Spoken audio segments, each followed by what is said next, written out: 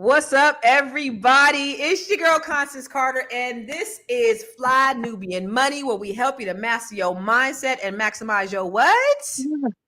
Come on, ladies. Money. It's monies. It's monies. Let's go. Let's go. So today, y'all, we're about to talk to you about something that could change your life for us, you, in a big way. So far, your boy, your mans, some people call him the orange guy, the orange puppet. Some people call him 45. Some people call him Elon Musk's sidekick. But I guess he might be the president. He has signed 53 executive orders. But after taking a closer look, we find that there might be 8 out of those 53 that could be especially harmful to who? You. And that's all we really care about, right? We only care about what affects you, Black people. So they're not just words on the paper. They could actually reshape where we work, where we live, and what kind of future we have and we can build for our kids. Now, every major shift in history starts with a government order, civil rights laws, affirmative action, mass incarceration, and other opportunities. And now this. Some of these policies strip away protections. It strips away funding and everything that we've really fought for as a people, that our people have fought for since post-Civil War. If we're not paying attention, y'all, we could actually wake up in a country where Black businesses, schools, and workers are left behind. We got to change the game. So we're going to break it down. We're going to break it all the way down to the very last compound round. I got bars for days, but we're also going to make it interactive. And that's the thing that I want you guys to have fun with. We're going to make this interactive. So after, this is how you guys are going to be able to participate. Okay. And we want you to just put this in the chat. So after each executive order, we're going to rate how dangerous this is to our community from a scale of 1 to 5. Now, 1, it's a small change and it could dismantle everything that we work for. And then 5 is like, okay. No, 1 is not that bad. 5 is horrible. Okay. So we want to play the game. We want you to play with us. You know, this is not just a dialogue. This is not just a monologue. This is a dialogue. So we love for you to talk back to us and talk Black to us as always. Okay. So we love for you to engage with us.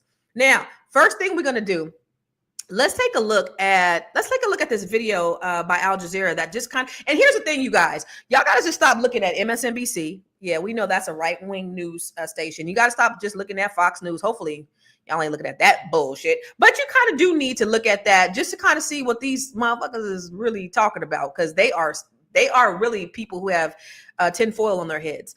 But we really need to look at other news stations just around the world to see what's really going on from an unbiased perspective, or just what's happening globally, right? So let's take a look at this this video so that we can get a little bit of a breakdown. On his first day in office, Donald Trump signed 26 executive orders. That's not unusual. US presidents issue an average of 67 executive orders every year. AJ Labs looks at what they are and how they are used. An executive order is a directive from the US president to the federal government telling agencies how to operate. This power comes from the Constitution and is one tool presidents use to shape policy without congressional approval. Executive orders have driven significant change throughout history. They've abolished slavery, ended discriminatory policies, and supported peace efforts. But not all uses of this power have been noble. In some cases, the language has been chilling, targeting entire groups. Franklin Roosevelt issued more executive orders than any other president, thousands. More recently, however, US presidents have issued far fewer executive orders. That's because Congress and the courts have strengthened their checks on presidential power. When Trump took office on January 20th, his first day signing of executive orders set the tone for his administration. Some fulfilled his campaign promises, such as further securing US borders and rewriting immigration rules. Others reshaped federal policies, made new energy plays, redefined social norms, halted a TikTok ban, and reversed Biden-era decisions. He also issued a pardon order for hundreds of people involved in the US Capitol attack in 2021. Executive orders are powerful, but not invincible. Courts can overturn them through legal challenges and may be declared unconstitutional. They can also be revoked by the next administration, as several Y'all is real serious. And just to give you guys context, let me just tell you, because he said, who did he say signed the most in history? Was that Franklin D. Roosevelt? Is that I Roosevelt? think it was Roosevelt. Okay, so I just went Thousands. It was like over 3,000. three. Oof. I just went to my homie chat, but but the reason why they stopped that was because now we have Congress and the courts with their checks and balances. But I did a little just for context. Okay, so Barack Obama, I'm just going through the last 3 presidents, signed 5 in his first month. George W. Bush, he didn't sign any. And then Joe Biden, he signed 25, which was the most in this modern era that had been since Roosevelt. So now, first month coming in the door, first week, 53. He ain't done yet. So before we get to the game and before we kind of break down, and I just, very quickly and concisely, y'all, what did you guys think when, what was your thoughts on like him signing those executive orders? Did he look like a madman to you, or do you think, you know what, he's doing his job as president?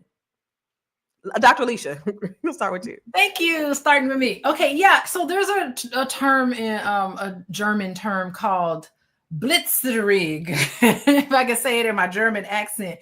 And this is a military tactic. It's akin to what's called lightning war.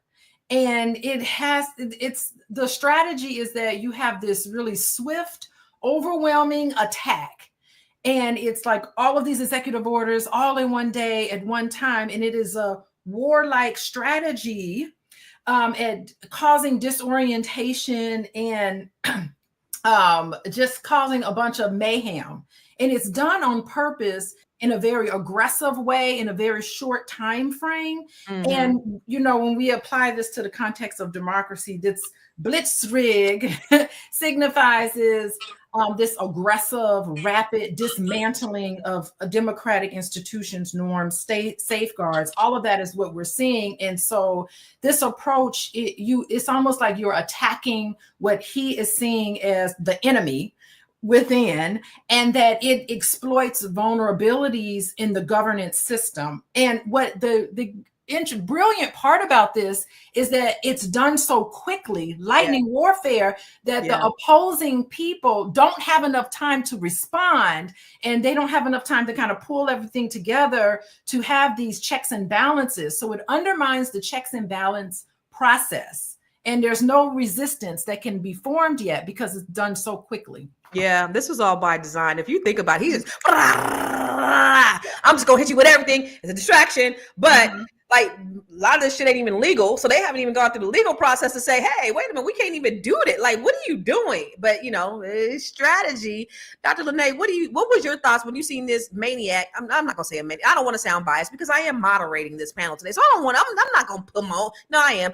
But y'all too in the audience, what you guys think? Did this man look like a maniac, or did he look like, you know what? He's taking care of us as the president of the United States, Dr. Lene. What you think? Definitely a maniac, but also a strategic maniac. I think I saw someplace that when he got into office, the first time he didn't know what he was doing. Everything he tried to do, everybody around him was like, no, no, no. Aha. He took 4 years off and he came back. Aha.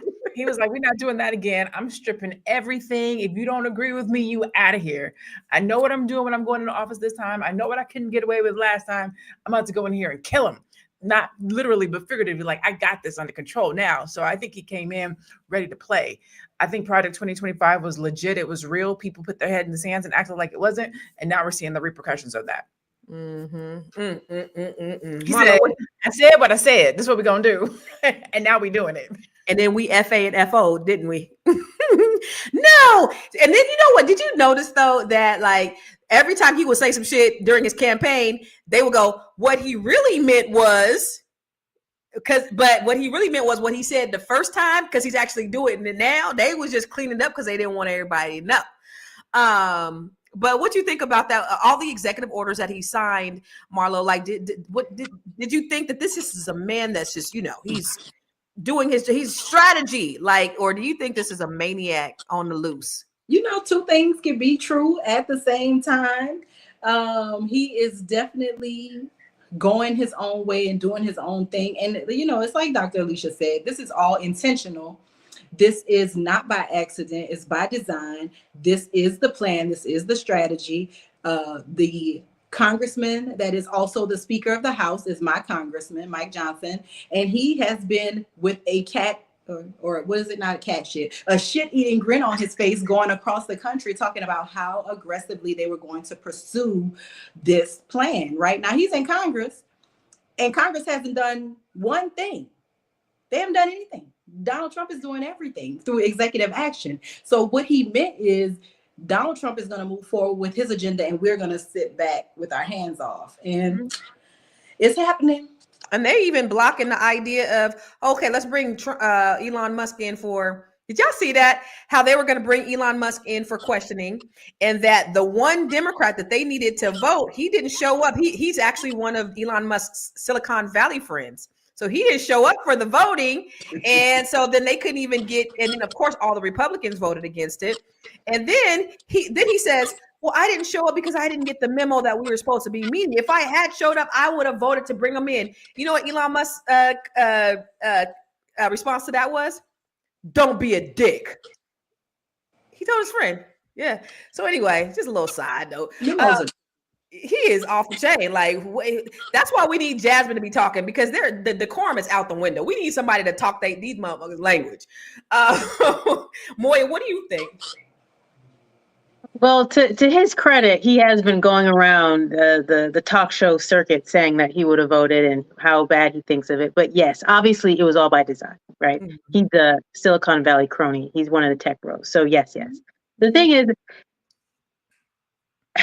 this just sounds, I don't know. It's frustrating, because I remember being here on the podcast being like, everybody, no. And everybody in the comments like, 2025 doesn't exist. He doesn't know anything about it. What are you talking about? You guys are feeding us a crock of baloney. So it's just frustrating to know, like, no, you guys, these people had training videos. They had training videos already ready. They had the 4,000 people where he can immediately turn over. They had them already hired. Everything was already ready. So he's just going through with his plan. So I think he's doing exactly what he said he was going to do. And he never said he was about to lower groceries and eggs and gas. Bamboozled. And that's why Yehuda Zion said FBA Trump supporters should be ashamed. But we're going to talk about this game, y'all. We're going to go through the executive order, the top 8 executive orders that we think may affect Black people as soon as we come back from this commercial. Let's check it out. Woo! It's a good show right here. But I'm biased. If you are just tuning in, you are watching Fly Nubian Money, where we help you master your mindset and maximize your money. My name is Tiara Williams. I'm also known as Miss Black Hollywood, and I'm the proud producer of this show because it is lit. If you want to receive notifications for when we go live Monday through Friday, 1 to 2 p.m. Eastern Standard Time. All you have to do is text the word Queens to 87948. That's Queens to 87948. That's QUEENS to 87948. Also, if you want to grow your money and not blow your money, all you have to do is go to flynubianmoney.com. There's all kinds of resources, there's courses, there's free giveaways. There's just no reason to be broke in 2025. All you have to do is go to flynubianmoney.com. Obviously, you don't want to be entertained here. You want to know enough to grow. Wait, I need to put that on a shirt. You got to know to grow. Got to know to grow. So know and grow with flynubianmoney.com. It's a good. I love, girl, y'all, we got new commercials. We got with graphics and did sound effects and that. Listen, it's an upgrade with the Fly Nubian Money, y'all. Come on, let's go. That's what I'm talking. And she look cute too. All right, let's jump right into it. Dennis Spraggin said this is going to be a magnificent show. I couldn't agree more, because now we're about to hop into it. All right, let's go to the 8 executive orders that affect Black people the most. All right, y'all ready? Okay, so wait. Let's go back. Put me on, coach. Put me in. Okay, so this is what we're gonna do. we're gonna rank these executive orders from 1 to 5. Ladies, hold up your number ones. If you think that it doesn't really affect you, hold up your number one. All right, hold up your number one.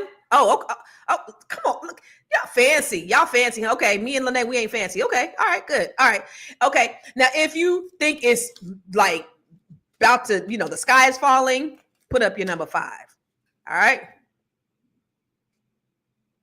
All right, this is how we play this game. So if it's not really going to affect us. That's 1. If maybe a little bit, so the higher you get to 5, put your number up, and then you in the audience. So just put in the comments 1, 2, 3, 4, or 5. The sky is falling, and we need to move to Ghana collectively. All right, let's go. So let's go with the first executive order. Ooh, okay. This one is ending DEI programs. This is a direct attack on workplace diversity. So this is how it hurts Black people. Okay. Fewer job opportunities. Without DEI programs, companies and government agencies may revert to hiring practices that historically excluded us. Okay. Loss of business contracts. We know that only 6% of us actually get the federal contracts anyway. So now without DEI, we may lose these opportunities. And then workplace discrimination. So without these efforts, Black workers may face more challenges in career advancement. Okay. Now, so here's a real world example. A Black-owned construction company that previously won federal contracts under supplier diversity rules may now struggle to compete against larger firms with more resources. Okay. So on a scale of 1 to 5, y'all, how much does this affect you guys? And for you guys too, put it in the comments, All right. Y'all ready? Hold up your numbers. Oh my God, me and Dr. Lene are twins. So the sky is falling for Dr. Alicia, Marlo, and Moya. So I want to know why Dr. Lene said 3, like I said 3, because we twins. Because first of all, when you see that number 15%, that ain't nothing. 15%. It was like it was a 30% increase, a 50% increase. It was 15%. A. B. I believe, and I've been doing some reading. So I've been looking at when did DEI start? How far back are we talking? This whole championship for DEI started during the George Floyd situation. So we're only 5, 6, 7, 8 years into this thing. That's 2. 3. I think the next president's going to bring it back. But let's just talk about right here, right now. You don't have to say DEI to actually be a good business and practice DEI. So although I think that they're going to roll back the verbiage and the federally maybe, right? Federally, federal. He said you can't even disguise nothing as DEI. Don't even try to say EIE and exactly federally. But I think in your major corporations, while they're rolling it back, I don't think they're going to roll back. I think that companies understand the importance of diversity, equity, and inclusion. You don't have to call it DEI to practice making sure that your staff looks diverse, right? So that's why I think it's a 3. Is it going to be an impact? I think so. I don't think the sky is going to be falling. I think these companies recognize and know this. They have people, diverse people in these organizations. I don't think all of a sudden they're just going to stop doing that. Some may, but not astronomically. I love that. Okay. For y'all in the audience, because I know Sophia said 5, C. White said 5. I think Armando Wall said 1. Why? We want to know why. Okay, say 1 and then do an explanation of why you think it's only a 1, Armando, or 5, and why you think it's a 5, C. White. So we want to know why you think what you think. All right, Dr. Alicia, let's go. You said the sky is falling. Why is the sky falling, Dr. Alicia? Diversity, equity, and inclusion is a goal. That's the thing with a goal. Do you ever reach a goal? You never accomplish a goal. And a goal is always something that you can never get, but you have objectives to help you reach that goal. So I think that in terms of objectives and trying to get the diversity, which is just having a variety of different people from different backgrounds, because evidence shows that the more diversity you have in your institution and organization, the better that institution flows. That's right. Data. Equity means making sure everyone's paid the same, everybody has the same amount of, which still ain't even happening, right? Still not happening, but it is a goal.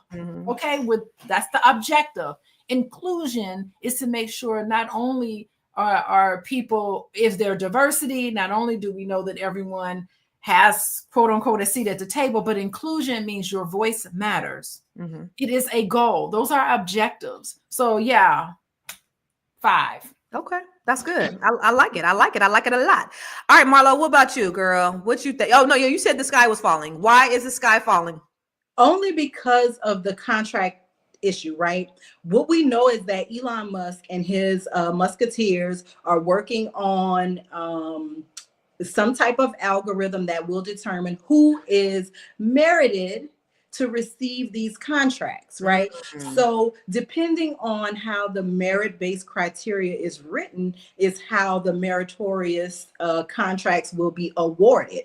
So I think while DEI doesn't affect us to a great extent the way that it does other communities, people with disabilities and white women especially, and other minorities, it is going to impact us in terms of government contracts, right? Because a lot of minority-owned business are proudly minority-owned businesses. Yeah. So if you have a minority-owned banner, if you are proudly Black-owned, you will probably be deprioritized in the musketeer algorithm. So that's why I said, although I don't believe DEI affects us greatly, I think that when it comes down to the get down and who is and is not getting these federal contracts specifically, we're not going to talk about private industry, but the federal contracts, I think we're going to see Black-owned companies losing out on the little bit that they are getting. Yeah. And the bad thing about that, Marlo, is that there's not going to be any data to be able to, check to see, to measure if Black people are getting their fair share of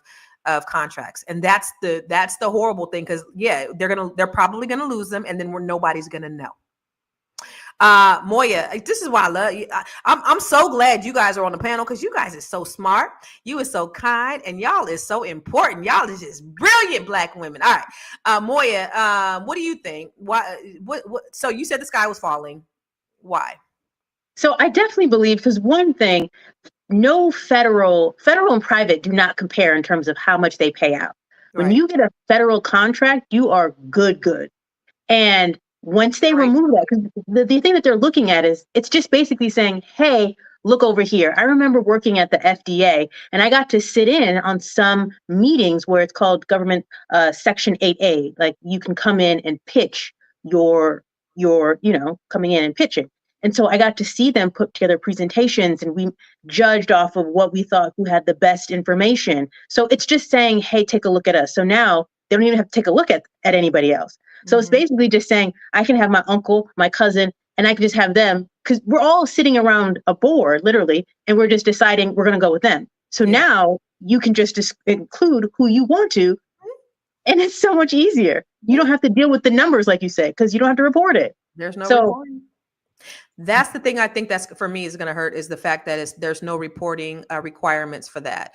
I just think it's a 3 because it doesn't affect us as a whole because we didn't benefit, but it is going to affect those 6% of people who did actually get the government contracts. So I know we're looking at the number, but we also have to think of who they also employ. And we also think of their families. And you think of, like, if you bought a house, especially you, Constance, because you live in that community. Yeah. So now we're talking about, more homes going to be going for sale? Yeah. Is that going to reduce the pricing even of your home? So I think it's going to affect more than this percentage. It's a wider swath. Yeah. Because even when you look at the federal employees that are getting laid off, that's also affecting what's happening locally, like the businesses, and so that what it's like who thought of this? Did he think of this by himself? Because I can't see any economists or any advisor saying that this is really a good idea.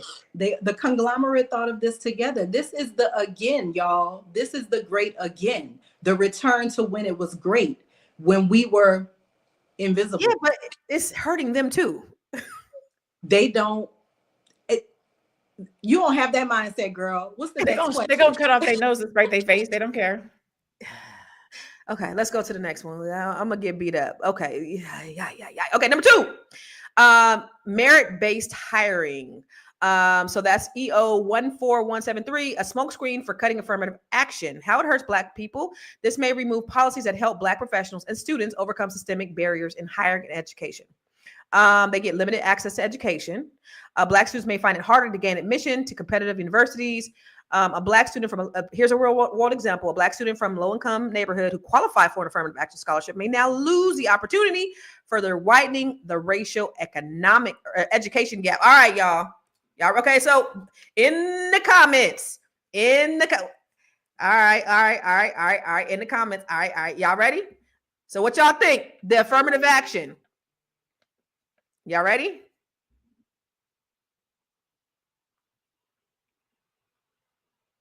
Okay, so we got 1, 3. So we got 2 4s, 1 3 1 5. I'm gonna just tell you why mine. Go to HBCU, F them PWIs. So that's all I got to say. F them. Let's take our boys out of these sports programs and put them in all HBCUs, and let's see what they little funky ass institutions do then. All right, Moya, why you say 4? So the funny thing is, I would have said a 5 if I didn't believe exactly what you said in terms of promoting HBCUs. Like, that's where it's at. The only thing that I battle with is that we have to have a seat at the table. Like Justice Ketanji Brown, but she wouldn't be Supreme Court justice if she didn't go to Harvard, because we have to be overqualified and we need her on the bench. So what do we do? 80% of Black judges came from HBCUs. 80% of Black judges. 55% of Black lawyers. Marshall. So I'm with it, but I'm just saying we need a seat. Clarence Thomas got his seat, and he was a EEOC manager. Okay. All right, let's go to commercial. We're gonna finish this conversation because this is some shit. Commercial.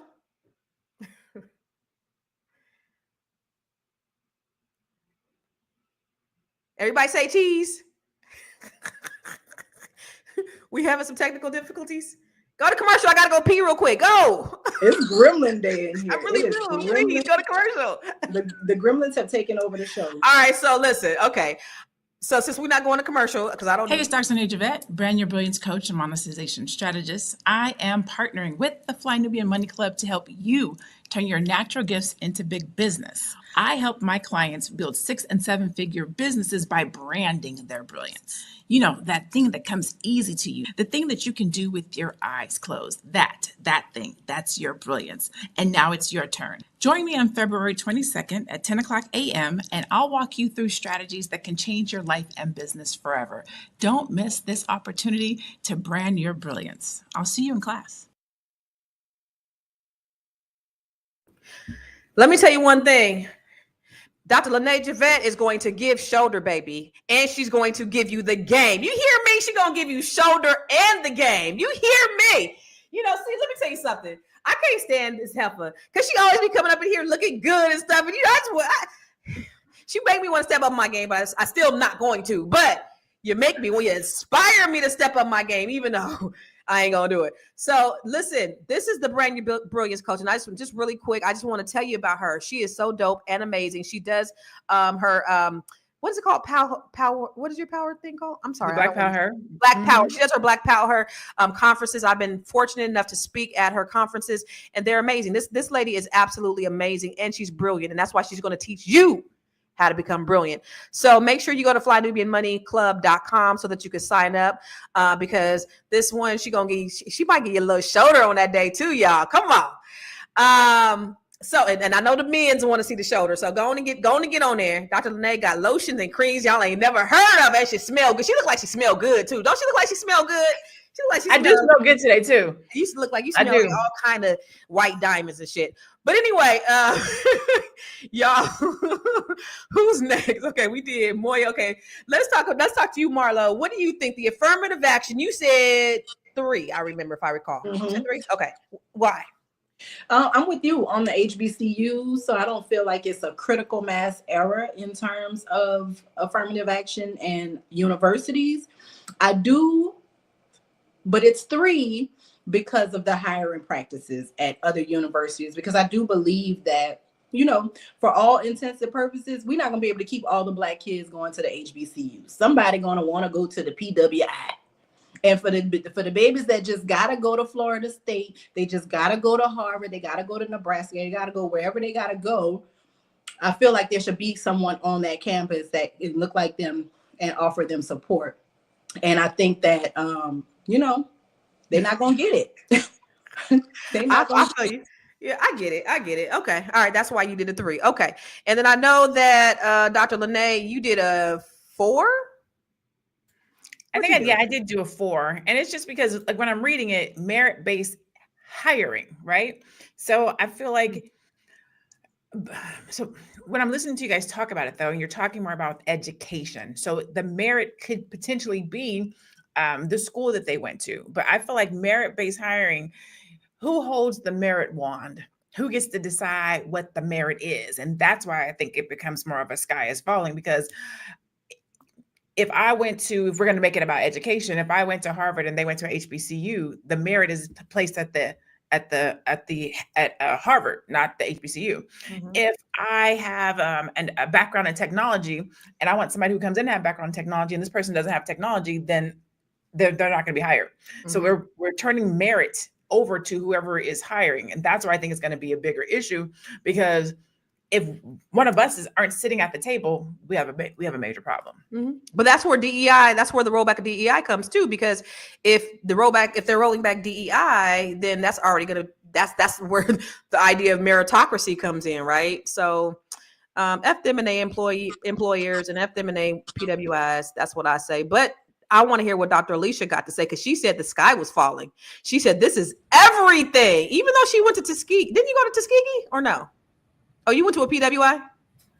Ooh. I did. I went to PWI, but you have to understand, I was born and raised in the blackest cities in America. Born in Tuskegee, raised in Gary, Indiana. It don't get blacker than that. So right. I needed to have that exposure to other cultures. Mm-hmm. I needed the exposure to other types of Black people. Okay. In a way, I did need exposure to whiteness. For the first time, I was able to see it. I learned that not all white people were the same, because I sure did think white people was all the same. Only time I saw white people was when I went to the movies, and I was in control of it. And so I had thoughts about, I was segregated. I was divided. Diversity is not just for Black people. Diversity is also for everybody. Mm-hmm. Being around a bunch of diverse individuals lets us celebrate and appreciate diversity. Now, I am speaking from the perspective of a social worker and a mental health therapist. All right. So I'm speaking from that perspective. And so we understand and we study and explore and we challenge to make sure that we are jumping up and down when diverse. So I'm just leave it at 5, because it's probably going to be my answer for everything, because this is a big deal. We weren't doing enough. We were making some progress and it wasn't enough. And we were continuing, charging ahead with speaking truth to power and making sure that every place is inclusive of everybody. And we built this country, so we have a right to be in there too. Yeah. It's everything. So there we go. Thank you. And I still say, F them. Go to a HBCU. That's where I'm going to stay. Somebody says something in the comments that I can't remember. But first of all, I want to give a shout out to Dr. Lene, who just got into a PWI in a program. What program did you get into, Dr. Lene? It's a program at Cornell. So I have a girlfriend who did a entrepreneurship program at Harvard, and I was so not jealous, envious. Okay. And so when I saw this program at Cornell come up, I was like, well, let me just apply and let me just see, right? And I got in. So it was a 12-week accelerator on entrepreneurship for women. And I started in March, so I'm pretty geeked. Let's go. Give it up for Black excellence. That's right. Yay. Congratulations, lady. Somebody said that, people will go wherever the scholarships go. And that's my son said, well, what if I get a scholarship at UCLA? Then you'll get a scholarship at Howard too. You're going to Howard. Your Black ass going to Howard. So anyway, let's go to number 3. EO 14174, revocation of COVID-19 workers' protections, making Black people workers more vulnerable. So y'all, we're going to have to go a little bit faster, because we got 5 more to get through, and we've got 20 minutes left. Okay. So how this hurts Black Americans. Black communities were disproportionately affected by COVID-19. Removing protections puts frontline Black workers at greater risk. Job losses. Without workplace safety rules, Black workers in government jobs could face terminations or unsafe work conditions. A real world example is a Black healthcare worker who relied on a paid COVID sick leave could now be forced to work while sick or risk losing their job. All right. How it affects Black folks. All right, y'all. In the comments, 1 is meh. 5 is the sky is falling.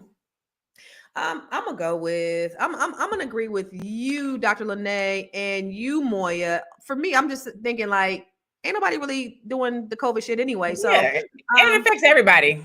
yeah. Okay. So say why, Dr. Lene? I said it affects everybody. Like it's not targeted at Black people. I don't think that this is a Black target. This is just saying you gotta come back to work, and if you get sick, then you deal with it. Like it's like the flu at this point. COVID is the flu, so it's not that big a deal. Okay, Marlo, you said 3. 3 only because it really is going to affect people that deal with that long COVID stuff more than anything, right? It's going to affect the people who have long-term ramifications. We have somebody that works here with me who is constantly in and out of the hospital because they have long COVID. So for somebody like that, like Dr. Lene said, this is a everybody kind of thing. But what's the saying when, America gets a cold, Black people get the flu? That's why it's a 3 for you. So that's why it's a bigger deal, because it will disproportionately affect, like with all the other protections gone, right? And you have this health issue that is of no control that you have, you're going to be SOL. Shit out of luck, y'all. I love the way you just did that abbreviation. I'm going to go ahead and say it. Shit out of luck, y'all. No, I'm kidding. All right. We got to get through this. 45, 60 seconds, Moya. What do you think? I agree with everybody else. I think it's like it affects. Yeah, it in terms of what Dr. Lene was saying, in the sense of it just affects everybody, and Marlo also hinted to this. It just affects everybody. So it doesn't specifically affect Black people. Where this, and it's just saying, go back to work. You have to go back to the office. Take your ass back to work. Yeah. Okay, Dr. Alicia, the way you over there with the faces, girl, she said, I'm just going to leave it to 5 because all of this is a 5 for me. Why is this a 5 for you, darling? Disproportionately affecting Black people. And I think that it's a cumulative.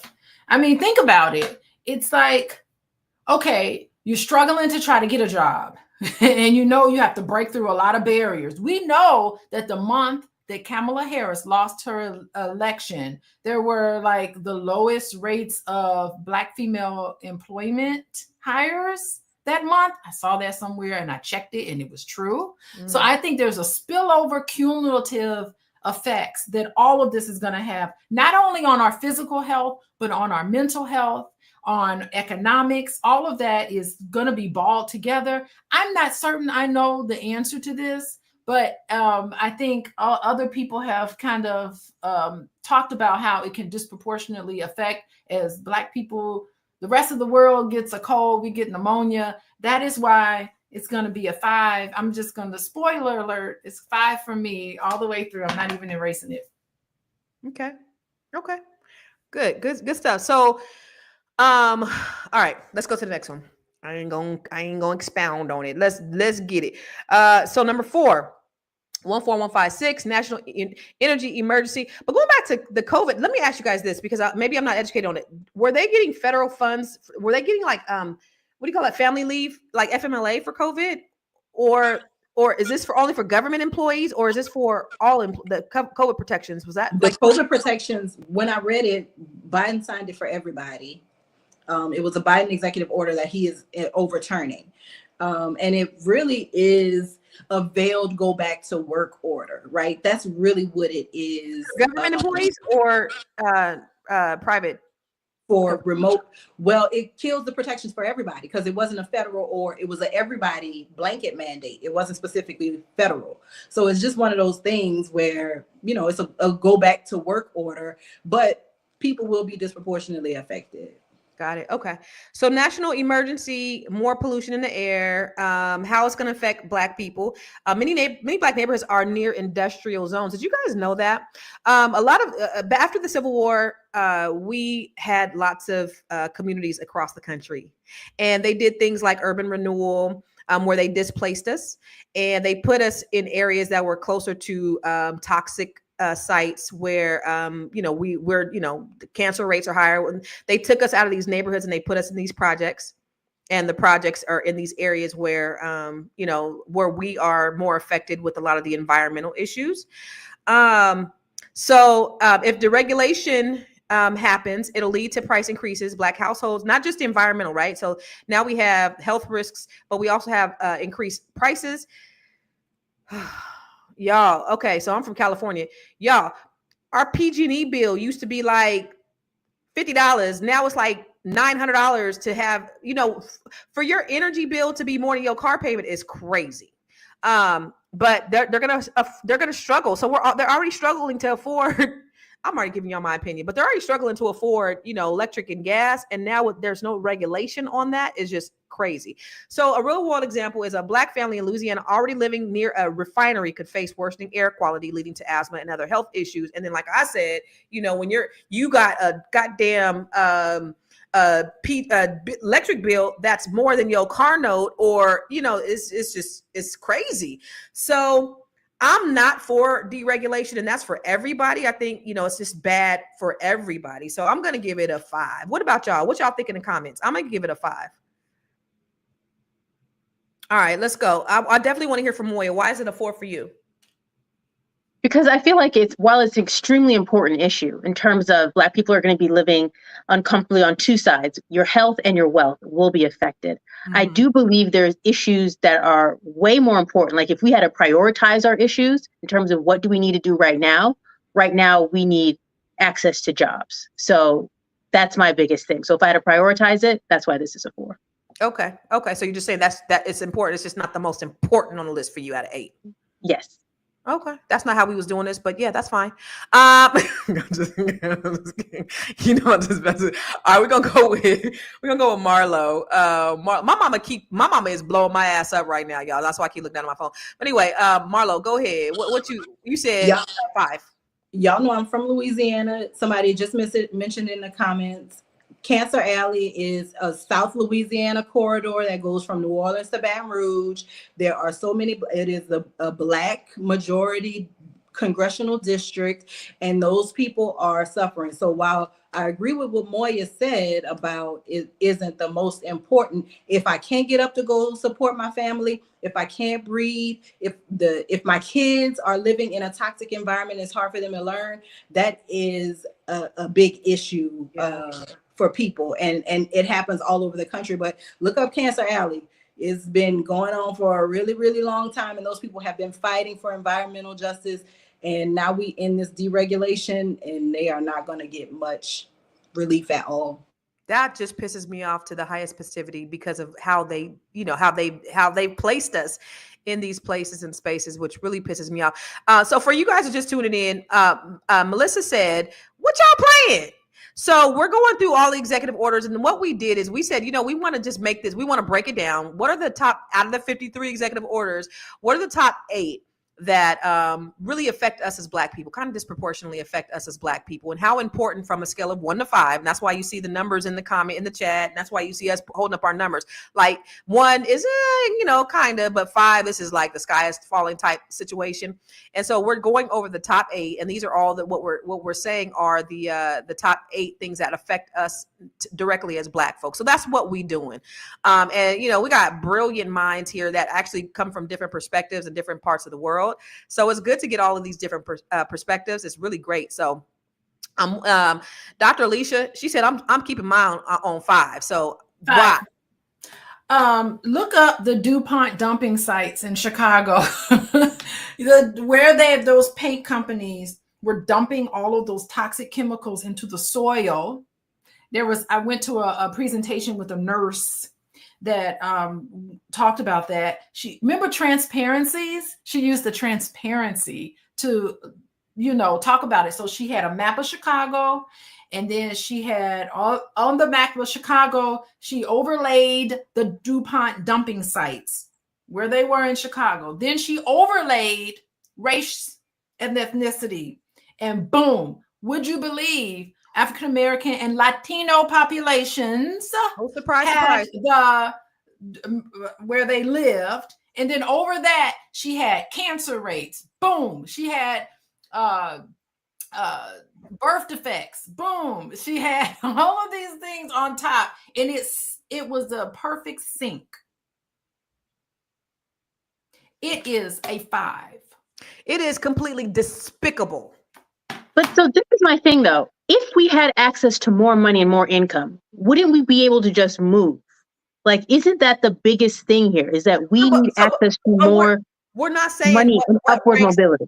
We're not saying what ranks highest on the list. We're just saying, on a scale of 1 to 5, is this a 5 or is this a 1? We're not saying this is number 1 and this is number 2. We're just saying on a scale of 1 to 5, how important is this to you personally? So in terms of deregulation, just think about fracking, right? There are people who have private land, and fracking is causing issues there where the government is going in eminent domain, digging in people's lands. And there are places in West Virginia, Kentucky, Tennessee, where people can set their water on fire. So when you talk about deregulation, right, we are talking about things that will immediately impact our health, immediately impact our well-being, immediately affect our ability to go out and earn a living and earn money. So I think that this deregulation, everybody, no matter what pocket of the country you live in, you should be a little bit concerned. Whatever they produce in your area of the country could end up in your soil and end up in your water. Ooh, come on. I'm from Gary, Indiana. We had the steel mills and it was toxic to our air. Listen, maybe we need a part 2 because there's so much to talk about. There's so much information and knowledge out there that needs to be had. I don't want to rush through these. I would rather have us dig in deeper into these topics, but I don't know. I'm passionate about it. And so maybe I need to just button it up. No, I mean, this is good. This is great dialogue. So we go, if our producer has to drop off, because I know she got to go, she may have to leave. So we may have to, and then there might be a hard stop for some people. So, we may not be able to go past 1, but we got to run through these. All right. So, Dr. Lene, you said 5, baby. Yeah, I'm gonna make it really simple. Flint, Michigan, any Flint, Michigan, DuPont, whatever you want, who name anything. And that's what we have with regulation. So this is what we got with regulation. Imagine what it will be without it. Oh my God. Oh, you could just drop the mic right there. You said, look, it's fucked up with regulation. I don't like what Anonymous is talking about. I don't care about Latinas. I saw that. Listen, let me tell you something. You know what? This is a stupid mentality of people. I'm sorry. I'm out of turn for you got to stop. I'm gonna get in trouble. Right. No, but that's their thinking. We don't think like that. Like what you think of the least of these is also what you do unto yourself. So you got to stop. Don't do that, Anonymous. But you the dust of the day. So anyway, we're going to go to commercial. We're going to come right back. Por favor. I know. You're busy, you got things to do, and you can't take us on the go with you every single day. Good news for you. We are now on Spotify. So if you can't watch us, now you can listen to us on Spotify. Search Fly Nubian Money and all the episodes shall appear. All you have to do is like, subscribe, leave a 5-star rating, leave some comments, tell people how you love us so that when other people come along and are looking for a great show to watch, they can find Fly Nubian Money too. One last thing, and just in case you've been sitting under a rock, Fly Nubian Money now has an investment club. We are the Fly Nubian Money Club. It's easy. All you have to do is go to flynubianmoneyclub.com, and I am committed to bringing in top experts from all industries to help you level up. They're teaching us the skills that we need to compete in this market. We often say that nobody is coming to save us, not the government, but guess what? We're coming to save us. I'm coming to save you with the Fly Nubian Money Club. So listen, all you have to do again is go to flynubianmoneyclub.com. We have a 30-day free trial set up just for you, just for those people that are struggling. Even if you ain't struggling, you ain't got to struggle. I'm coming. Okay, let me stop playing. I'll see you soon. Yo, she got the sound effects. I love that. Gotta steal that. Okay, so let's go to the next executive order. We're gonna just try to get through as many of these that we can. But here's what I know: we have a lot of passionate women on here, and we got a lot of great information. And when you have these brilliant, smart women, and you talking about such critical things to our communities, it is hard to contain in a 1-hour show. I get it. All right, so this is one that I think is important. EO 14157, expanding law enforcement against cartels. more over policing. So how does this affect Black people? Well, there's going to be more racial profiling, right? So they're bringing back stop and frisk. They're going to be disproportionately targeting Black neighborhoods, leading to more police interactions and arrests. Now, we know for a fact that Black people don't commit most of the crimes, but Black people are arrested most of the time. Ooh, bars. And then mass incarceration. So tougher sentencing laws could worsen. And this is all by design, y'all. They are trying to get more free slavery from you Black people. They're trying to, So real world example, a Black man in a high crime neighborhood may face more random searches or wrongfully accused of trafficking under expanded enforcement. And then they're getting immunity for these atrocities. Y'all, listen, back after the emancipation and after the Civil War, when slavery went away, they said, okay, well, you know what? The only way we're going to still be able to get this free labor is through indentured servitude or prisons, right? So then they start coming up with these Black codes. Y'all know what Black codes are, right? That's when they started criminalizing Black people for doing things like loitering. I'm sitting out in front of a store and I don't want you out there, or making up things. Oh, there's this pandemic or this epidemic of Black men raping white women and all of those things. So then now we're in prison, they're in prison for the rest of their lives. So we've been criminalized since after their free labor left, so that they can continue to get this free labor or to build wealth off of the backs of Black people. And so I think for me, what y'all think in the comments? Is it a 1, 2, 3, 4, or 5? What y'all say?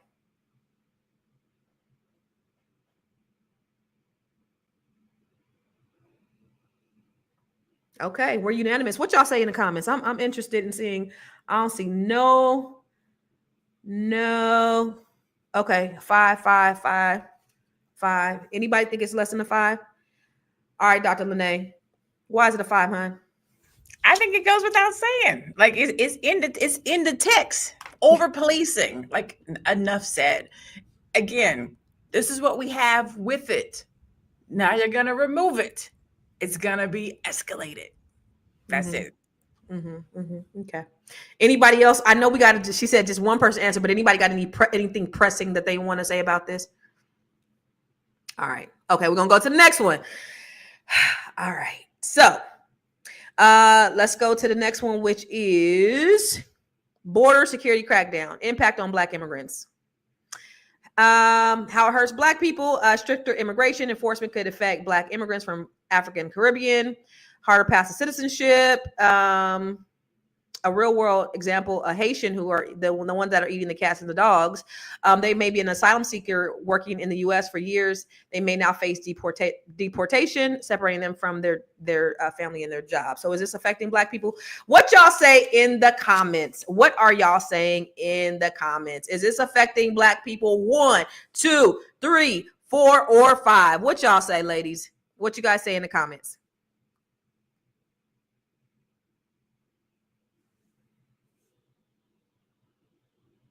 Oh, okay. I got to go through all y'all. I got to see why this is the number 1 for me, because I don't really think it's affecting Black people, but because we ain't illegal immigrants. I know it's affecting Africans and people in the diaspora, but does it affect us?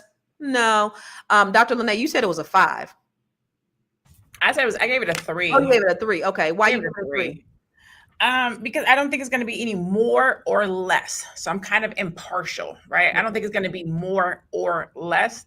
I'm focused on immigrant, right? If you're an immigrant and you do the stuff like you're supposed to do properly and right, it should be like right. If you do it illegally, then it's illegal. It's either going to be legal or illegal. Then why is it a 3? It should be a 1. You should be with me. I went in the middle of the road. You are still Black. So I'm going to give you a little bit of credence because you are still Black. So that adds a little bit of something to okay.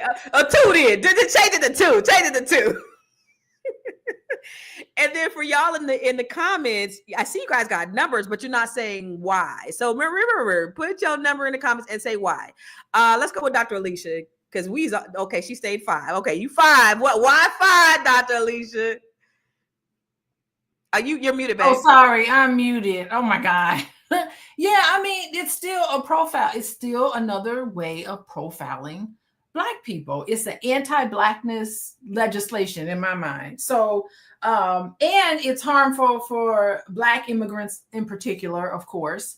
And so I think, here's the thing, when we set up these ICE centers, we really thinking, oh, we don't need to worry about that because that's all for Latinos and we don't need to worry about that. But you have to understand that they set those centers up, and as soon as the so-called Latinos, because there's a lot of illegal immigrants from European countries, by the way. I do live in Chicago. I do know a lot of Eastern Europeans who did a lot of stuff, housework and stuff like that around the house that did not have their papers, by the way. So rhetoric, don't get me started. But you think they're gonna set those things up and just have Latino? As soon as the Latinos are gone, you don't think your Black butt is next? That's right. So when Anonymous says something like stuff like that, it's like, yo, the same grave you digging for somebody else, or somebody is digging that grave for your ass. Digging that grave for you. So I think that injustice in one place is going to be injustice everywhere.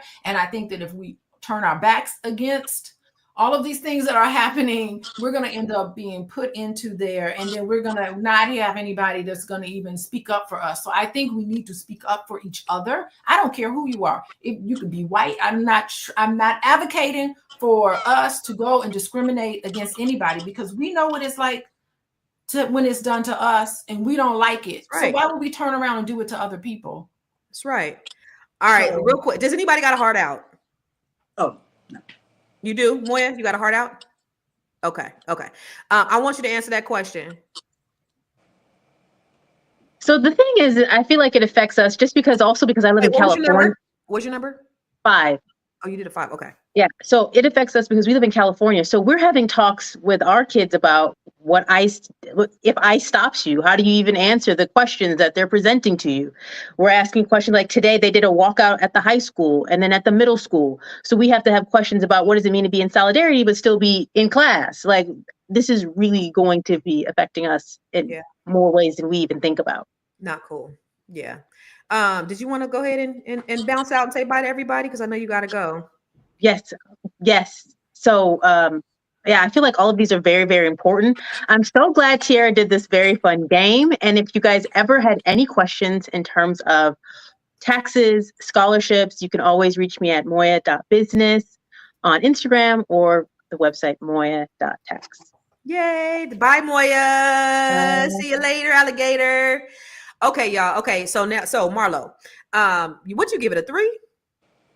I gave it a 3 because Marco Rubio went to Ecuador. I think El Salvador, I'm sorry. The El Salvadorian president was saying how great his jails are. Donald Trump loves the jails. You can send your immigrants. Then he says, you can send your citizens who've committed crimes. And Marco Rubio never pushed back against that. So I think while it may seem far-fetched to many minds, we do have to remember that it wasn't a long time ago that our grandparents, great-grandparents had to have some kind of proof of who they were and why they were meandering about the town. So I think that just in terms of who this country is, who this country has been to us, it is just a little bit alarming that the sitting Secretary of State didn't push back and say, hey, we got our own jails for our citizens, right? We don't have to send our citizens to El Salvador. We could just send the illegals. And so because he went along with that play, I'm just like, they're not playing by any set of rules. So that's why it's not super alarming, but yeah, I'm watching them. That's why Dr. Alicia said 5 on everything, because they're not playing by any sets of rules. 5 on everything, because we don't know what they about to do.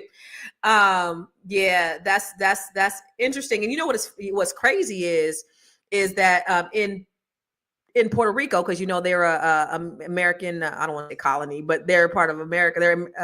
But do you know that they are deporting the Dominicans from Puerto Rico? The ICE is out in Puerto Rico deporting the Dominicans, and they all really look the same, right? And you feel kind of sorry for them because they're like, Poppy, he didn't do nothing wrong. But then you think about what happened on the island of Dominica with the Haitians and the Dominicans and how they discriminated against the darker skin, so it's like, you feel kind of bad, but are the chickens coming home to roost? You had something to say? Oh, Dr. Alicia, did you have anything to say on that or no? Okay, we're going to go to the next one. I just thought you were saying, didn't want to say something. Okay. All right. Okay. So the next one is cutting foreign aid. Struggling Black nations get left behind. How it hurts. Many Black immigrants send money home to relatives in countries that rely on U.S. aid. Cutting that aid would worsen the poverty abroad. So countries like Haiti and Nigeria depend on U.S. assistance after hurricanes, earthquakes, or droughts. So a real world example, a Black American who regularly sends money to their family in Jamaica could now struggle to support them as financial aid to the country decreases. I don't know how that would, why would she struggle to send them money? Why, does it mess up their infrastructure or something? I don't know why that would affect the lady over here that's sending money over there. I understand why it affects them, but for y'all, okay. So for everybody in the chat, what do you guys think? Cutting foreign aid, struggling Black nations get left behind. What do you think about that? 1, 2, 3, 4, or 5? Okay, hold on. Struggling foreign aid. Okay, I know. This is my first 2. Okay, wait. What you got? What you got, Dr.? You got 1, 2. Y'all don't think this is okay? Oh, I gotta know why. You're 2, 2, 1, and 5. Okay, I already know. The sky's falling with you, Dr. Alicia. I'm gonna go last with you, but I want to see Marlo. No. Dr. Lene, why a 2? Because we got real problems here in America. Can we worry about the Black people that live here? Right here in our own country. We always worried about what's happening somewhere else. We got to save everybody else, but we ain't even trying to save the people that live here. So if we're not talking about what's happening here in America with the Black folks here, you ain't trying to hear. And she gave a 2 on that. She ain't even get 1. She gave 2. Okay, let's Marlo. You said 1. You said, you know what? Get somebody else to do it. Get somebody else to do it, because foreign aid is a colonizer fix, right? They have gone through and they have disrupted these countries. They have destabilized these countries' economies. They have plundered and stolen their resources. This is them trying to do a solid to people that they already effed over. So while I understand the importance of it, I am definitely with Dr. Lene. Help the Black people here. The Black children here need reading programs. The Black children here need food programs. Help them. I'm not saying everybody don't need the aid. I'm just saying if we got funds to send over there, we got funds to keep over here, and then we can let nonprofit organizations do what it is that they're supposed to be doing. I love that. You know, I say take your white hands off these other countries that are ruining and disrupting these countries, and then they can prosper. If y'all take y'all white asses out, y'all colonizing asses out of these countries, they wouldn't be destabilized.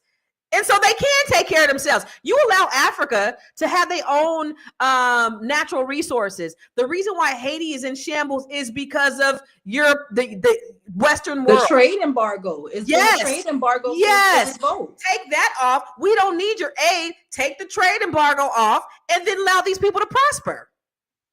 That's what I say. But for Dr. Alicia, she said, no, the sky is falling. Why?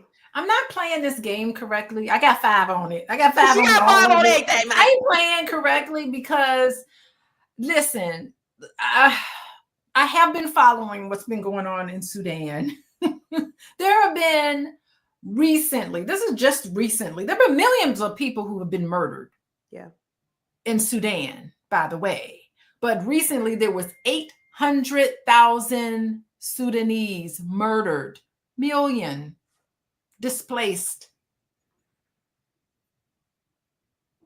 I just what, and the federal government is helping in what way though?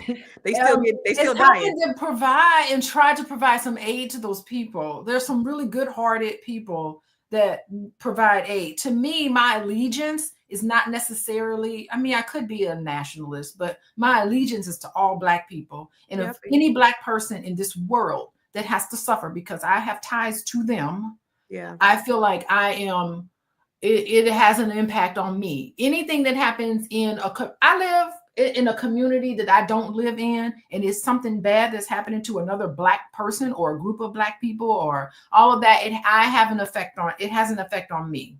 Yeah. And so because I'm closely tied to it by blood, and DNA. And so I don't want to see that. And so It is. I I'm appreciate not answering. I'm not playing along correctly, and I do understand that. But these are things that You lead with your compassion. become a social worker. That's why I wanted to become a social worker. I'm more fired up than ever. Thank you, Trump, for at least doing that, because I just have like this ability. You know, I'm a Fulbright scholar. I've gone to other countries. I understand the importance of just sharing and just attached at the hip with all other dark-skinned individuals. And I don't care where you happen, where the slave ship happened to drop you off, Right. the Caribbean, South America, all of Our that. cousins. I'm attached at the hip with them. And so I just feel like it is injustice, not just for this country. So it's an injustice against all African our people of cousins. African descent. And that's where I am. So, Well, if they take their white colonizing hands off of them, maybe they could prosper. What was you gonna say, Marlo? That's all. That's it. They just meddling. Get out of there. Yeah, get out of there. And then maybe they could do something. But you know, it's kind of like, you know, it's like, what's that lady who was poisoning her baby? She was poisoning her daughter, and then she was like, you know, you go poison her, but then she's sick, because you're poisoning her, lady. Like, stop poisoning these people and then try to put a Band-Aid on to fix them. And Just choose get out. deranged. And don't forget, People we are always choose deranged. their leadership, and we always choose wrong. And the coup, you know, the CIA and their coups and all the stuff that they do to set up these people in these places so that they can make sure that their hands are, just leave them alone. Focus on the United States, and you can still focus on your own national security and focus on the people here. That would be awesome. All right, let's go to the next one. This is the last and final one, y'all. This might be the grand finale. Y'all ready? Let me see what it is. Oh, it might not be. All right, let's go. The U.S. withdrawal from the United Nations. Oh, God. That's kind of big. Less global protection for Black people. I think it's less. Okay. The U.S. is stepping back from international human rights groups means fewer efforts to combat anti-Black discrimination worldwide. I don't think there was no anti-Black discrimination protection from the United States, but that's just my opinion. Okay. Less global pressure on racial justice issues. When incidents of police brutality happen in the U.S., international organizations like the UN have pressured the government for accountability. Without that, the domestic racial justice efforts lose leverage. So, in real world example, when George Floyd was killed, the UN Human Rights Council condemned the U.S. for racial violence. Without U.S. involvement, similar cases may not receive international attention. Meh.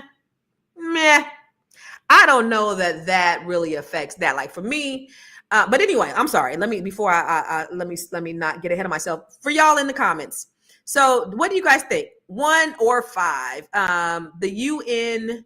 The U.S. backing out of the UN. What are you guys thinking in the comments? I gotta think about this. Like, okay, so how does the UN? So I do believe. So okay, I'll start with me. I do believe. Okay, I'll say 4 for me. I do believe that it'll affect, but for everybody, but I don't think there's any anti-Black protection that we have, that the U.S. has for. So I don't think that reason is the reason for us to be concerned. I think as we travel globally, there are no protections for us, period, right? Because they're going to say, oh, you're American, and there may be retaliation against us just because we're American. It don't matter that, you know, so I don't think there's anti-Black protections out there globally. But what are you guys' thoughts? I said 4 for me. What y'all? Where y'all at? Where y'all at? Dr. Alicia? 5, 2, 4, and Alicia, go on and put the board up. Somehow I just feel like it's gonna affect us. We're just not gonna have. We just don't know the unknown. I don't know. It's probably not a 5, but that's what I'm gonna put it. Okay. And I've made mine a 2 because I have a friend who spoke in 2 years at the UN before their Human Rights Council about the jailing processes in the United States. And there's been no change other than my man has gotten 2 trips to Switzerland and made some international connections. The state of Louisiana has actually gone backward in our prison reform. So that's why I gave it a 2, because in theory, the UN is a great thing, but they gonna sanction the U.S. and do what? They just gonna say y'all was bad, slap on the wrist. There is no nothing that the UN can do to the US because Right. the US created the UN. So it's just We come to everybody else's aid. They come to us. Like with social media, we can broadcast what's happening right. here. Right. We don't need the So- UN to say, hey. Yeah, we don't need that. Mhm. But I didn't think about it from the perspective that you said, right? If you think about when we travel abroad, if they already know that there's no protection here, how they treat us in their country, if we get locked up, if something happens, right? They know that there's no real protection. They don't even like you in your own country. They're not going to try to get you back or try to help you or save you. So Right. there might be some of that. But overall, again, we're talking about impact 1 to 5. That's why I gave it a 2. Yeah. So, and that will be for the people who kind of travel globally. I would say the only impact, but as far as like, oh, are we gonna, is this gonna help us in some way because the UN spoke up against the United States? Like, no, that ain't doing nothing. And then just like you said, social media, like everybody gonna find out via social media. The UN saying something and having a hard, worded letter about whatever happens over here, it ain't gonna do shit. So, but this was good, y'all. This was really fun. Tiara, shout out to Tiara, our producer, our dope ass producer. This She's so creative. Yeah, I this just was a love great it. game, and this was fun, and it was very informative because it's like, okay, this is how we can get through this, and then just kind of really understand and learn what really affects us, because that's the most important thing. Today on my podcast, I was talking about how the rollback of the CFPB hurts Black people, because for me, this was my wheelhouse, because predatory lending and all the things that have happened, over the course of years, we've been disproportionately affected by that. I would have said 555 across the board if we would have brought that one up, because I think that one for me is most important, because that's hurting our wealth aspirations. So that rollback, that executive order to remove the CFPB, you guys need to look into it. And if you don't know anything about it, I talked about it a little bit earlier. Just watch, what I was talking about earlier. But it's definitely going to hurt us financially. And at the end of the day, it is about black and white, because the powers that be, but it's also about the green. So we know money talks and bullshit walks in this country. I want to give you guys an opportunity. And I'll start with you, Dr. Alicia, to give your final thoughts on this entire conundrum of stuff. What do you think? Okay, look. Y'all look up a lady. She's a psychologist. Her name is Lori Weiner. And she wrote an entire piece that I read. I thought it was so fascinating on the parallels between Hitler and Donald Trump. And she studied Hitler. It took Hitler 57 days to collapse the institution of democracy in Germany.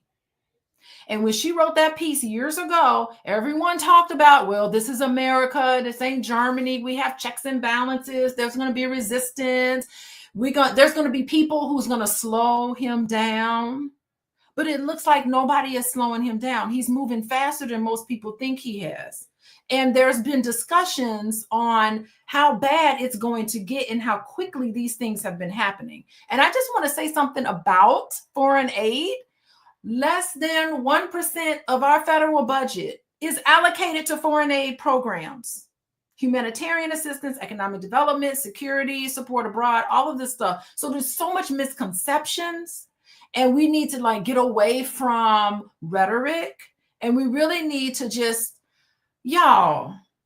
critical thinking skills is so important for you to learn and try to take information and try to deconstruct what's really happening, what's the source of the information. Maybe we need to do a show on just how to critically look at information and then draw your conclusions from that, because I feel like I'm speaking to people and then these are facts. I can't make these facts up. And then people walk away from the conversation still thinking, oh, well, immigrants are going to kill us. No, that is not, where are you getting this from? It's to me, it's just we need to have a campaign against ignorance. That's it. Well, where can they find you, Dr. Alicia? How do they get in contact with you, Dr. Alicia? Why are you thinking about this, Dr. Alicia? I'm thinking about how to get in contact with me, but what I really want to talk about is come to the Black Love Weekend. It's this weekend. Y'all should come to it. Take a break from politics. Is my man gonna be there? Huh? any single man gonna be in the house. But you know what? If you come, Constance, you're gonna be ready. When you see him, you're gonna be like, oh, I know what that is. I know what that looks like. You're gonna know what healthy relationship looks like, and you're gonna know what the red flags are and why. Okay. And it ain't going to be from an armchair therapist. It's going to be a whole host of people. Joe Corley's going to be there. Okay. And Felice, y'all know Felice. Felice is going to be there and all that great stuff. So join me this weekend, and goodbye, everybody. I feel like we have to see the seriousness of this. We have to know that what was already in place wasn't enough, and now it really ain't going to be enough. So always pushing forward. Yeah. Thank you, Dr. Alicia. Dr. Lene, what is your thoughts? My thoughts are buy Black, stay Black, focus on Black. I think we call it B1. I think if ever there is a season or a time for B1, it is now. Everything we do, every thought we have, every place we buy, every group, every community that we're in, every friendship that we have, every place that we travel, all things, every conscious thought needs to be made with, how does this affect the community? How does this affect my kids? How does this affect my business? How does this affect my career path? We need to be thinking about wealth. We need to be thinking about legacy, generation, because we say it all the time, no one's coming to save us, right? We have to make it through these next 4 years. I don't know what's going to happen after these next 4 years, but I definitely know we have to make it through these next 4 years. I think that everybody needs to have some type of a way. Dr. Boyce used to call it FU money.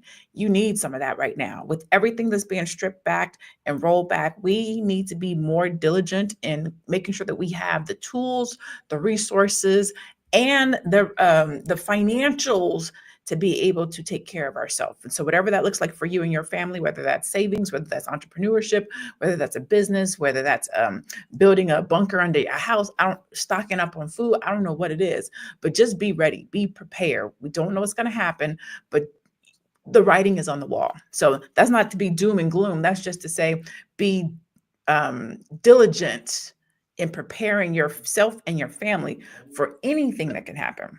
Mm-hmm. If you do need to know about being a business owner, starting a business, or how to brand your brilliance, you can find me at. And on February 22nd, I'll be at the Fly Money Club talking about how to brand your brilliance. I can't wait, Dr. Lene. It's gonna be so good, y'all. This is a really great conversation. Marlo, give us your final thoughts. I love all of you guys' perspective. And so just from a woman, of your knowledge and your brilliance and coming from where you're coming from, I love your worldly perspective on how this all will affect us as Black people. What are your final thoughts?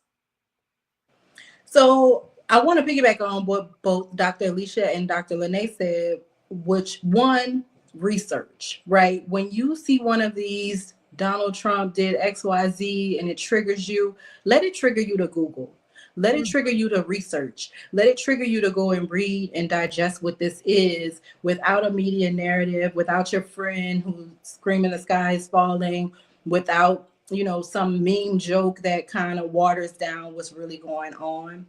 Get into how this policy is going to affect you. Don't be looking up saying, oh my God, where'd this come from? Because it's here now. The other part is preparation. Be prepared for what the known knowns and the known unknowns, right? Like the Boondocks character said. Be ready so that my dad used to say you stay ready so you don't have to get ready. Be prepared for what you know. Be prepared for what you don't know, and teach yourself something. Every day be trying to learn something. Every day try to figure it out. This Republic of the United States is our thing. If you want to go somewhere else, go live there. I'm not leaving. So we need to learn how it works. And we need to learn how to navigate it, because it's not really set up for us to win, and we know that. But it doesn't mean you have to lose, right? You just have to prepare to play the game. If you're looking for me, I am Marlo Layson. I create content under my name. You can search for things I've written. I write about policy and legal, environmental, entertainment news. And you can find me on Instagram over Marlo. That's my name right there on the screen. And as usual, this is my favorite midday thing to do. Yo, guilty pleasure. I love it. So I'll say this, Black people, we have been in a slumber. We've been asleep for the last 50 years. We really have been asleep. And do you know, as I do these Black History Month videos that I do every day, and I'm doing my research just on us and our resilience, we prospered the most under the most atrocious circumstances. That's when we prospered the most. Right after the Civil War, we had 19 million acres of land. Now I think we have maybe 2 million as a collective of Black people, right? We have more houses than we have land. Or maybe it was 90 million. It was something crazy. While white people have hundreds of millions of acres of land, and so we don't have the same collective wealth, even though we have some really wealthy people. But what we do have is we have more educated people. We have people who are more educated than they've ever been in the history of the world, I think, or the history of this country, at least. So I think we have the great equalizer. We have the knowledge and information. We have people, we have thought leaders. We have broadcasts like this that are here to give you information. Okay. We have money. We have to, I'll say it all day, start doing business with people who look like you. So when we look at other communities, we learn from other communities. Other communities says, look, I'm only going to do business with people from my community. I'm Jewish. I will not do business with anybody outside of my Jewish community, if only if I can no longer find anybody in my community to do business with. That's one thing. We got to start doing business with each other. Number two is we got to become insulated by educating ourselves on financial literacy. Get your financial IQ together. Start, getting into collectives and investing and taking training and just immerse yourself in Google and get as much knowledge and information as you can. Because with everything that's coming down the pipe, it's designed specifically, Black people, to affect you. And I think they've underestimated us this time. That we have more brilliance, we have more guns. Y'all get your guns too. We have more protections than I think than we've had, and we have more opportunities to be protected or to be insulated from things like Black Wall Street or the riots or the massacres that have happened in our communities throughout the years. So I think we should take this 4 years as a time to really get on our shit, because we've been asleep for the last 50 years thinking that these motherfuckers cared about us, and they absolutely do not. So now it's time to get to work, Black people. This right here, y'all see what's going on. Y'all got the information. Y'all got the knowledge. Don't just be hearers of the word. Be doers of the word. All right. So where can you find me? Everywhere. I am Constance Carter. Make sure you follow me. You follow all of these ladies from in Fly Nubian. Oh, Miss Marlo had to go. It's just me and you. So thank you guys. As always, you can always watch us every day, Monday through Friday, same time on Fly Nubian Queen and on all platforms that you see us on. And then remember, make sure you text word Queens to 87948. All right. Finally, we're on Spotify. So go to Spotify and find us. Look for Fly Nubian Money. And if you can't watch us live, you can go back and listen to us. Okay. So we're going to see you tomorrow. You ain't going to see me. You ain't going to see Dr. Alicia, but you're going to see everybody else tomorrow, same time, same bat channel. We love you. Peace out. You know that 1 in 4 cowboys was Black? In fact, the Wild West was much more diverse than Hollywood would have you believe, so let's talk about it. First things first, the original cowboys were called vaqueros in then Spanish Mexico. You see, the cowboy lifestyle came to be in Texas, which at the time was Mexican territory, and although the Mexican government opposed slavery, Americans still brought enslaved people with them to the West and from there set up cattle ranches. These enslaved folks ended up accounting for over 30% of the Texas settler population and were depended on for maintaining land and cattle herds. So, after the Civil War, freed Black cowhands were widely sought after because of their skills and actually vastly contributed to the development of the cattle industry. Ironically, even the term cowboy has a connection to formerly enslaved Black cowhands who were derogatorily named by their enslavers. So it makes it even more bizarre that we all know the stories of Billy the Kid or Jesse James, but not Nat Love or Bill Pickett. Vaqueros, Native Americans, and African Americans all contributed to the development of the American West, and the fact that that has been stripped from history is quite jarring, so perhaps it's time we put it back in the limelight.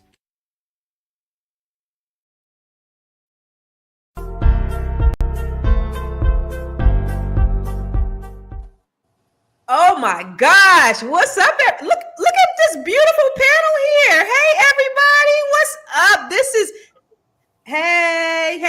Joe, you better say hey. You bet. I can't stand here. What's up? Listen, y'all, this is the Fly Nubian Money, where we help you to master your mindset and maximize your money today. We talking about power, controversy, and the cost of staying on top. Now, first up, we're going to talk about Drake. Drake versus Kendrick Lamar and the NFL. The internet is on fire with rumors that Drake is preparing to sue the NFL for defamation after Kendrick Lamar called him a pedo on national TV in front of hundreds of millions of people. If y'all didn't know that they had beef before, if the world didn't know that they had beef before, they certainly knew after the Super Bowl. Did you guys know, by the way, that the halftime show was the highest rated halftime show in the history of the NFL? People came on just to watch the halftime show and then logged back off. Did you guys know that? Were you guys aware? Well, so is this bad for, he did this from hundreds of millions of people. If this lawsuit is real, it could change the future of rap battles forever. Is Drake standing up for his name, or is it just a bad move that could backfire? And what does this mean for Kendrick Lamar, the rap industry, and even the NFL's role in entertainment? Then we have this motherfucker, Kanye West, who is proving once again that controversy sells. He's now selling swastika t-shirts for $20.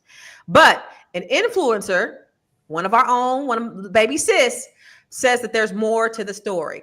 Is Kanye's truly untouchable? Is he? Or is he playing a dangerous game? These aren't just rap beefs or publicity stunts. These are billion-dollar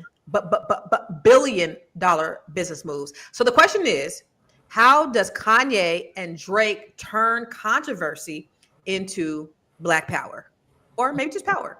And when does the backlash finally cost them? We're going to get into it, y'all. We're going to get into it. But before we start the conversation, I have the most wonderfulest, most amazingest, most dopest panel on the planet. Whoa, this chick right here, who's this? She is the dopest producer, actress, singer, dancer, triple threat, Miss Tierra, Miss Black Hollywood. Hey, girl, hey. And then over here, we got Miss Vanessa Gopal. You know what, y'all? I think she has a master's in public policy. She ain't got no AA. She ain't got no bachelor. This chick got a master's in public policy. And so she gonna break all the way, like all the legalities and stuff down. See, we had to have this. We had to have a very diverse panel so we could really get into it. And then over here, we got the B.Big coach. What? The B.Big coach. Hey, the B.Big coach. She gonna therapize all of us because she always got to bring us back down to reality. Because these ones over here, they just be talking shit. But she always has to bring us back to reality. And then we have the man on the panel, Dr. Joe Corley. He's actually gonna get us in check too, because he's gonna bring a male perspective, which is probably gonna be, maybe a little bit different than the rest of us. We'll see. Let's see what Joe has to say. I don't know. But let's get into it. Who actually, and for the people in the audience, who actually watched the Super Bowl, like the entire thing without just the halftime show? And then who only watched the halftime show? Because like I said, the halftime show was the highest rate, bigger than Michael Jackson, bigger than Usher, bigger than Dr. Dre. The Kendrick Lamar was the biggest halftime show of all times, highest rated. And it's so funny when you see white people, oh, this sucks. Oh, they're looking like this. And then black people, where I was at, it was like, so it was totally different experiences. But who watched the halftime show and who actually watched the whole entire Super Bowl? Dr. Joe, let's start with you. I went back later because everybody was talking about the halftime show and I watched it, but I didn't watch the halftime show. I didn't watch the Super Bowl at all. It's very well known. I took a knee with Cap. Facts. We the only two sitting on the knee, Joe. Go ahead. I'm sorry. Ain't got back up yet, so we ain't got back up. Okay? Your knee still on business, huh? Tierra, did you watch it live or what you do? I did not. I'm still, like Joe said, I'm still. I know black people forgot because we just got. We forget. But I ain't forgot. I ain't forgot to take this knee. So I'm. Like Joe said, I'm still kneeling. And when I heard that the NFL was taking in racism off their end zone, it just made me even further be like, Yeah. I'm not watching that. And Donald Trump was going to be there. I didn't like it. But So I you was missed like, I'm all not the watching things. You missed Donald Trump getting booed. So Ooh, like, did yeah, but y'all gonna tell me today. Y'all gonna tell me what Yes. happened. So it's cool. I didn't Yes. have to watch it, but I did check out I did go back and watch the Super Bowl halftime show on YouTube. Okay, so you didn't watch it live. Okay, what about you, Vanessa? Did you watch it? Did you watch the entire Super Bowl, or was you standing on knee business? I was honestly just waiting for the halftime show, and I wanted Philly to win because I like their black quarterback with his Me beautiful too. The all black, all black, all black. you know, Yeah. right. So I like Philly in there, but yeah, I mean, Philly was stomping out KC, and it got kind of boring. So after the halftime show, I tuned out, but I was definitely there for the halftime show, and thoroughly enjoyed it. Kendrick did his thing, West Coast, West Coast. Yes. All right. All right, B dot big dot coach. Did you watch it live or did you watch the replay? I watched it live. I watched the whole thing because I wanted, being from New York, I wanted Philadelphia to win. I'm a huge supporter of Jalen Hurts. It was time for the Kansas City Chiefs to kind of sit it down. So I was so happy, just to be able to support and see it all the way through, because Kansas City has a way of always coming back. So you really couldn't get bored with it, because they have a history of being able to come at the end and change things up, but they didn't, and that was good. And so I watched all of it, and that you a football fan? I'm I'm not gonna say anything, but yeah, I like football, and that was the highest rated NFL show too. Like that was the highest rated Super Bowl period. Like 126 million people tuned in. So it was just highly rated overall, and it probably had a lot to do with Kendrick Lamar. Yeah. Well, I watched it live. I went to a little shindig, but I just went for the men. So I'm gonna just keep it real. And I watched it because I was watching. I needed Kansas City to lose because they keep beating out my Niners. Like no, so I was ready, and I have a friend who I couldn't take another KC win. So I was definitely going for it. Now let me ask you a second question. This is part 2 of the question. When you watched it, before you seen all the explanation of what was really going on, did you understand? I know you couldn't understand all the symbolism because they really had to break it down, but did you understand, some of the symbolism that was happening? Did you understand that Samuel Jackson was Uncle Sam? At the time when you were watching it live, before you got the commentary, because I know for me, I was just, hey, but after I went back and there's a game. So I didn't, notice live because I was too just into the song. Vanessa, did you notice the symbolism initially? Not initially all of it, but for sure, the way that Samuel L. came out and he played Uncle Sam, I thought that was genius, especially when they said, "You too loud, you too ghetto," and then he immediately went into squabble up. I missed the coordination of how they did the flag with the colors and the dancing initially, right? Yeah. And I went back and got to see that. But I definitely knew once we saw Samuel L. and he was saying that, I was like, oh, he about to send a message. And he opened it up with saying, "You picked the right time, but the wrong guy," letting you know off top, I'm not going at gunpoint. So, I mean, I love Kendrick. Tierra knows Kendrick can do no wrong in my eyes. So, yeah, I loved all of it and the breakdown. But no, initially, not everything. I didn't pick up everything because I was like you, Constance. I was bopping and getting it in. And I was fun. walking over there. I had to represent the West, so I was doing I was showing out. I was doing all the things. What about you, Felice? Did you notice the symbolism? I noticed the red, white, and blue, and all the black people in the red. So I noticed the flag. I did notice Uncle Sam. I noticed Serena Williams. So I noticed those obvious ones. But when I went on the internet and I saw people breaking it down, like the games that they had, I didn't get that piece. So because they didn't show the camera at that angle. Like I didn't see I didn't see the camera at that angle really, but maybe I was just they did like you saw like the games and different things and the different pockets that they were in, and he's absolutely right. And then my daughter, she was breaking it down even further for me. Like she went back into the history, and like when she shared that, really he should have left Kendrick Lamar alone. She was like, he was asleep, spending time with his God. And he should have left him alone. That's what he should have done.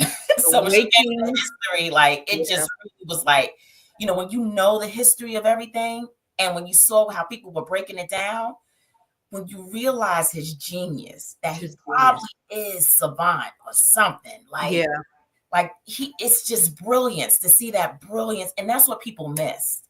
Like they got all caught up, but they missed the brilliance of this man. Yeah, that's the thing I love. And then I'm gonna ask you two who went back and seeing, did you guys get the cheat code and you guys kind of, got the answers to the question, or did you know what it was? But we're gonna talk about it when we come back from commercial. Woo! It's a good show right here. But I'm biased. If you are just tuning in, you are watching Fly Nubian Money, where we help you master your mindset and maximize your money. My name is Tiara Williams. I'm also known as Miss Black Hollywood, and I'm the proud producer of this show because it is lit. If you want to receive notifications for when we go live Monday through Friday, 1 to 2 p.m. Eastern Standard Time. All you have to do is text the word Queens to 87948. That's Queens to 87948. That's QUEENS to 87948. Also, if you want to grow your money and not blow your money, all you have to do is go to flynubianmoney.com. There's all kinds of resources, there's courses, there's free giveaways. There's just no reason to be broke in 2025. All you have to do is go to flynubianmoney.com. Obviously, you don't want to be entertained here. You want to know enough to grow. Wait, I need to put that on a shirt. You got to know to grow. Got to know to grow. So know and grow with flynubianmoney.com. Who said my sis didn't have bars? Who said my sis didn't have bars? You got to know to grow. Flynubianmoney.com. All right, so the two of you, did y'all get the cheat code, or did you like just go in like real, like virgin, like the rest of us? I'll start with you, Tiara. Oh, me. No, I was virgin. I didn't, Lauren was like, oh, we gotta watch it, Mom. We gotta watch it. I said, okay, because she is the biggest Kendrick fan. So we watched it together, and well, actually, she had already seen it, so she was like, you need to see it. So I just was watching, and I was like, I mean, and then I kind of was like everybody else, like if you're expecting, I didn't see all the angles, I couldn't see the controllers. All I saw was him with the mic, and I was like, I got Samuel, and I got there was just dancers. I was just like, okay, Yeah. right. I get it. But when you said it was what he was saying, like the revolution is about to be televised, basically, and all of the things, right? So I caught some of those things, but I also know that Kendrick also takes the moment to make it a moment. Like that's just who he is in his artistry. Then we went back and watched him at the Grammy. He's always going to make a statement. So I knew that there was a statement being made, even though I was watching it like from one angle. Again, it was just I didn't see the controller, right? Yeah, and then Sony owns the controllers. All the things. It was like, okay, I see what's going on. All right. Yeah. So it was like, okay, I don't know anybody who sat there and was in the moment watching the Super Bowl who actually like, oh yeah, I know he talking about, I think everybody had to really analyze. But Joe, did you get the cheat code when you ended up going back and watching? I didn't know all that stuff was going on. So I went back and watched it, I think like right after the Super Bowl. So all those cheat codes and all that stuff hadn't really got onto the internet yet. So, and I really wasn't going to watch it at all until I heard Serena was out there. So I was like, okay, Serena's out there, I'm going to go watch it. That's really all I saw. I didn't get nothing else. I mean, to be honest, I'm not the hugest Kendrick fan anyway. So I don't never really be understanding. I guess, I look around, I'd be like, well, I guess I'm just not smart enough to get it. Cause I don't always get it, but I'm gonna go back and look at one of those broken down posts on Instagram and see if I can get all the symbolism involved. I mean, if it's important, but I'm not looking for it. I'll be honest with you. Let me ask you this. Oh, go ahead. Go ahead. No, I was gonna say you have to have a certain appetite for Kendrick Lamar all the time. You got to be in the mood for Kendrick. I don't know, Vanessa don't, but when I'm listening, so I understand. Sometimes I got to be in the mood to be like, okay, I'm gonna do Kendrick Lamar. My daughter does not. She be like, anytime. Mine But too. but I understand. I initially, I'm not gonna lie, y'all. I said, now if this would have been Drake got more like singy hits, because in my mind I'm thinking that's what the Super Bowl is about. The Like entertainment. commercial, the yes, and the commercial hits and how many songs people can sing along with you. And I was like, does Kendrick have that? Like, Yeah. I mean, outside of like They Not Like Us, but Yeah. he showed me that it doesn't matter, because as long as A minor is a thing, people going A to minor. Now let me ask you this, 'cause there's so many things I want to ask you, but let me ask you this, because people was up in arms about Cash Money and Lil Wayne, and for me, and I was like, who wants to see Lil Wayne on the Super Bowl? And he was crying that he wasn't on. The Super Bowl has never been about, like, just because it's in New Orleans, like we got to have New Orleans. They had Harry Connick Jr. That's all y'all New Orleans. That's all y'all needed. Let us see she really from New. That's all y'all did. But like they act like it's not a rap concert. Just because it's in New Orleans, it doesn't mean you have to have like. Did you guys feel some kind of way by them not having Lil Wayne on there, Vanessa? Did you think that they did have?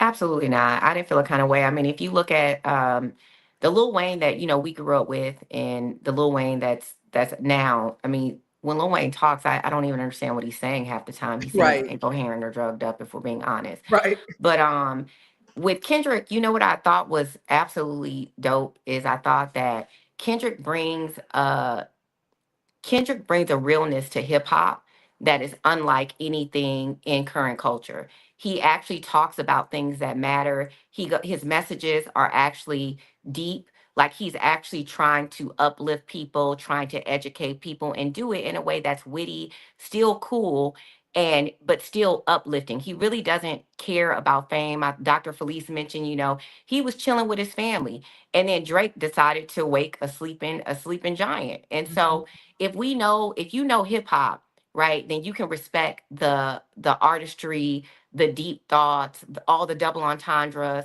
Like this man is genius. So I think that when I'm looking at the Super Bowl and I see, and he's so black, right?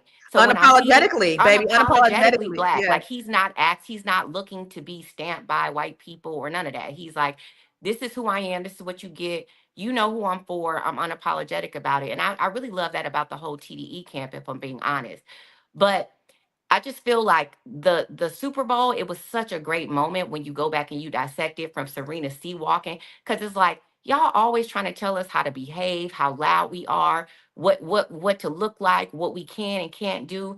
And you see the game of America. That's what the game of America is. So like, I think he brought that, and anybody that looks at that and dissects that, can take that away. That like, listen, we gonna do us. At the end of the day, there's one specific place in there when I went back and watched, where I saw a group of black men. It was like the Bay Area kind of like vibe, and Kendrick was in front of them. And then if you hear him, he's like, Uncle Sam's getting mad at him, and he's like, deduct one life. And that's literally how they do it. It's like, oh, it's a group of black men just hanging out. How can we break this up? How can we gotta go back kill and one look of at them? that. Girl, listen. Yeah. Whoa, okay. Let me go Yeah. back. Go ahead. Yeah, I love that. So I could go. He knows. Listen, I'm with intelligent hip hop. I'm with Kendrick. I don't like can this we also watered mention, down. and can I also mention that, Vanessa spent some time working in the music industry and toured with Kendrick and them. So she has an extra layer of love for Yeah, Kendrick so nobody Lamar. knew, and that's So that's actually good context. She didn't say that. She spent months and months What? and months on tour with SZA. That's and good Kendrick. context to have. Yeah. What makes it is because all he did was read.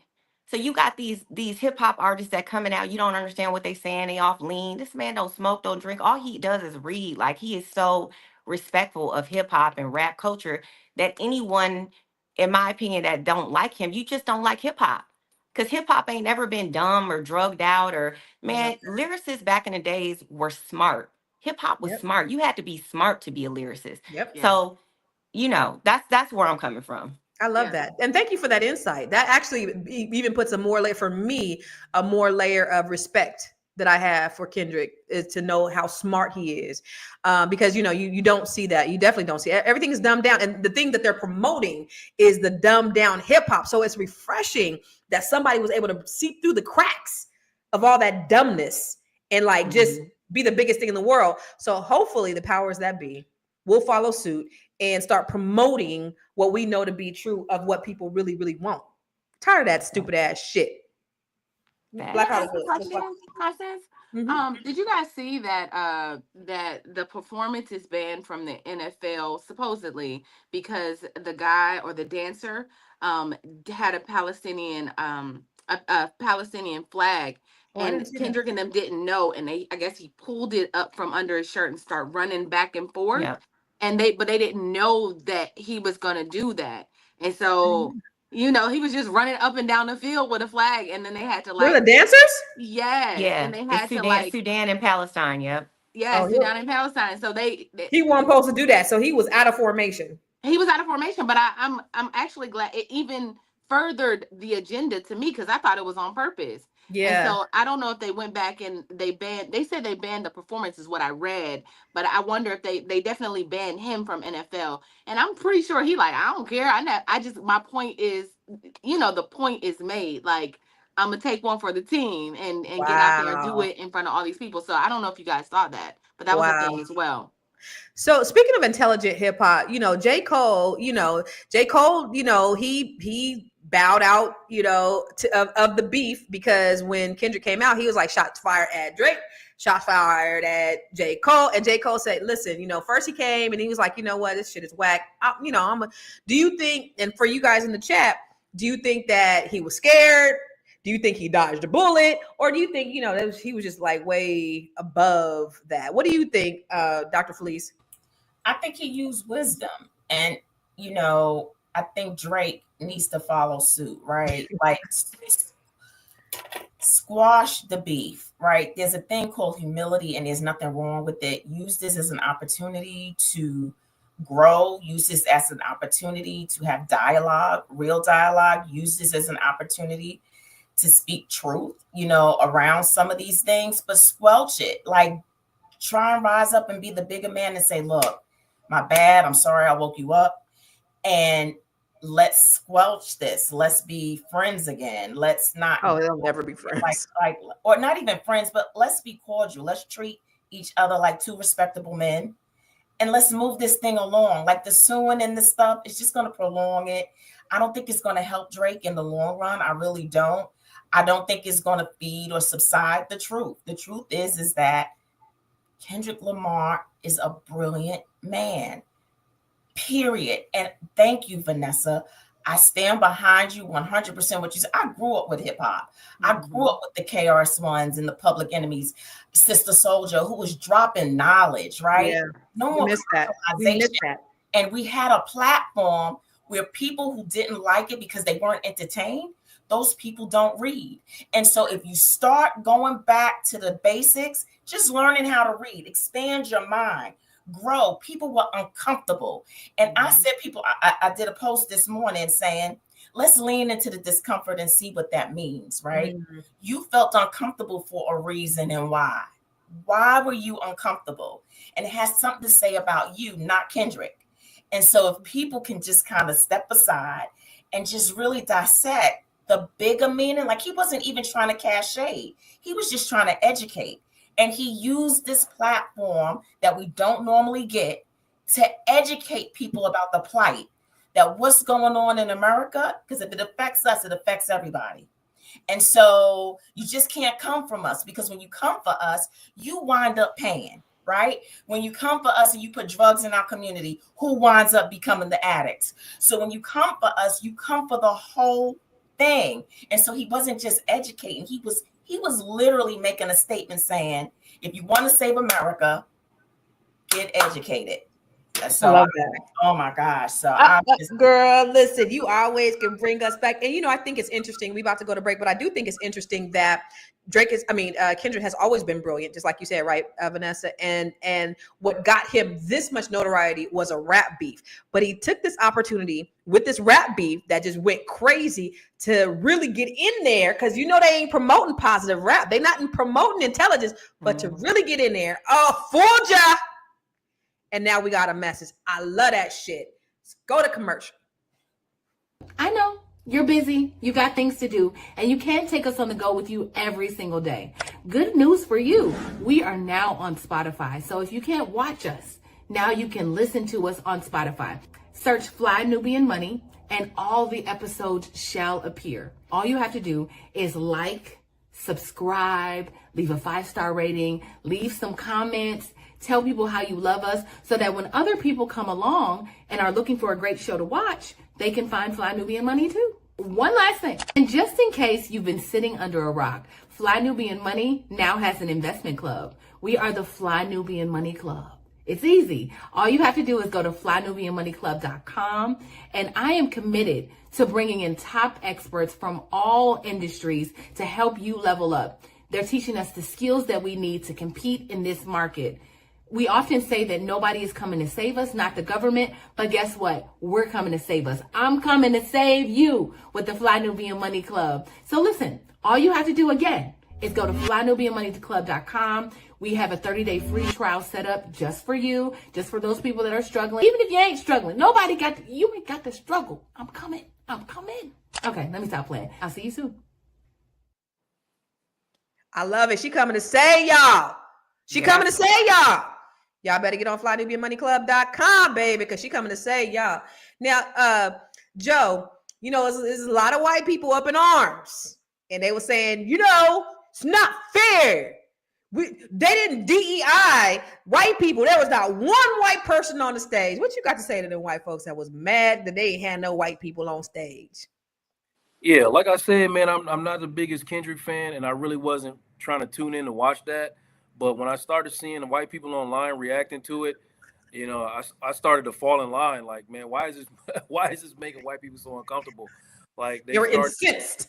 Yeah, they were in there. Yeah, that part right there was kind of what made me tune in and pay attention more. And you know, it's the same old. You know, they cry one way and behave another way, and you just get sick of that shit, man. I'm sick of it. Like I told y'all at the top of the year, I'm not going back and forth with these people at all. I'm going back at all. We're hiring based on merit, and you know, black people just dance better. Yeah. Oh, right. Sorry. Wow. Yeah. We've taken DEI off the table, and we're hiring black dancers that can dance. Straight up.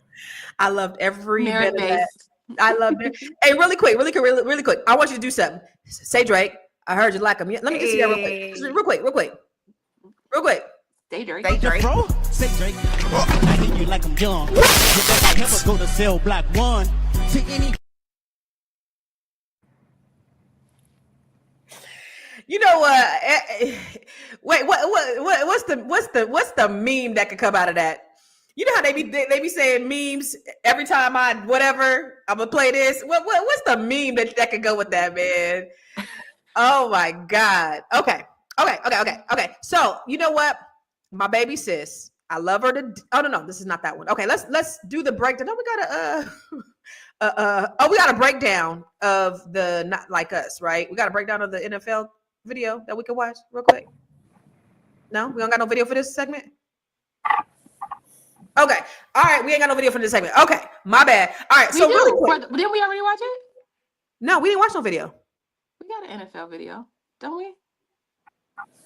I'm the producer here. I believe so. I thought we just Months of back and forths between Drake and Kendrick Lamar, things just got even more intense. Kendrick shocked the world by performing Not Like Us, his viral Drake diss track, live at the Super Bowl halftime show in front of millions. And now, Drake is reportedly gearing up for legal action. During the show, Kendrick performed some of his most brutal bars aimed at Drake. But there was one moment that had everyone talking. He left out a certain word from the controversial line, certified bleep, and let the entire stadium chant it instead. That move alone sent social media into a frenzy, and according to reports, Drake is now suing Universal Music Group for defamation, claiming the song makes false factual allegations that damage his reputation. So, could Kendrick actually be in trouble? Legal experts say defamation cases in the US are hard to win, especially with free speech protections. But one thing is clear, every time Kendrick performs Not Like Us, he risks another lawsuit. And let's be real. Let me ask you a question, Joe. What is a false factual, factual false? What is that? That sounds like a positive negative. My degrees are in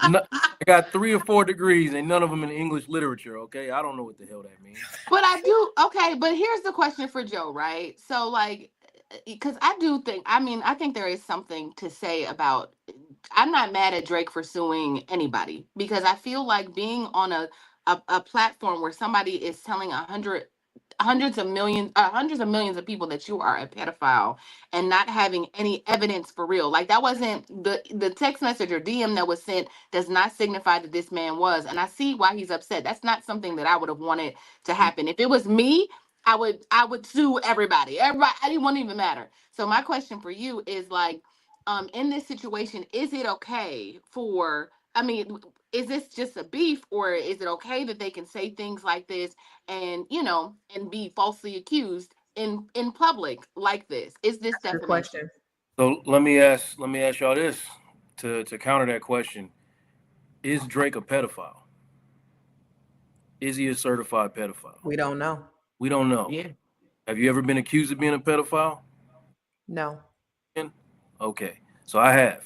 So I can tell you, I don't like that. I don't respect that. If you don't have the evidence to prove or back that up, I don't respect that. That's just me. I mean, maybe that's coming from a personal place, but going on like all these platforms and the biggest platform in the world and calling this man a pedophile and not knowing, if we don't know for sure if he is one, by all means, call him a pedophile over and over and over again. I don't believe he is. But saying that over and over again, I would be incensed. Nobody likes to hear that. If you are not actually a pedophile, it is not fun. It is not pleasant. It is not to be. And I don't play with white people like that. Because somebody could take that up and really start digging to this man or find something. It's just too much. And you don't need evidence. I can tell you firsthand, you don't need evidence to get somebody caught up in some court situations over some shit. Like, you don't need evidence. Yeah, you just need accusations. That's it. So I personally don't respect that. I understand that, there's everybody's a fan of Kendrick and all of that, but I don't respect that.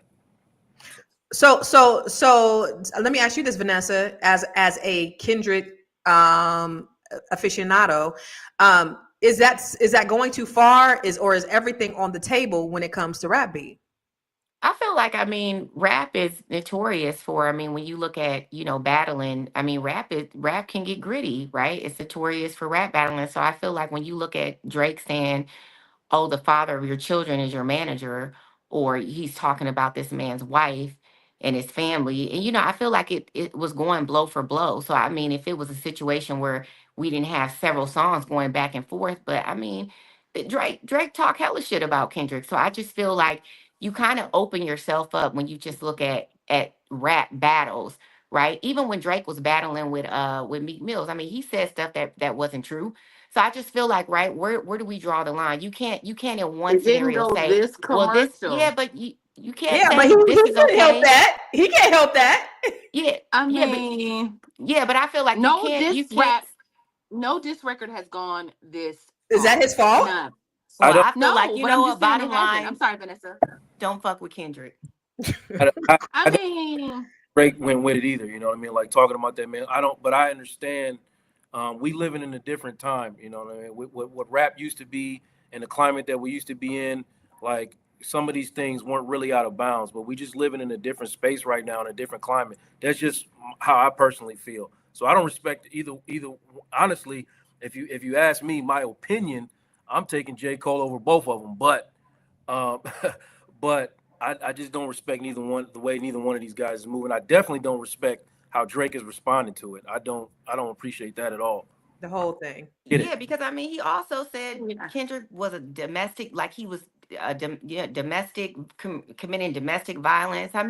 He said some things that could have, if his wife was like, okay, we're done. He talked about him cheating. He talked about domestic violence, about his kids ain't his. So I just feel like it got very personal. He just had the bigger hit. Like, yeah. What do you do? Is it his fault because he had a bigger hit? Yeah, when it went viral, it went crazy. When it went viral, it went crazy, and I think that changes the game a little bit. Because it's like a rap beef is one thing. The rap battles, underground rap. I'm a fan of all of that, like battle rap and all the things, right? But it's like once it goes commercial and literally the babies. I'm talking about my 3-year-old niece or my 3-year-old little cousin was like, A minor. Like, I think it just changes something. Like, we gotta, maybe there's some, I don't know about regulations, but it's just, it changes things. It changes it for your reputation and you being able to live the life you were living. Because let's not act like Drake didn't give us 15 years of excellence.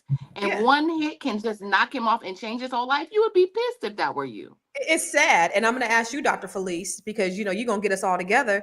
It is sad. Did Drake put himself in this position to be the target? Because Drake did give us 15 years of excellence, right? Drake had, you know, he had the hits. Drake couldn't miss.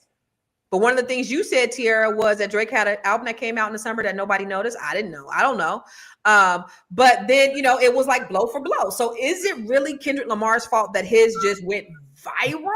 Because if you could talk about somebody's kids and somebody's wife and all that, then it's like free game. And I know pedophile though, Constance. So this is what I say: do whatever you're willing to pay the price for, right? If you pay the price on the end of it, by all means, have your way. We live in a country with free speech. We live in this country, and that's what it means, right? Does it make it right? I don't know who's going to be the judge and jury, but don't do anything you're not willing to pay the price for. And I also believe, and you know, I always go back, we all, whether you're famous or you're not, we all have a responsibility of how we handle people. How we lead people is huge, and how we handle them. And so, yeah, we can justify it, you know, in the name of Blackness and all that other stuff. But at the end of the day, we all going to meet our creator, and we're going to have to answer for everything and how we treated humanity. And so you just want to be careful. And if you're willing to pay the price, by all means, do you. That is your right. Yeah. But I believe that we all matter, and that we all have a responsibility of how we lead people and how we help them, the way we carry ourselves. Everything matters. And it's all a ripple effect, because people are like, well, I don't matter. Yes, you do. You do matter, and how you treat people, how you treat your neighbor, how you treat the stranger. And so that's just my take. You know what I can't get with is that there's all this going back and forth, and everybody loved Drake. I don't know anybody who didn't love Drake at one point, and now everybody has turned against him. All the features that he had, and all the people that loved Drake, and all the people who was down for him, now he has nobody. Now, on one hand, I can't respect the fact that you're gonna start a beef, but now you're gonna sue. That's kind of like, you know, that's kind of bitch assness. But like, everybody who turned against him based upon this rap beef, that shit wasn't cool. That's what I can't respect out of this whole thing. But we're gonna talk more. We're gonna shift gears after this break, and we're gonna talk about this other maniac. This is ridiculous. But we're gonna get into it right after this break. Hey, it's Dr. Sonia Javette, brand your brilliance coach and monetization strategist. I am partnering with the Fly Nubian Money Club to help you turn your natural gifts into big business. I help my clients build 6- and 7-figure businesses by branding their brilliance. You know, that thing that comes easy to you, the thing that you can do with your eyes closed, that thing, that's your brilliance. And now it's your turn. Join me on February 22nd at 10 o'clock a.m. and I'll walk you through strategies that can change your life and business forever. Don't miss this opportunity to brand your brilliance. I'll see you in class. That's my dog. I am so proud, and I'm so happy to know such amazingly wonderful people. This one over here just knocked it out the park with sales. Then you had Athena, and then you had me, and then you had like it's just going down. Who? I wonder who's next. This is some good shit. You guys better get on Fly Nubian Money Club, because she said she's trying to help y'all. She's trying to help y'all. She said I'm trying to save y'all. So make sure you go to flynubianmoneyclub.com so you can get all this game, so you can get saved. Like E40 said, I want to be saved. All right, let's shift gears, y'all. There's this goddamn fool out here he's a billionaire, billionaire, but he out here acting a goddamn fool on these internets.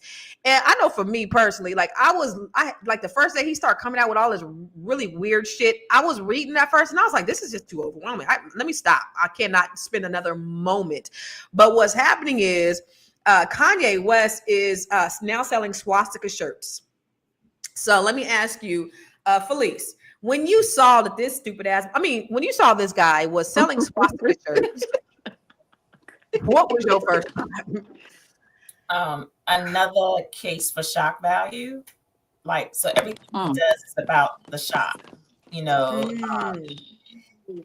And I think that's Kanye's way of staying somewhat relevant and in the game. And so what better way than to have your wife come out naked or to, you know, have a swastika shirt, right? So I think it's all about the shock value. And I think that if we ignore him, a lot of this stuff will stop. Like, but we give him, you know, we give into and we lean into the shock, like, but just ignore it. But, you know, hopefully there is a greater meaning behind this. I don't know what it could possibly be. But I do know that I think that Kanye is probably too isolated. I think he needs to come out and fellowship more with people. No, because I think that he's so far removed from people that he's able to stay in his own little shell and make up and conjure up these things that might not be healthy for him. And so I think that he needs to be talking to someone. I think he needs to be opening up to a professional and, you know, help him to change his course, because I think that some of this stuff he doesn't realize how it lands on people and how hurtful it could be and probably triggering to people. So that bothers me if he doesn't care about that piece. Okay. So I think you said for shock value, I think he's in outer space. What do you say, Vanessa? I mean, with Kanye, you know, I mean, I feel like he has all these things in his head. It's like Jekyll and Hyde and whoever else is up in there, and you never know who you're going to get. And so he has a substantial amount of money. He has all these different things going on in his head. Huh? Voices. Yeah, voices. Yeah, you right. Whoever they are, right? They might whoever the voice is. But I think that he doesn't really like he's going for too much attention, and he really doesn't care, you know, who he hurts. But, you know, the same way we're coming at Kanye, I feel like we need to keep that same energy for Elon, because this selective outrage when it comes to Black people doing something outlandish. And I don't agree with what Kanye is doing, by the way. I'm just saying that it's interesting that when we have an Elon doing a whole Heil Hitler sign, you know, twice, nobody says anything about that. Nobody says anything about how he's trying to, you know, say that South Africa is hurting the white minorities and all this other stuff, right? He's very much so driven by a racist agenda. But we have selective outrage for Kanye, who clearly has some mental health issues, by the way. Like, it's very well known that Kanye is a little, you know, he needs some help. But we have this, everybody makes excuses when Elon does something so outrageous and symbolizing the Nazis. So that's my thing. It's like, I'm not going to sit here and bash. If we going to bash Kanye, we need to bash Elon the same way, period. And can I just say something real quick? That a lot of people are not going to educate themselves about the true reason why he's using the swastika. They're not. They're not going to educate themselves and find out that it's a peace symbol. They're not going to take that extra work. And so that's what I'm just saying. Is that why he's using it? I hope so. I hope that's the reason behind it. Yeah, right. So let me ask you this, Miss Black Hollywood, to Vanessa's point. The Jews ain't tripping off of Elon. They don't mind taking Gaza and giving it to your man's. Elon did a whole Hitler salute and nothing. The Jews said, no, I haven't heard anything from the Jews at all. I've not heard nothing from the Jews. But the moment that Kanye did this, now he's getting dropped. What say you, Miss Black Hollywood?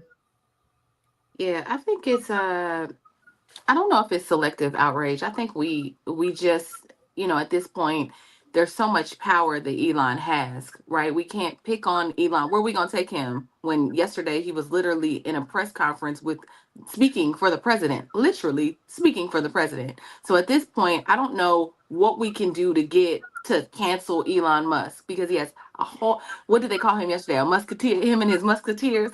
What can we do at this point? Like, we're outraged. We've been outraged since it happened, but we've been talking, right? We've been talking about it literally all the time. And so I'm not really sure what we can do about that. But with Kanye, I'm not saying let's punched down on Kanye, but I'm just thinking about where Kanye has come from, feeling like I can't be canceled.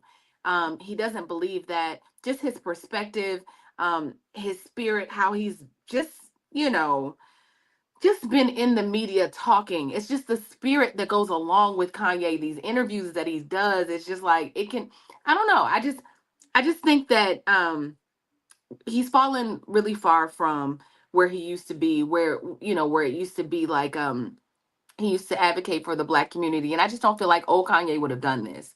Right. The old Kanye that I first came out, that college graduate Kanye would have had just the mindfulness not to do something like this, understanding what it could be. Now, once we roll the video, we can understand. We don't know what the meaning is. We don't know what his intentions are outside of just being like your president, being Yeah. salacious and getting ratings and people talking about him, because that's what feeds their ego. Yeah.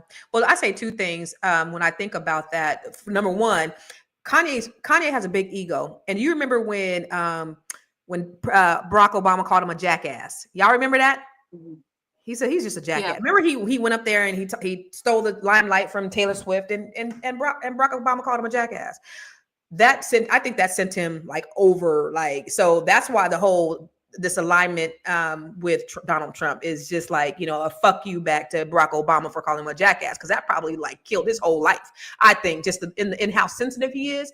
But the other thing is, when I think about like one of our friends who was just being harassed by Kanye, and he's like, this guy is like psychotic. Like, he calls me all the time, and he's like, like, I don't think this is anything that's normal or well thought out, or he's doing it as a symbol of peace. I'm going to ask you, Joe, when we come back from this video about that, and this is Baby Sis talking about the breakdown and the real meaning. Let's see what she had to say. So Kanye West is currently selling swastika t-shirts, and I want to read you the definition. All right. So a swastika is an ancient symbol in the form of an equal arm cross with each arm continued at a right angle, used especially in South Asia as a symbol of good luck or spirituality. All right.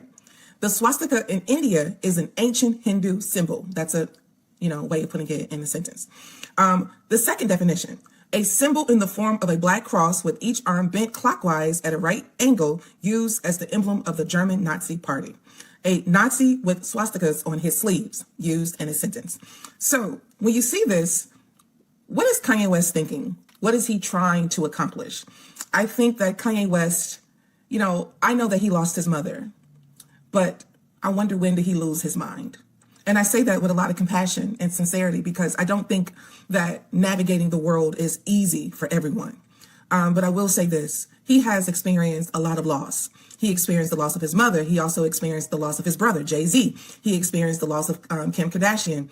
Kanye West was I think that Kanye West has lost a lot. He's grieving continuously, but I don't believe that's going to be enough to excuse his poor behavior.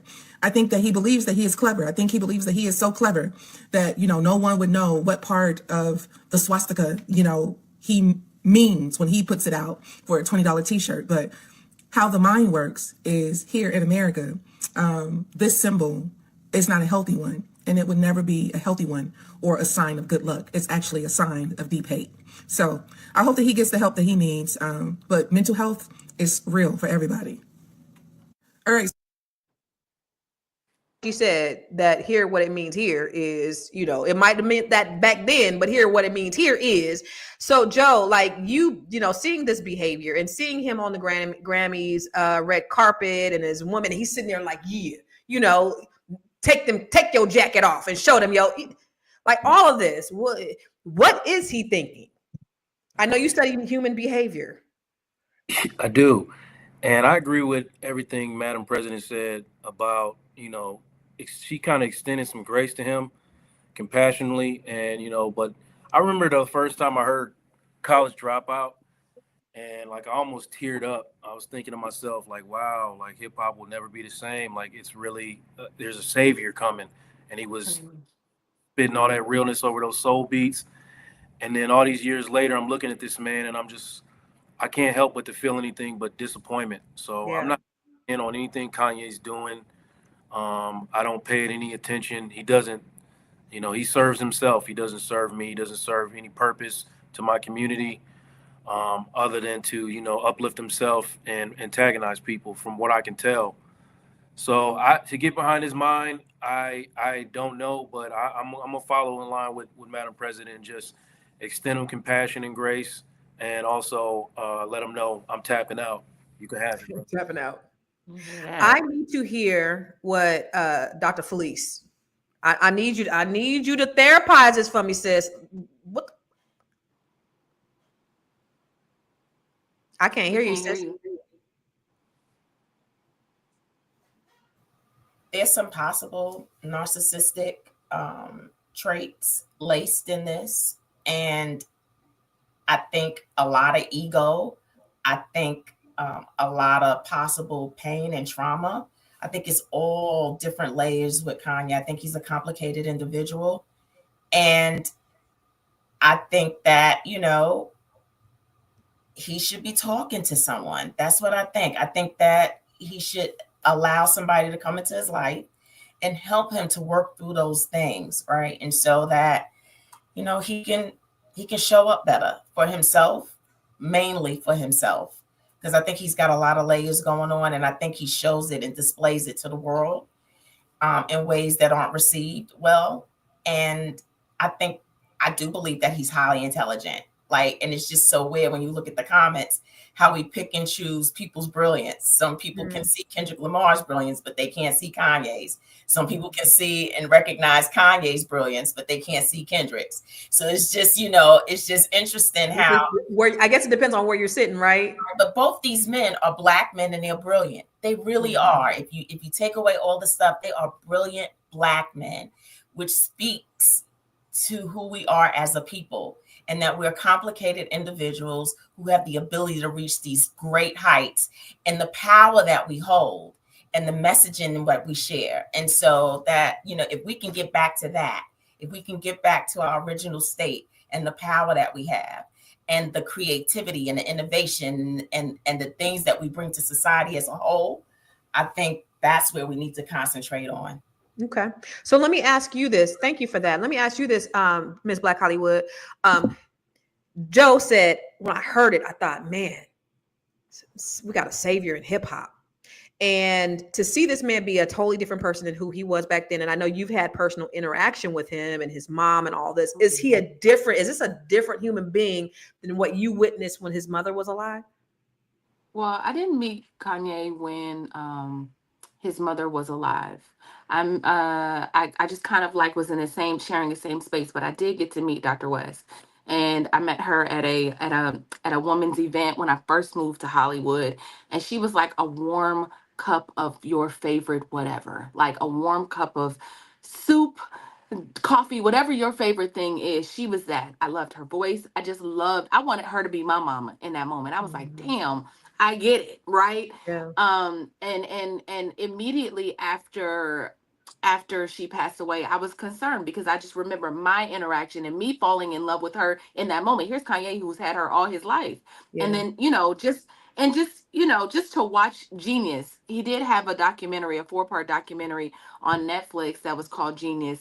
And when I tell you to watch the days of Kanye and his mother moving to New York and her being in the car with him trying to sell beats out of the car, him just trying to make it, is really inspirational. That's where that genius that Dr. Felice is talking about that comes in. You get to see the whole play. And then at some point you see the shift. You see him becoming much more narcissistic, him becoming much more full of himself, him rambling. There was parts of it where literally the producer was like, I just had to cut because he started to ramble later on. And you just saw you saw a change, a shift in who he was. And so, I know that something mentally happened. It was a mental break because after his mom passed away, there was no grieving. He just went right back on tour. He just continued to go. And when you don't take care of yourself in those moments, I think you pay.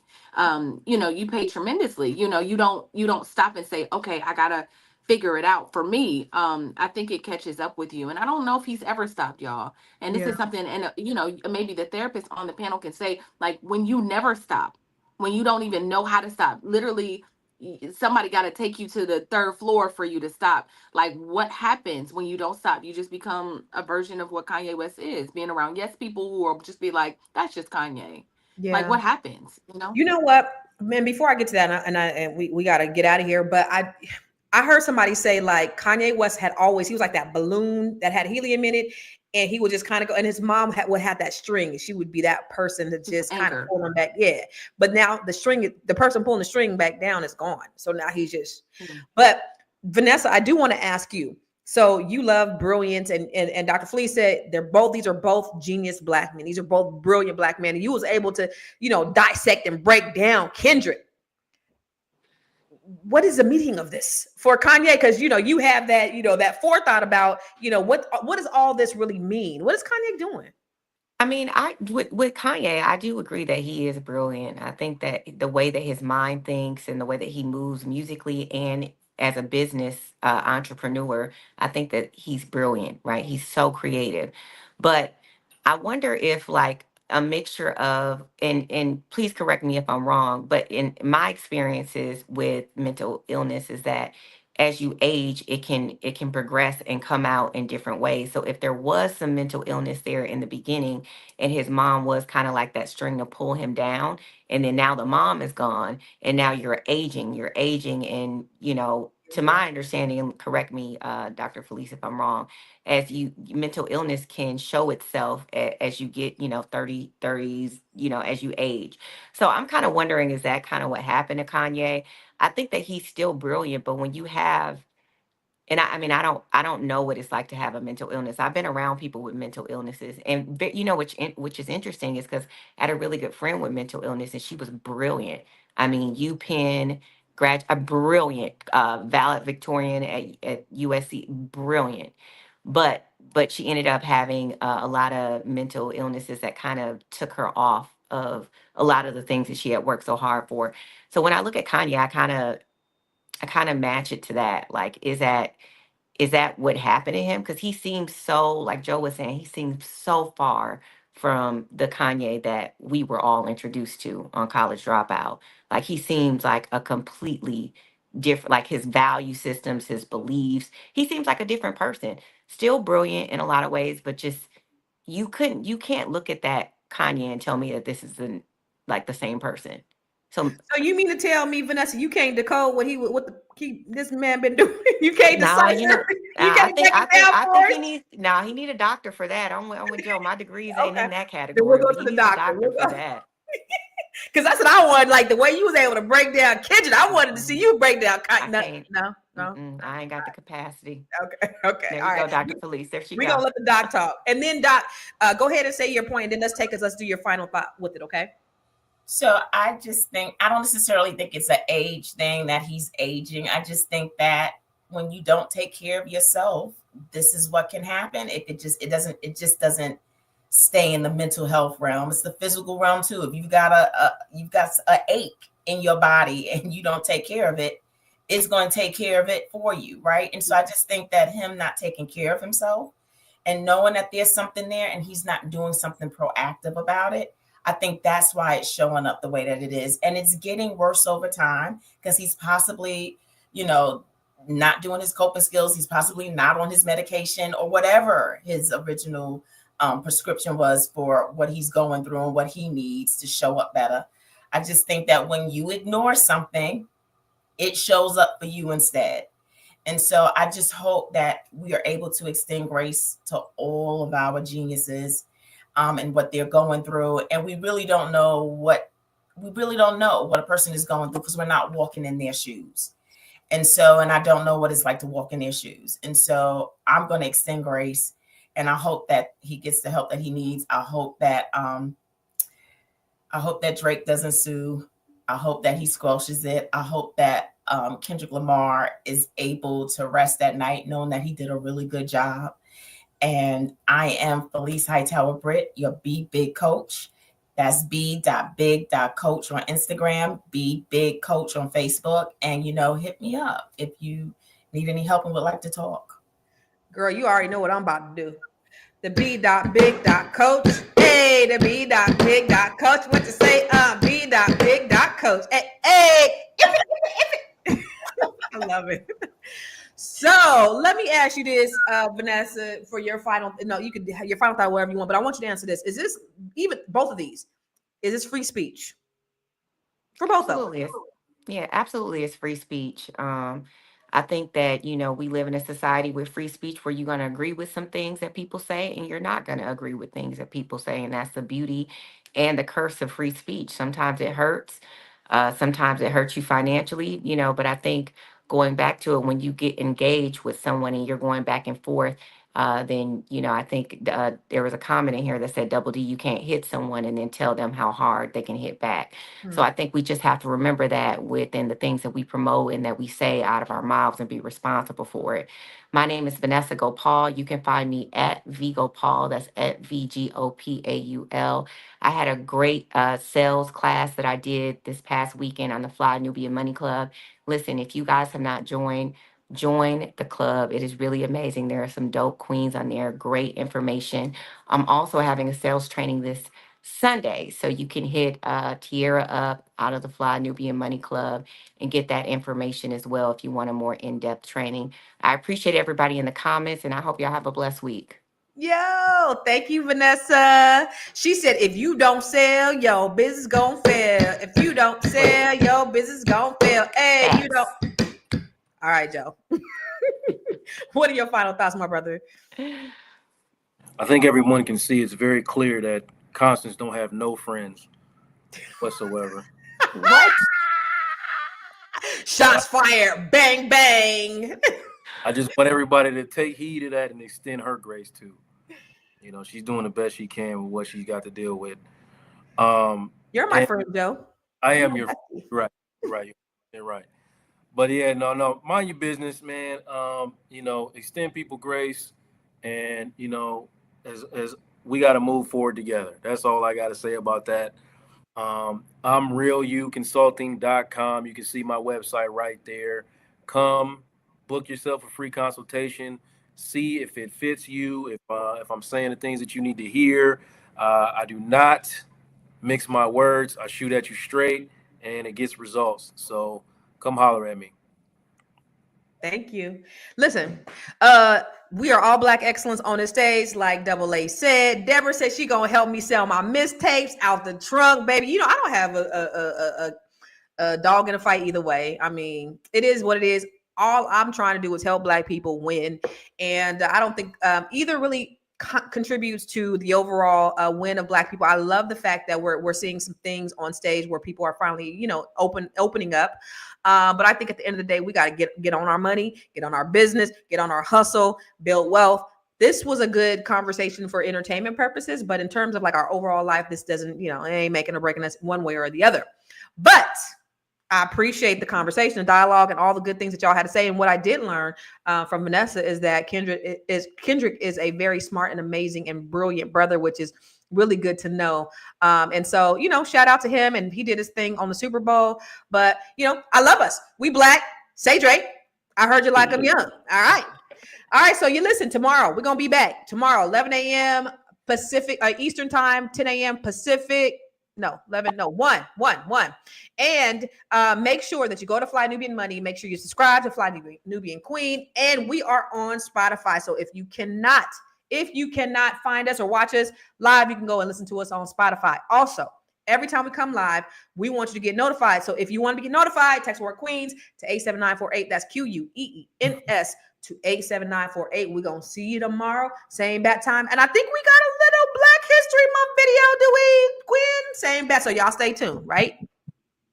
The term Uncle Tom is often misunderstood, but the real Uncle Tom, Josiah Henson, was a remarkable hero. Born into slavery in Maryland in 1789, Henson endured severe abuse, but became a preacher, leader, and abolitionist. He worked tirelessly to help enslaved people escape to freedom. Henson's autobiography inspired Harriet Beecher Stowe's Uncle Tom's Cabin, but his legacy was distorted. Unlike the negative connotation of the term, Henson's life was marked by courage and resilience. After saving money to buy his freedom, he was betrayed by his master and nearly sold. In 1830, Henson escaped to Canada with his family, where he founded the Dawn Settlement, a safe community and school for freed slaves. Henson traveled internationally, raising funds and awareness for abolition, meeting Queen Victoria and President Lincoln. He died in 1883 at 93, leaving behind a legacy of faith, courage, and advocacy for freedom.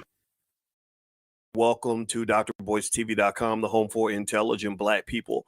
My name is Dr. Boyce Watkins, and I'm here, and I wanted to share something with you about Kendrick Lamar. So Kendrick Lamar, apparently, if this video that I have has any merit, is a really interesting guy in terms of his financial decisions. And the reason I'm going to share the video is because even if it's not 100% factual, I just like it so much, and it provides such an interesting perspective on economics that I think it's worth sharing, because it even if it was fake, it makes the brother look good, and I think he deserves to look good because he gave a great performance. He's a great artist, and he seems like an asset to the community in most regards. So what I'm going to do is I'm just going to share this video so you guys can watch it, and then what I'll do is just kind of give you my 2 cents on it in terms of what I'm seeing from an economic standpoint.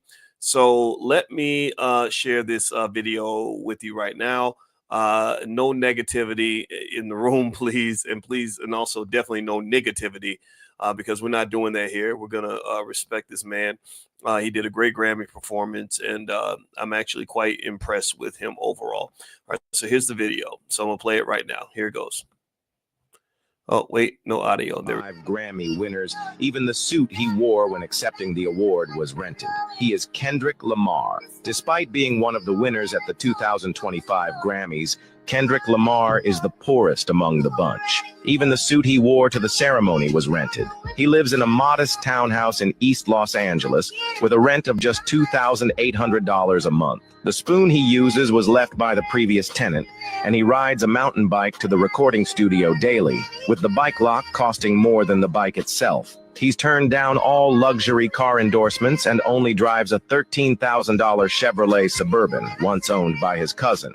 After 6 months with a personal nutritionist provided by his agency, he asked them to leave, as he prefers to cook his own meals. So, where does Kendrick Lamar's money go? He invests 35% of his income into youth music programs, having built 8 underground recording studios. He is the poorest celebrity among... Okay, so the video got cut off. Actually, I need to put the whole video up there because it was really impressive in terms of what I saw. I got to get the whole video and play the whole thing. I put it on my Instagram. I thought it would play the whole thing, but it didn't. But basically, they went on to say that he did a few things that were really interesting with his money, and I have no reason not to believe it to be true. But then again, you feel free to go verify it. He supports youth programs. He has invested in supporting families during the pandemic. He also, according to this video, worked to actually invest in Black-owned businesses, right? To actually help entrepreneurs get their brands off the ground and stuff like that. Maybe taking equity stakes on whatever it is, right? Now, I really like that. If that's the case, I think that Kendrick deserves a round of applause. And the reason that I want to bring that up as a financial person, you guys know my background, I'm a finance professor, is because this shows me that this man understands the value of money. This shows me that he understands what wealth actually looks like. And one thing that he even mentions is that something about even when his bank account is low, his ethnic bank account is always very, very big. So even when he doesn't have a lot of paper money, he's got something more valuable than money. And that's all the things related to culture and Blackness and stuff like that. So here's what I want you to kind of pick up from this. With Kendrick sort of choosing to use money in the way that he does, first off, that's just in deep contrast to a lot of rappers out here. The only other rappers I can think of who live that way, who do the similar things, are a couple of friends of mine. Killer Mike, who just swept the Grammys. He's an amazing artist. And another very good friend of mine, D1. D1 has a song called I Hate Money. And D1 raps about money, but he raps about money from a conscious perspective because he's very conscious of what money does and does not do for you. He's very conscious of how money can help you and how money can harm you. And in fact, actually, I'm going to bring D1 to class so you can really understand the nuance when it comes to money, that sometimes what happens is that when people see the damage that money can do, when they see people selling out, they see people hurting each other over money, they see people making bad choices over money, they condemn money, they condemn wealth, they walk away from wealth. They just say anything related to money, wealth, owning businesses, owning assets, that's just bad, that's evil. And that's the wrong approach, because then what you're doing is you're condemning yourself to poverty. Some people they think that poverty comes with some type of natural righteousness, that there's a purity in poverty. Unfortunately, there's not a purity in poverty. Poverty does not make you pure. If anything, poverty would make me less pure. If anything, poverty would make me more willing to go out and rob somebody. Give me a yes if you understand what I'm saying. If anything, poverty will make me more willing to swindle, or to make sure to not pay the landlord or whatever, right? Because I don't have the money, right? Or more likely to go into the grocery store and steal something because I need to get food for my kids. So there's no purity in poverty. And one of the things about the Black movement, about the movement among our people, is that I think for far too long we've been encouraged to embrace our poverty, to the point where even if you get money, you're supposed to engage in habits that lead to such an extravagant amount of waste that you end right back up where you started. You end up in poverty all over again. You see so many professional athletes that get a bunch of money. It's transformative money. This is corporate level money. This is the kind of money that could build entire industries. They could go back to their old neighborhood and literally create 50,000 jobs. But instead, they blow it in the strip club with the weed man. Got 10 cars in the front, in the front yard, whatever, right? So what I like about Kendrick's use of money is that it shows me that there's something that goes on with him that's deep, almost meditational, spiritual, such that he doesn't let the materialism disconnect him from the purity of his art, right? He's an artist to the core. And I think that there's something about maintaining a certain simple lifestyle without the distractions, without getting caught up in being a celebrity, that keeps you pure as an artist. And I think that's why his music is so amazing.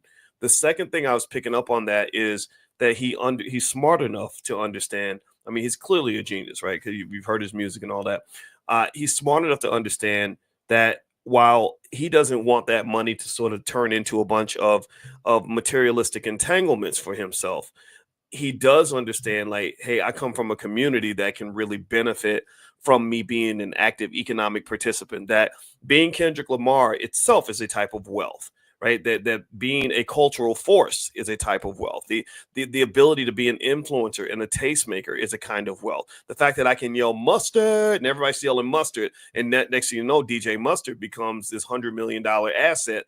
That is a type of wealth, right? He can breathe economic life into things. Donald Trump actually has the same power for white people. Kendrick has it for Black people, and he's using it in a very conscious and a very intelligent way. So with that said, because I can tell you, I know other people who have that same power who don't use it in the same way. For example, if you go look at Tyler Perry Studios, Tyler does a lot of great work for himself. I don't watch his movies, but he's able to make money with those movies. But you really haven't seen him breathe life into a lot of careers. You haven't seen him consciously say, I'm going to just grab this person here and make them super famous for doing exactly what I do. So I'm a famous director. Here's another famous male director that's working with me that you're going to know about as much as you know about me. That's not, or I'm going to go on a big stage and I'm going to make sure this person is seen on the stage as much as you see me. I haven't really seen much of that, right? So I like what I saw in the video. The other thing about the video that I'll mention as well is the investment in the music programs. That makes sense because he's an artist, he's a musical artist, so of course he'd want to invest in that. Second, there was the piece about helping families during the pandemic. When you have a tragedy, it's your wealthy people, your billionaires and millionaires that are supposed to step up and do things for the community. This is what the Rockefellers did for white people. This is what the Carnegies did. This is what every wealthy family in most communities, the wealthy families are expected to come together and provide resources for those that are struggling during difficult times, right? You're supposed to be an elevator for your community, right? For the people you care about. And so his understanding of that is I think, pretty impressive. The fact that he did that during the pandemic, because the government, all that government money was kind of missing the Black community. They were spitting out money like crazy. They put the government way deep in debt to allegedly get through the pandemic. They didn't need all that debt, but they took it on anyway because they were financially irresponsible. And a lot of that money missed the people that needed it the most. The small businesses, the African-American community, a lot of that money went right over our head. It went to somebody else. And so when you have the Kendricks that say, hey, you know what? it's also my job to do their job, right? Their job kind of is to take care of us, but really the job of taking care of us belongs to us. That's why they call us us.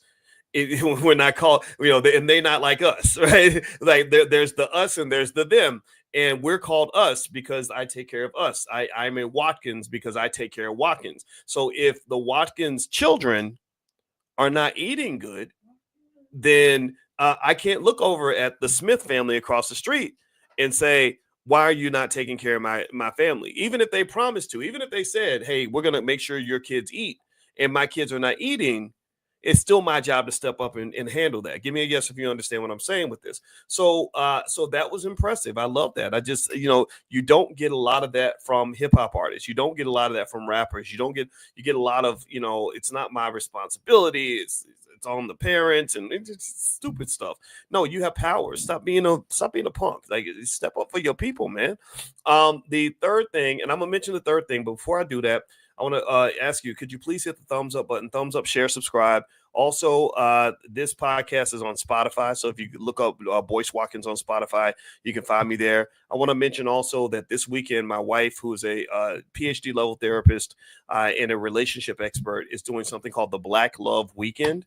And she's basically bringing in African-American experts and relationship therapists, licensed therapists, to lay out blueprints for managing conflict, blueprints for intimacy, blueprints for how to have healthy relationships. So if you want to fix your relationships, find the right relationship, build relationships, whatever it is, the Black Love Weekend is for you. So you can go to theblackloveweekend.com. That's the URL. Or you can also text the word love to the phone number 87948. So text love to the number 87948, and Dr. Alicia will send you some free information as well as access to the Black Love Weekend. There is a small fee, but it's all the material is yours for life, and you can bring your whole family for the price of one admission. Now, the last thing I want to say about Kendrick's financial decisions, assuming this video has merit, nobody really knows exactly what's going on in a person's life, but they said some things like when they showed the truck. I recognized the truck that he drives. They talked about him investing in Black-owned businesses. They talked about him understanding the value of Black entrepreneurship, supporting Black-owned brands, helping those brands grow into something bigger than they were before. This, to me, is a great example of what happens when those among us who are doing well understand the importance of making those investments in other people and other in entities in our community. The Black community struggles largely because you don't have an institutional backbone. You don't have an institutional grounding. You don't have an institutional framework that is absolutely 100% yours. Most of the Black institutional, most of the Black institutional connection in our community typically comes down to whatever white people leave for us. So it's like, instead of us having our own car, we're in a car that's being driven by the Donald Trumps of the world. And the Donald Trumps are deciding, if we say, hey, I'm hungry, they throw food in the back seat. If we get out of line, they put us out of the car. If we say, hey, I want to go north, they say we're going south, whether you like it or not.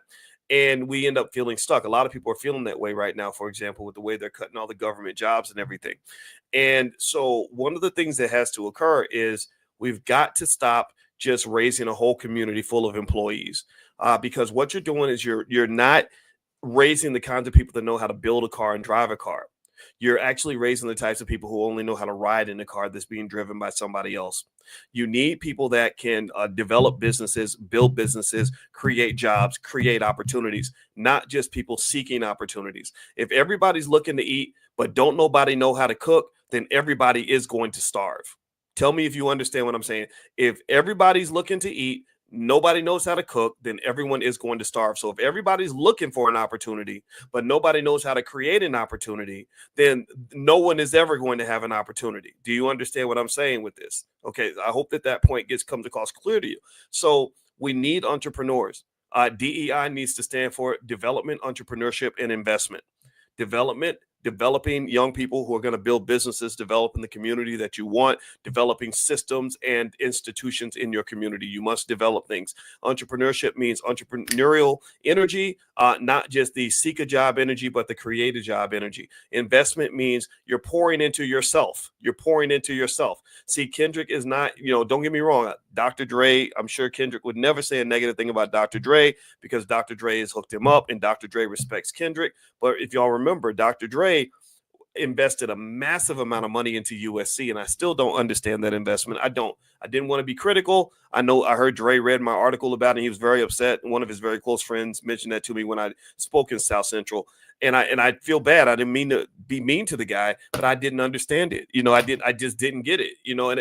This is the kind of reason. This is why I don't have any friends because I'm friends with Cube, but Cube is friends with Dre. And then if I say something about Snoop, that's why I don't like being friends with celebrities because it just kind of makes things awkward. But I have to be honest. I have to say I did not understand $70 million going to USC when USC don't need the freaking money. USC does not need a nickel from the Black community. So what they got white people doing that. They got have y'all been? I don't know if anybody's ever been to USC. Oh my God. That campus. Lord Jesus. It's like a luxury mall. That's what it is. Anyway, so what I like about that Kendrick story, and I don't know about Kendrick's whole economic life, but when you're taking that kind of money and you say, let's pour that into the Black community, let's pour that into our businesses, let's invest in ourselves. That leads to my question that I ask every Black person. I say, what are you investing in? What are you investing in? If you wonder why the Black community is depleted, it's because of one simple rule. My mother explained this to me when I was young. Your mother might have said the same thing to you. Whatever you invest in is what's going to grow. That's it. End of lesson. Y'all can go home now. Whatever you invest in is what is going to grow. If your relationship's struggling, then ask yourself, are you investing in your relationship? Are you spending time reading books and taking the time to learn how to have a good relationship, seeing a therapist and all that? Or are you neglecting it? If your health is failing, are you investing in your health? Are you going to the gym? Are you eating right? Are you doing? Because if you're doing those things, your health typically will not be failing. If your money ain't right, have you ever bought shares of stock? You ever take the time to buy real estate? If you get $10,000 in your pocket, what's the first thing you think to do with that money? Are you thinking, let me go invest and let me go, because people think that to be a business owner, everybody thinks I want everybody to be an entrepreneur. I don't want everybody to be an entrepreneur. Why the hell would I want everyone to be an entrepreneur? I never, or better yet, I don't need it. I'm not saying everyone needs to be a full-time business owner. I'm saying everybody should own something. That's what I'm saying to you. I'm saying that you want to have entrepreneurial ability in case that white man ain't giving you no job. What you gonna do? Beg on the street? What if all the Donald Trump start taking over like they are right now, and they just say we don't want to hire any Black people? What you gonna do? You just gonna tell your 4-year-old, hey son, you're gonna be hungry because Master Trump don't want you to eat, boy? Is that what you're gonna do? You gonna get like become a bug-eyed slave, or you gonna solve a damn problem? So when I say that entrepreneurial skill is essential, I'm not saying everybody needs to quit their job and start a business. If you like your job, keep your job. But also you need to be a business owner. What does that mean? Let me explain. I'm not saying go out and buy your cousin's liquor store. I'm not saying go out and start a business. What I'm saying is get your ass on an app and buy you some shares of stock. You can be a business owner by getting on. I could get on. Look, it's what time? Shoot. Okay, it's 3:48 Central, so which is 4:48 Eastern. So the market's closed, but there's some stocks that trade after hours. Let me show you how I can be a business owner in 30 seconds or less. There is a stock that I like called SMR. It's NuScale Power. They make small modular nuclear reactors, and I heard from Sam Altman that industry is going to do well. So I think I want to be a business owner in 30 seconds. So let me get in here. I'm gonna buy me some shares of SMR. Let me see. It's the shares are what $26 a share. So I'm gonna buy me about 20 or 30 extra shares. There we go. Boom, boom. Guess what? I just became a business owner. It's that easy. It's that easy. So don't ever think that owning assets is for white people. Don't ever think that wealth is for white people. The word wealth does not rhyme with white. I'm sure Kendrick could find a way to rhyme it because he's smart like that. But where I come from, you can't rhyme the words wealth and white. So stop doing that. Y'all be rhyming wealth with white, thinking that black rhymes with poor. No, black does not rhyme with poor, and wealth does not rhyme with white. Get your stuff together and go do something for your family. Do something for your community. Do something for your people. So I ask black people this question, basic question. What are you investing in? Are you investing in yourself? Or are you investing in other people? Are you investing in each other? Are you investing in your future? Because I can tell you what, when I saw the Super Bowl that Kendrick performed in, people say that was the blackest Super Bowl ever, right? Yeah, I mean, it was very black except for the owner's box. It was black on the stage, it was black on the field, but it wasn't black in the owner's box. People that got the money, that was the white people.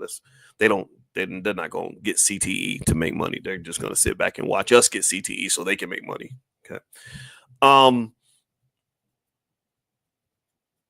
If you're talking about navigating this economic system, one of the things that you have to do is you have to know how to play chess and not checkers. And you have to understand the value of money, and you have to understand what it means to pour into yourself and not pour into other people. Because while we know that most of the money that's made from the NFL goes to white folks, we are among the biggest investors in the NFL. There's no team owner that's ever gotten CTE in order to own a football team. There's never been an NFL owner who's ever got paralyzed from the neck down to be an NFL owner. There's no NFL owner that's ever had to go to 2-a-day practices in 100-degree heat since they were 5 years old. That hasn't happened, right? Let me know if you get what I'm saying, right? So we are investors. We were doing a lot of the work, and others were getting the money. And this is the economic rope-a-dope that occurs if you don't understand how this stuff works. Also, when you talk about what are we investing in, when you go to work every day, when you get up and you go to the job every day, you are investing in someone else's company. And they're giving you a paycheck, but they're keeping the equity. So their wealth goes up. You get enough money to pay your rent just so you can keep coming back to work. That's why you have people that are retiring now that have a lower net worth than a newborn baby who's never worked a day in his life. That's not how it's supposed to work. Your wealth should be like a bucket. It should be a bucket where you pour water in and you have more water when you're done than you started with. For some people, it becomes a bucket where you pour in 80 gallons and you end up with negative 50 gallons. That's not a good bucket. So Robert, great question, Robert. How are we going to learn to invest in stocks? Well, I teach that stuff every day. I thought you knew that. drboystockmarket.com. I have a morning class. It's free. So you don't have to pay money. You just have to pay attention. So if you want to join us, just text the word morning on your phone to 87948. So text morning to 87948, and I will send you an invitation, but you got to pay attention. If you're not of the right mindset, if you're into negativity, it's not a good place for you, because we're going to drown you with positivity and it'll probably just get on your nerves. Kendrick has more money than all of us in this chat. Why count his pockets? Well, Brittany, I don't know how much money Kendrick has, but I can definitely say that I was very impressed when I found out that he does good things with his money, and I think that deserves to be applauded, because that's not really standard sort of hip hop culture, and I think Kendrick has done a great job of challenging that culture. D1 has challenged that culture. And I think Kendrick and D1, I'd love for them to do a song together. I think that would be epic, because both of these guys are an extremely important part of the community, a part of that of the hip hop community. I really do. I think they can help save us. So anyway, it's okay, Brittany. It's okay, Robert. I appreciate that. Thank you for apologizing. You know what? A lot of times people come in and they might troll and say something real nasty and negative, but they don't apologize. Well, okay. Well, and I apologize if I'm ever wrong, because sometimes I can be an asshole, and I don't mean to be. It just comes out sometimes. And so, I love you too. And so if you want to join us in class, feel free to go to text the word morning to 87948, And also, or you can go to drboyceelevate.com if you live in another country, and you can join us for free. So I got to get out of here, guys. My wife is waiting for me, but I wanted to take a moment to applaud Kendrick Lamar. And again, I don't know Kendrick. I know some of the rappers, Kanye and Ice Cube and guys like that. But if Kendrick sees this and Kendrick wants my 2 cents on great ways to have an economic impact on the community, and there's some resources available, I'd be happy to support and lend advice free of charge. You know, that's sold the same thing to Kanye. Just, I don't want their money. I said, look, I just would love for you to do something with your money that's structured. And I really think if you do that, you know, you get you a little board of super smart people that can and have full transparency, so everyone knows where the money's going. I think we can build a damn community. We can build the infrastructure that we need. We can build exactly what we need. And I ain't gonna lie to you, I don't hate white people, but I'm sick and tired of sitting around with it. I think it's a myth. It's an embarrassment that everybody thinks black people can't do nothing without massa, without white folks taking care of us. I'm not anti-white at all. I just am anti-negativity. I'm anti-poverty. I'm anti-broke assedness, right? I'm anti-backwardness. That's what I'm anti. You know, I'm anti whatever the hell it was that we've gone through the last 20 or 30 years.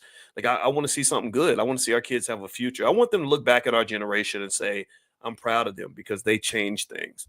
They pushed things to another level. Remember, they're going to look back at us and they're going to have a judgment on our generation. What do you want that judgment to be? And when they go back, when some kid in the year 2090 is watching this video, I want him to look back and say, okay, this guy understood it. This guy got us started. He sent us on the pathway to where we are right now. And that's what you're supposed to do. You're supposed to be a winner. That's what your ancestors were. They were winners. Be a damn winner. That's it. I'm out of here. Have a good day, everybody. God bless you. If you want a copy of my book, it's called The 10 Commandments of Black Economic Power. You can go to drboycebooks.com. We also have financial flashcards and workbooks for kids. So feel free to go take a look. All right. Have a good day, everybody. God bless you. Thank you so much. And shout out to you, Kendrick. I appreciate everything you're doing. All right. Take care. Bye.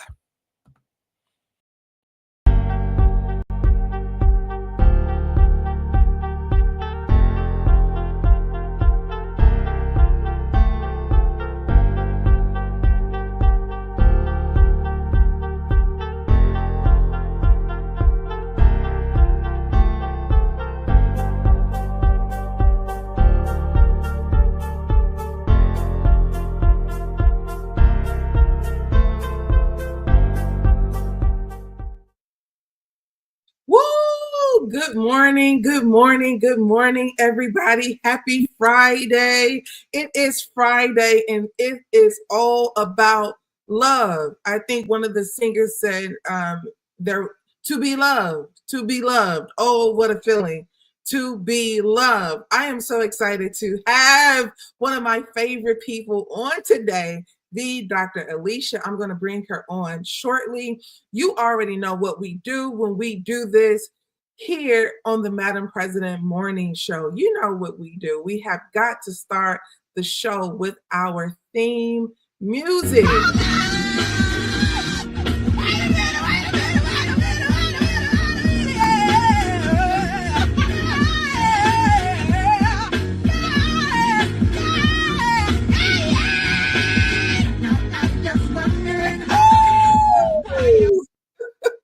That song gets me excited every time I hear it. You guys know that. You know that we do this Monday through Friday, 9:30 Eastern, every chance we get. Now, do not forget, this is the FlyNubianMoney.com network.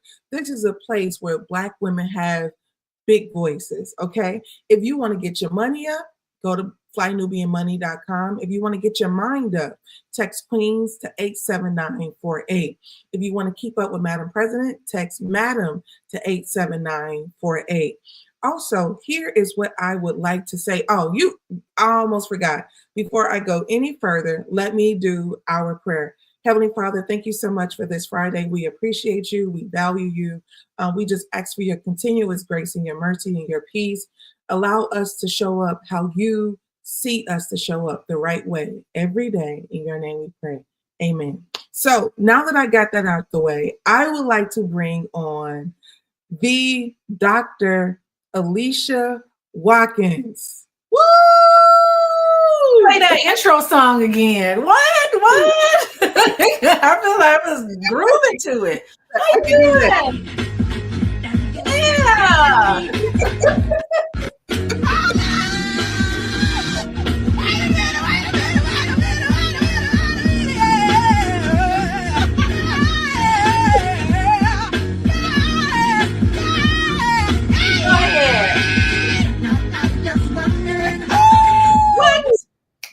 Come on.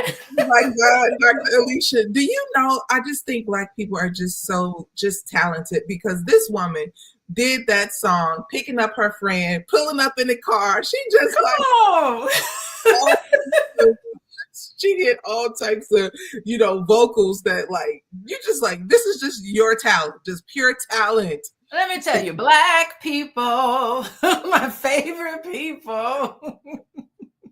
So glad to have you. Oh my gosh. Exactly. I'm so glad to have you this morning. I really do appreciate you so very, very much. I have a banner for you too. My dog look at that. Yeah, coaching with Dr. Alicia. Well, I don't want to hold you long. This segment is strictly about the psychology of love, healing, heartbreak, and the science of healthy relationship. I just know that when I think about love, when I think about the mind, you being a doctor, a psychiatrist, psychologist, you know more about these things than just a person who talks about it from a place of feelings. So I was just like, well, I want to get a smart woman up in here to talk about the science of it all. So let me just ask you this. What is the psychology or the scientific background of the feeling of love? Let me tell you. Okay, so we got to put it in a song. Okay. You know that song by Lauryn Hill where she says, it could all be so simple, but you'd rather make it hard. Yes. Come on. That song won a Grammy for a reason. It seems like it should be simple, but the psychology of love is super complex. It is not as everything that it seems to be on the surface is one thing, but there's a whole lot of feelings, emotions, past traumas, past triggers, past heartbreaks. All of these things are going on in the background, and how aware you are of how these things affect your life, how it affects how you love, how you find somebody that you love. That's part of the problem. The barriers. And then once you find somebody that you just could stomach sitting down and having a dinner with, having a meal with, then that's when the real work begins. And so people just need to be realistic about the intricacies of finding love, healthy love, in a way that is healthy, in the way that it's supposed to be, to share someone with, and be able to keep it where you don't have all these toxic elements coming in. To do that takes transparency. It takes being vulnerable. Oh my God, that's scary. It takes all of these things that many of us are not equipped dealing with it, but there is a science to being healthy that cuts across race, cuts across culture. I was just talking to a client this morning. I could be walking around in India and I can look at a couple. I don't know what they're saying. They're speaking their language. I don't know what they're saying, but I could be able to look at them and tell whether that relationship seems healthy or whether she don't really like him. He got problems with her. We can see by body language, by how people interact with each other, whether things are going on the way it should be. So it could all be so simple, but it's not. Oh my God, you're singing the real song too. And I also was just thinking about, sometimes we talk about how sometimes Black girls grow up in our community with missing fathers. When we have, and I was doing some research on this myself, but when we don't have a relationship with our father, what does that do to our relationship with men in general? Like the trust element, the interaction, because I believe that's one of the challenges that people are facing as we go into this era of the 50-50 podcast conversation that's always circulating online. The question really is, have we not even just witnessed healthy love, but when there are components of your identity that is completely missing, you don't have interaction. If my father was killed and I was 10, I grew up, there were men around, but do I miss that interaction where, I want to know the impact that it holds on women as they grow? Okay, well, first thing I want to say is that your past does not dictate how your life operates currently. Okay. Okay. I like that. So okay. I am not getting into, if you want to talk about these movements, I'm not getting into these red pill movements that is nothing but hatred toward the genders. They promote divisiveness between genders.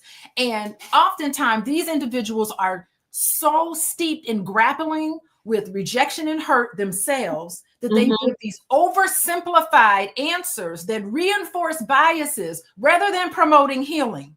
Ooh. I want to get away from these conversations and these narratives that because you didn't have a father in the home, that you're no good and you need to be pushed to the side and that you need to be chewed away. When science tells us that how you are to react in a relationship currently depends on the quality of the relationship you have with your mother in teenage years. Look it up. Woo! Come on, I got you dropping bombs. Look it up. Yo, Dr. Because I'm cute. I didn't show up and say in my cute little outfit and say, give me a license, give me a PhD. No, I think you're right, because I believe that I think that makes a lot of sense too, because we spend a lot of time with our mothers no matter what. So we spend a lot of times with our mothers and we are forced to reckon, we're forced to manage, we're forced to deal, we're forced to communicate, we're forced to, go through a lot of different channels as women with the mothers. And that's just the reality is not every woman has a healthy relationship with their mother. So it's like, I think sometimes some of the components, I love that you said and mentioned that your past does not dictate your current life, because sometimes I really feel like you said, Black women in general, and like you said, this cuts across any race, no matter what your race is. Having an absent father does not give, the world permission to be harsh or to invalidate, who you are and what you bring to this existence. So I agree with you. That's a loving household. Correct. No matter what the family structure. I love that, because I feel like I grew up in a very loving household with a lot of compassion and sensitivity. I tell people today that my grandmother was very sensitive. You can't say anything you want to her. And I think she passed that sensitivity to everybody. You should see us on a Thanksgiving Day. Everybody, you can't say nothing to nobody without somebody feeling like you hurt their feelings. So I always think about that. Now, I'm gonna tell you, I come across men who say, I did not have a father in the home.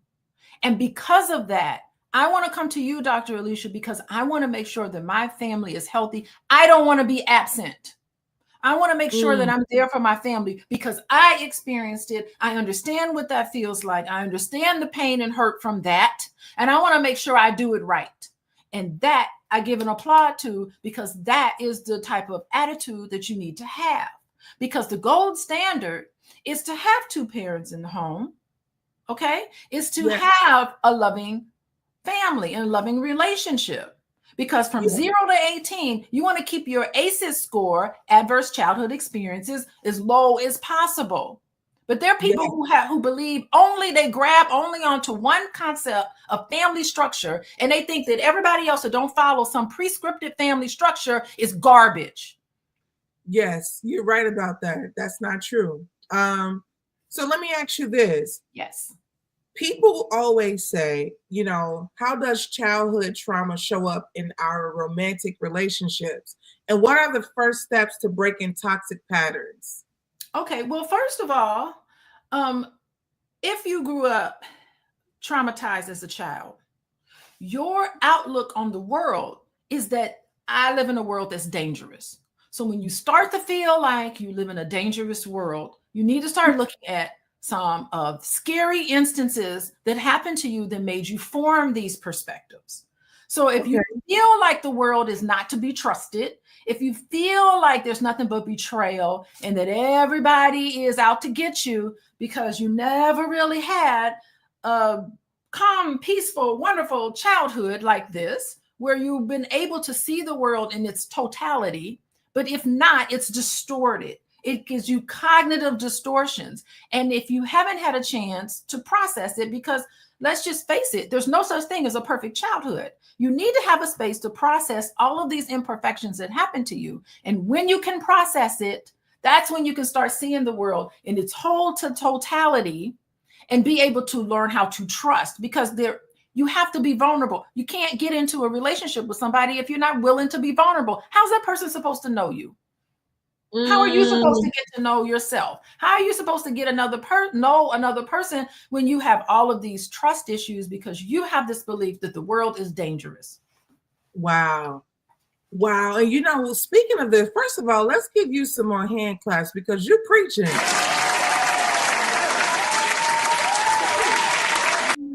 Dr. Alicia, a round of applause. Dancing. Yes, I really agree with you so just greatly because, you know, if you do grow up in an unsafe environment, you do feel like the world is a bad place and you always got to look over your shoulders. And if you have that personality and you are bringing that into your relationships, whether you know it or not, you're bringing that into the interaction. You're bringing that, if you don't feel like you can trust anyone, then you probably aren't easily being vulnerable. You're probably withholding. And that's a good point, that in order for a person to get to know you, there has to be some level of vulnerability there. I got another question for you. In the age of social media and instant gratification, what's the best way to build a truly deep and lasting connection? Truly deep and lasting connection in the age of social media, you have to be deliberate. You have to really be deliberate in your interactions with people because social media is supposed to like make us have more free time because we're able to do things a lot faster. We're able to report things faster, but that's not what's happening, right? So you need to be more deliberate in your interactions with people, the amount of time that you have to really socialize and connect with individuals on a personal level. You got to be able to do that. And you have to be able to put the phones down. You have to be able to look somebody in the face, and you have to be able to have an interaction with that person.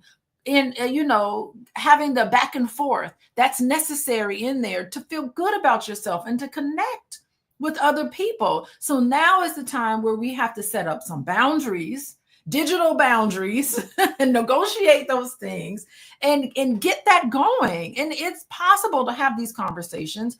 And we all need to have human touch and physical touch, and we need these things. So it's becoming more deliberate in our conversations and in our interactions with each other. Oh, I love that so much. We have to be deliberate on that. Yes. You can't go around that. You can't fake the funk on that. Let me ask you, this is a really good question. I only have a couple more for you because I want to make sure that I know you got quite a busy day, but what is the biggest misconception women have about love that keeps them in a cycle of disappointment? Cycle of disappointment. Well, you know what? A lot of women are in denial about the men that they're dating. I confront a lot of women, and I say, well, if he's shown you who he is and he's not taking accountability for it, things are happening that you know deep down inside that goes against you, and you feel the need to silence yourself. Why are you suppressing that?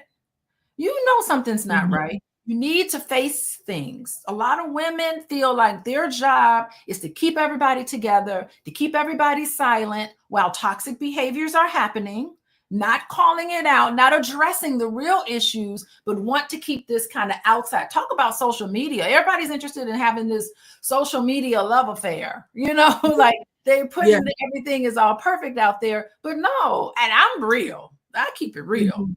I will Yes. disagree with my husband online. And you have to do it in a way that's respectful, of course, but I'm not going to silence myself. I'm not going to become something that I'm not. It's going to be healthy dialogue as much as possible and repair as much as possible. But I think the issue is not to be in denial, not to have these defenses come up that gets in the way with how you really feel about what's going on. So a lot of women need to step out of denial and start accepting the way things are, because that's the first step in changing things, is to accept it and make things healthier. There's a science to healthy relationships, and it can happen. I love that. I believe it too. I think that you're speaking a lot of truth to power, for sure. One of the things that I personally felt that women have a little bit misconstrued romantically is a fairy tale. You know, it's kind of like this person. I remember, I'll speak for myself. I remember feeling like a person didn't love me if they weren't, you know, overly affectionate, or if they wasn't verbalizing that they love me. You know, those things mattered to me. But I had to learn, like, this is called reassurance. Why do you require so much reassurance? You know, okay, well, that is you're moving from an abandonment space. That's, everybody is not thinking that. Some people are not giving you verbal reassurance if that's not understanding that they know that you require. That's number one. And number two, people love you and they don't always make you feel loved. And I'm not speaking from abuse, but I think that you, as a married woman with, you know, children, you love everybody in the house, but there's some days you are not, telling folks, hey, pick that up out of love. You know, people can easily misconstrue how you may feel in moments, you know, or throughout the day when you're not really giving them that much attention, because, you know, Dr. Alicia could be giving her clients attention. So it's like, you know, knowing what you require as a grown woman is important. You can't put that off on many other people. Right. That's just something that I would like to add to, you know, your sermon. Yes, you know what? Abandonment is a childhood issue that you need to come to terms with. And as a result, you need to start parenting yourself through abandonment issues, because as an adult, no one can really abandon you as an adult. Okay? They can leave you. They can choose to do something different, but abandonment doesn't happen in adulthood. It happens in a childhood, because these are boundaries for a relationship. You can't look for your partner to give you that level of validation. You need to come into the relationship filling yourself up. So when I do on Sunday nights, sometimes I'll do Healing Haven Book Club, and we're talking about that inner fountain. You got to keep that fountain going on inner side. And if you tune in, we talk all about how to deal with your own abandonment issues by loving yourself and parenting yourself and giving yourself the attention that you never got, the validation you can give yourself, so that you can have your internal fountain going on, because you can't look for a partner to fill up this fountain from within, because you're putting too much on that other person. Correct. There. Yeah, I agree. I'm gonna ask you this one final question, Dr. Alicia. If you can give every woman one psychological truth about love that would change her life forever, what would it be? You know what I would say? Self-care is self-love. Okay. I think getting into self-love is so important. What happens with a lot of Black women in particular? You alluded to this before and you were spot on. That was the other part of your question that you asked me before, was as Black women, we carry the emotional load of everybody in the household. We are the center of everything, as it should be, because I think it's okay, because I have been to households where there have been Greek household culturally. I've been to Italian. One of my really good friends was Italian. And you go to her house and those women were running those houses. You know what I mean? So why is it derogatory when Black women do it, but not derogatory when you have Greek culture, Italian culture? Oh, dare I say, Hispanic culture, Hispanic women are running them households and everybody falls in line, right? So some of these things are cultural, but at the same time, carrying on as culturally as it is, it's not negative. It is positive because we need to have the nurturing there. But Black women really need to know about self-love, and it doesn't have to cost a lot of money. It could be a bath, it could be just spending time with yourself, giving back to yourself, filling yourself up, that fountain from within, so you're not depleted. And then I know I can get tired. That's a signal to me when I'm tired, when I get annoyed with all the mess in the house, and I'm like, you know what, this is a signal that I'm tired and I'm not having a good day. I need to go take a bath and go to bed and worry about it in the morning. And guess what, in the morning it's not so bad. So you have to have a way of a self-care plan and stick to that plan, because you got to put yourself first. Black women, let's put ourselves first, because we're socialized into putting everybody else first. And sometimes it goes without the level of appreciation and gratitude that we deserve. Absolutely. Well, Dr. Alicia, I would like to say that I just love you. I love who you are. I love what you represent. And I appreciate you so much for being here today. This wouldn't have happened without you. People know exactly where to find you. Dr. Alicia online is Coaching with Dr. Alicia on all social media platforms. Follow me on Instagram, please. And come to the Black Love Weekend. We talk about this and then some this weekend. And you can get the recordings if you're busy. And you're trying to find somebody, come to the Black Love Weekend. It's this weekend. Okay, absolutely. Make sure you all hit the Black Love Weekend this weekend. Log on with Coaching with Dr. Alicia on Instagram. Connect with her, follow her. And remember, only love is light. Keep that in mind. Love is light. Love produces so many beautiful things. So when we lead with love, when we act out of love, there are so many good things that comes behind it. When we act out all of the other things, the insecurities, the uncertainty, the anger, that's when we are doing opposite of love. So remember, if you can be love, you can get love. All right, guys, I'm Madam President. You all have a good weekend. We out.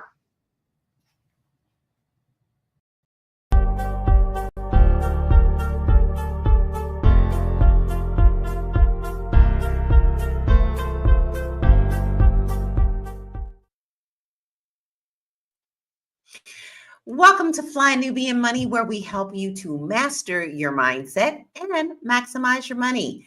Today, we're talking about something that's hitting Black America pretty hard. A lot of us and a lot of our communities are struggling to find full-time jobs while being forced to take on side hustles just to survive. A new report from LinkedIn says that job seekers are applying for more jobs, but hearing back less, with 1 in 5 still searching for work a year later. At the same time, the cost of living keeps rising, forcing more people to take on second jobs, gig work, and side hustles just to make ends meet. Now, we're going to break all of this down and why Black Americans are struggling, and most of this in this economy that we have now, and how AI and automation are making job hunting a little harder, and whether side hustles are the new reality for financial stability. Now, is this just a temporary setback, or is the system built to keep us hustling forever? And all I keep hearing is that song, every day I'm hustling. We've got a great panel to talk this through with you today. We also would love to hear your comments. We love to see what you have to say, so please make sure that you put your comments in so that we can address them. And here's who I have on my royal court today. We have Joe Corley, licensed therapist, mental wellness coach, and educator.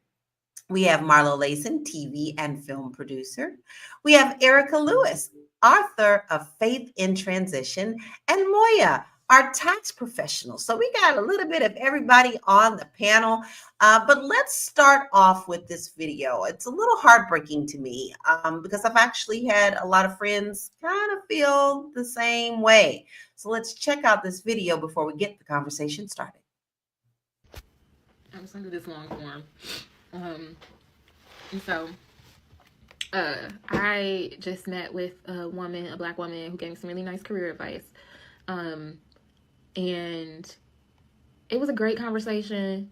As far as, you need to find your passion, you need to find this. I'm like, I know my passion.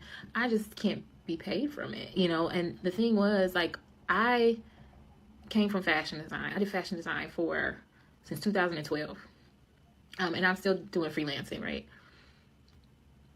But I'm like, at this point, I just need to pay my bills, right? I can't get hired in retail. I can't get hired in customer service. I can't get hired in, the most basic shit. Not with my resume. Not with my resume. And not even if I redo my resume. I'm like, I have a retail resume, but I haven't worked retail since 2015. I'm like, what am I supposed to do when I have bills to pay?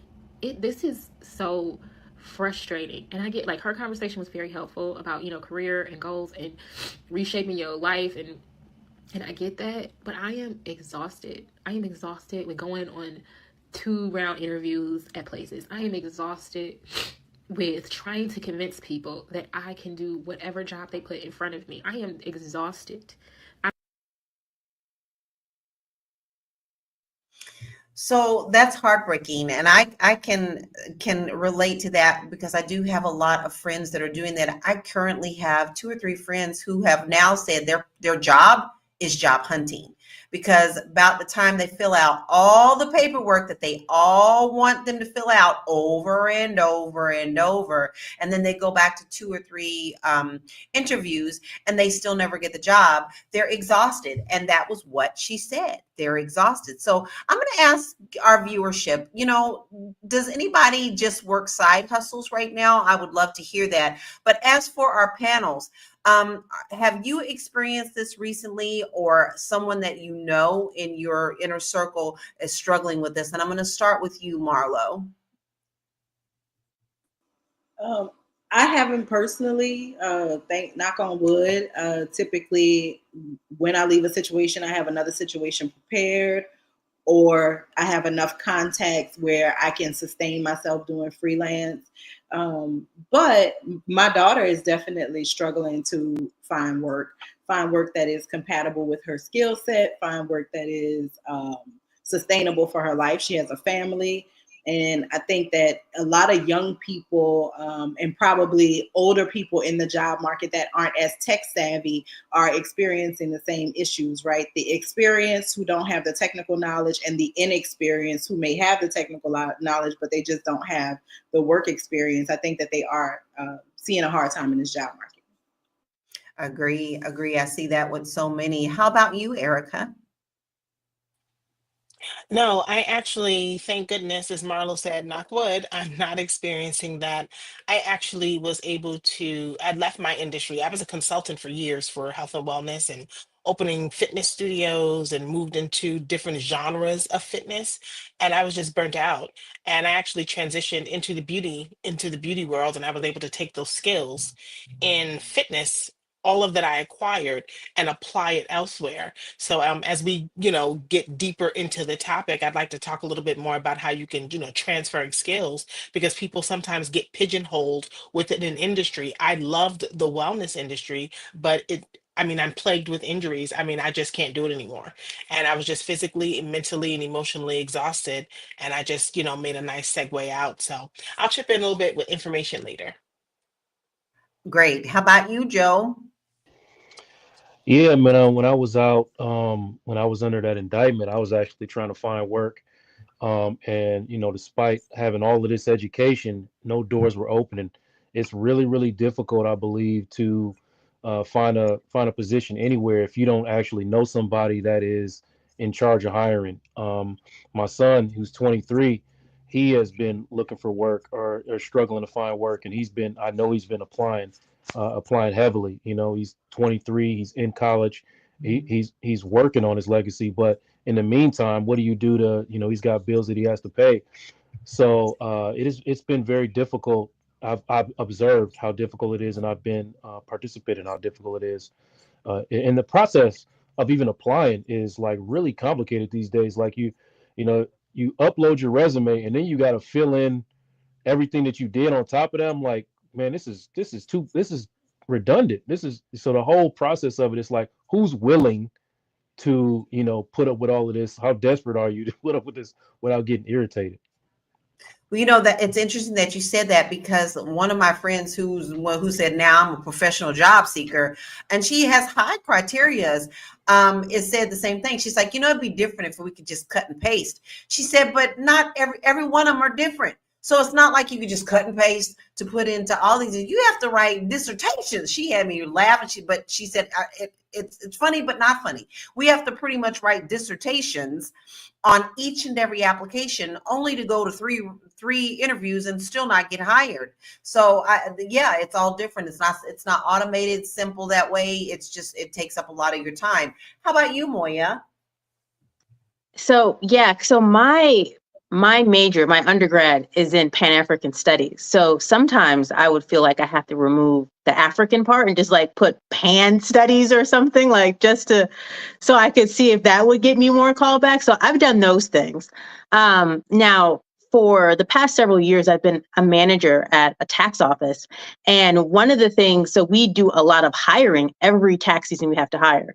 So we had super entry level positions, and we also had training positions. And I tell you, it is so hard to find people that can do basic things like answer the phone with a smile, like come to work on time, adhere to your schedules. So I see a different side of this whole I'm not able to find a job thing, because I know we hired. I'm with you on that. Like, just today, I had to call an attorney's office, and the girl who answered the phone, I couldn't believe she was answering the phone for a law office. She was so good. Well, ma'am, we can't call everybody back. We got too many cases. You are talking to a family member who you are representing. And so this is what you get to. You have to take that into consideration. So I'm going to ask you this, Marlo. Do you think that companies are intentionally making it harder for people to get hired? As a person that's in a position to hire people, I'm going to say no. I don't know at the corporate level, right? But I know I need what I need when I need it. I think that the applicant pool is far and wide, whittling down who is qualified for a job, right? Assessing people during an interview. You get people who don't know what to say. I've had people show up, their mom is in the background on the Zoom call. Like, it's a crazy world out here when it comes down to trying to hire people. So while I sympathize with people who can't, I'm also coaching my daughter, like, what you doing? What did you say? How was this going? Now, when she applies for a job, she does get them, right? She will land the job, but it's I don't know where the gap is, but there's certainly a gap that I see being in a position to hire people, where people are applying for jobs that a lot of times they aren't even qualified for. Like, I can teach you my SOPs. I can't teach you journalism. That is, you should come here already knowing that, right? And a lot of people apply for jobs that they are totally unqualified for. So that's a part that's also in the mix of all of it. Well, like I said, this professional friend of mine who says she's a professional job seeker, she said at this point, she's just applying for everything and anything, because she's like, you know what? Somebody's going to have to land me. She said she used to be very targeted, but now she's like, look, even if it's something I don't think I qualify for, I'm still going for it because I am very desperate. And someone in the chat said, Tebow said, no industry is safe. Even us in tech industry are getting laid off. Now, with that being said, guys, today is supposed to be a big announcement from the Zuck. That's not what I really wanted to call him. I wanted to use Zuck in a rhyming word. Was going to come out and actually tell people that they were going to be let go. Like, under everything now, I mean, he's like, if you're not performing, you've got to go. But their performance on some of these tech places are just so high that it's like they expect you to work 80 hours a week, and that's a standard. So if you're not living up to them, then can you keep the job once you get it? So this gives me a really good question, Erica. Do you think that AI and automation is making it harder for people to get jobs? I really don't think so. From what I've seen on my end, I am in upper management. And I'm going to be honest with you, I have seen people come in for interviews and they treat it as if it's like coming to church, come as you are. No, you can't come as you are. Come, hallelujah and amen. People come as you are. I really don't want to know that you have recreational behavior that you like to do. I don't want to smell that. And people come in and they smell like that. And then, so yeah, it's going to be hard for you to get hired. And I don't think people are taking those itty bitty things into consideration. I think Deborah Wilwin posted a comment that, interview skills are not being taught in school, and they are not. And, I don't think we learned those in school either. It was just common practice. And it was an understanding. You took a shower, you got dressed, you lotioned up, you put your, you brought an extra resume, you did this, you did that. Yeah. I mean, it was just common practice, and it is not. And then you have to also take into consideration so many people got used to working from home for so long, coming out into the workplace. A lot of those at home positions were done away with. So now they have to come out of the house into the workplace. And a lot of people just don't know how, they don't have that social piece anymore. They're not used to having to, interact with anyone, or even at this point being held accountable and being, kept on target for deliverables. So yeah, I think that's the one thing that's really triggering people, is that they just can't meet the standard of coming in to office. Yeah, a lot of them want to ask you, can we just do it online now? They have gotten very used to that. So they're used to doing the on-camera thing. But listen, we're going to dig into it. There is a lot of pieces of this that we're going to kind of touch on, but we would love to hear if you're struggling. Are you struggling with finding a position? What are some of the things that you're coming up against that, you need to share with us, because, maybe someone else is facing the same thing. We're going to take a short break and we will be right back. I know you're busy, you got things to do, and you can't take us on the go with you every single day. Good news for you. We are now on Spotify. So if you can't watch us, now you can listen to us on Spotify. Search Fly Nubian Money and all the episodes shall appear. All you have to do is like, subscribe, leave a 5-star rating, leave some comments, tell people how you love us, so that when other people come along and are looking for a great show to watch, they can find Fly Nubian Money too. One last thing, and just in case you've been sitting under a rock, Fly Nubian Money now has an investment club. We are the Fly Nubian Money Club. It's easy. All you have to do is go to flynubianmoneyclub.com, and I am committed to bringing in top experts from all industries to help you level up. They're teaching us the skills that we need to compete in this market. We often say that nobody is coming to save us, not the government, but guess what? We're coming to save us. I'm coming to save you with the Fly Nubian Money Club. So listen, all you have to do again is go to flynubianmoneyclub.com. We have a 30-day free trial set up just for you, just for those people that are struggling. Even if you ain't struggling, you ain't got to struggle. I'm coming. Okay, let me stop playing. I'll see you soon. Listen, that's exactly. She got this right on point. On point. Listen, this is exactly what we are talking about. The new skills that you need to level up, whether it is going to be a side hustle, or if you're going into these jobs now where they're expecting you to know these things, you truly need to get these skills up. And how are you going to do that? We got training, baby. We got training. We got training. All you have to do is come to flynubianmoneyclub.com. We have Dr. Lene, who's coming up with her class. And, she's our brilliance coach, so she's going to be bringing it. We've had Vanessa Gopal, who helped you level up your sales. We had Constance help you level up to 7 figures.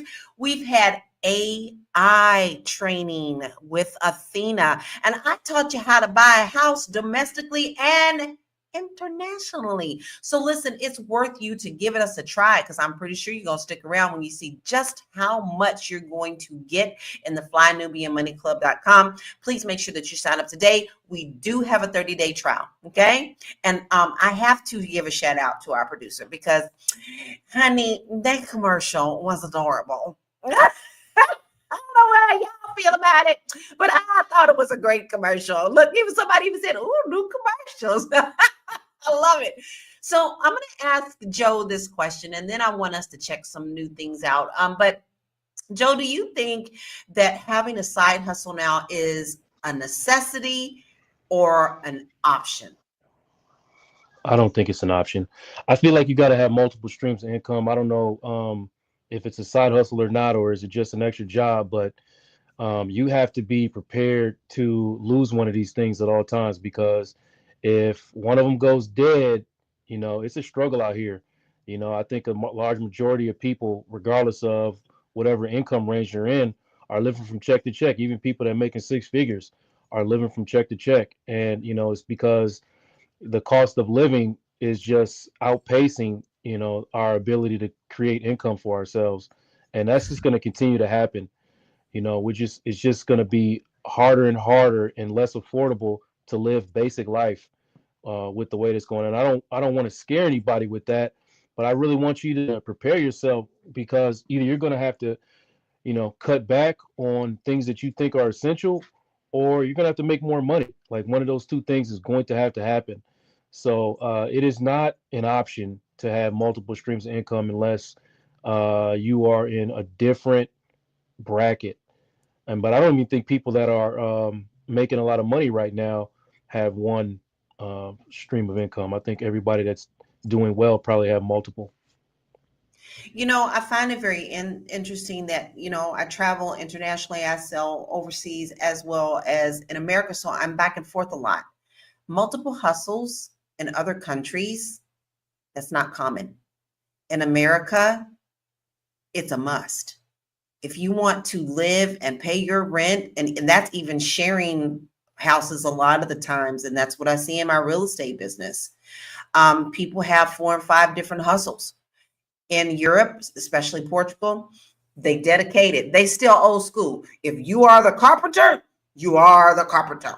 You know, that is exactly what they do here. And they get paid according to their skills, rightfully so. If you're a day worker, you are to get paid a certain amount that day. And they look at it every time to see if it fits the cost of living. So I don't see a lot of this happening in Europe. And Portugal in particular. I don't see it in Spain. I don't see it in France. I see this as an American issue. But I want to check out some stats, because Joe definitely talked about some stats that we're going to hit. So let's pull up some things that we need to see, okay? The Black unemployment rate has consistently been twice that of a white American, even in strong job markets. Wow.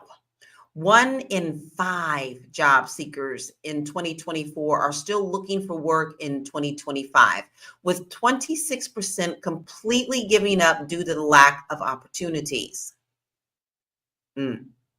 While wages have increased 5% in the past 5 years, inflation has risen over 14%, meaning real income, it's shrinking. And 75% of resumes never make it past AI screening systems, preventing qualified candidates from reaching human recruiters. Now, listen, guys, we talking about that AI thing. We are definitely, let me pull back to the AI before we move on with more stats. There are companies that are using AI with keywords. If you don't know how to put in your resumes with the right keywords, and that gets fed through the system, you have no choice in the matter, because a robot, you know, Robot City is going to see if the keywords that they are looking for are in there. So it doesn't pay to be unique. It pays to understand what keywords are. So Moya, do you think that I'm off point with that? Or do you think people need to get their SEO skills up a little bit? So that's a real thing. Like, I looked online, there's like a resume builder that specifically helps you get seen in certain positions. I think it's like $25. They'll review like 5 resumes for you, and they'll make sure that you hit the marks. You tell it the industry that you want to go into, and it'll make sure that your resume has the necessary words so that way you can go to the next round. So it's an extremely real thing. And I wouldn't have known that until I started just doing research on different ways to make your resume seen. Like I didn't. It was surprising to me. It is pretty shocking, but then when you think about it, every time you turn on something with social media, it's like use your keywords, search your keywords. YouTube, if you want more viewers, you need to know what your SEO is. So Marlo, do you think that automated hiring systems are weeding out qualified Black people? Absolutely, because again, the AI learning comes from the people learning, right? So in addition to you understanding keywords, understanding SEO, understanding how that works, it also has to be applicable. The biggest thing that people miss in SEO is relevance, right? You think keyword stacking is your friend. It's not, friends. It's not your friend. You need relevant, that's the piece that people always miss, the companion piece, relevant keywords. Look at what the job description says and figure out how you can mirror that description back to the AI. It's not looking for individual flowers, right? I read some crazy thing. This girl was having an issue. She actually was employed, but she was making flowery out of office emails. It's like, girl, just tell people when you're going to be gone, when you're coming back. I don't care about your squirrels, your chickens, your dogs. It's like everybody wants to be individual. That's not what this is. Be individual in your own space. But back to side hustles, you got to have them. You got to have a second stream of income. I only knew Black people to have side hustles, work full time, sell sandwiches, right? Sell cakes. My grandmother, cared for white children and was a domestic worker, but she also was the candy lady. She sold frozen cups. She sold praline candies. We ain't calling praline candies in New Orleans, but that's what she sold. Like, that's what she did to make money. So I think that we have always, I guess we probably got lured by jobs and salaries and stuff. But for the most part, Black people have always done multiple streams of income. We've always worked and had another thing on the side, whether it was sewing, whether it was cooking, whether it was whatever your skill set was, we've always bartered those skills. So I think it's time for us to lean back into who we are as us. I agree. And speaking of that, guys, don't forget, I'm gonna give a little reminder. Maybe we have some new viewers that didn't hear this before. We have a list of 40 side hustles that you can use to get some side hustle business on your own. And all you have to do is just send us an email in the subject line, ask for the side hustle list. You can do that at info@realvirtual.net, info@REELVIRTUAL.net. Now, with the AI component, okay, you say you get through, right? You get through, hey, I got them keywords, I got an interview. So Erica, we had someone say something very, very relevant. And I want to hear your comments on this because you were talking about how people just roll in and come in any way. So she says, on-camera interviews don't really work in favor of some who are dark-skinned. If you're not well-versed in lighting, makeup, and camera angles, you can appear angry or brusque compared to some other people. So do you even think that online interviews, you said you had some problems, with people coming in. Well, if you got an online interview, do you see that as a hindrance as well? Absolutely not. We go on YouTube for everything else. Go on YouTube if you know the lighting is an issue.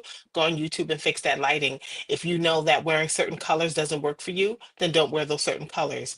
Unfortunately for me, I did television for quite a bit, so I know what colors work for me and what don't work, and what work for me and what don't work for me. However, if that's something you don't know, you on your phone, you posting on TikTok, you posting on Instagram, you know what's cute, you know what's not cute. It is time for us to stop making excuses. We make excuses. Oh, if you're dark, you're gonna look angry. Well, you're gonna look angry if you ain't smiling. Put a smile on your face, say hello. When you're talking to people, even if you're on the phone, smile while you're speaking, because it's automatically going to brighten your voice if you're smiling while you're speaking.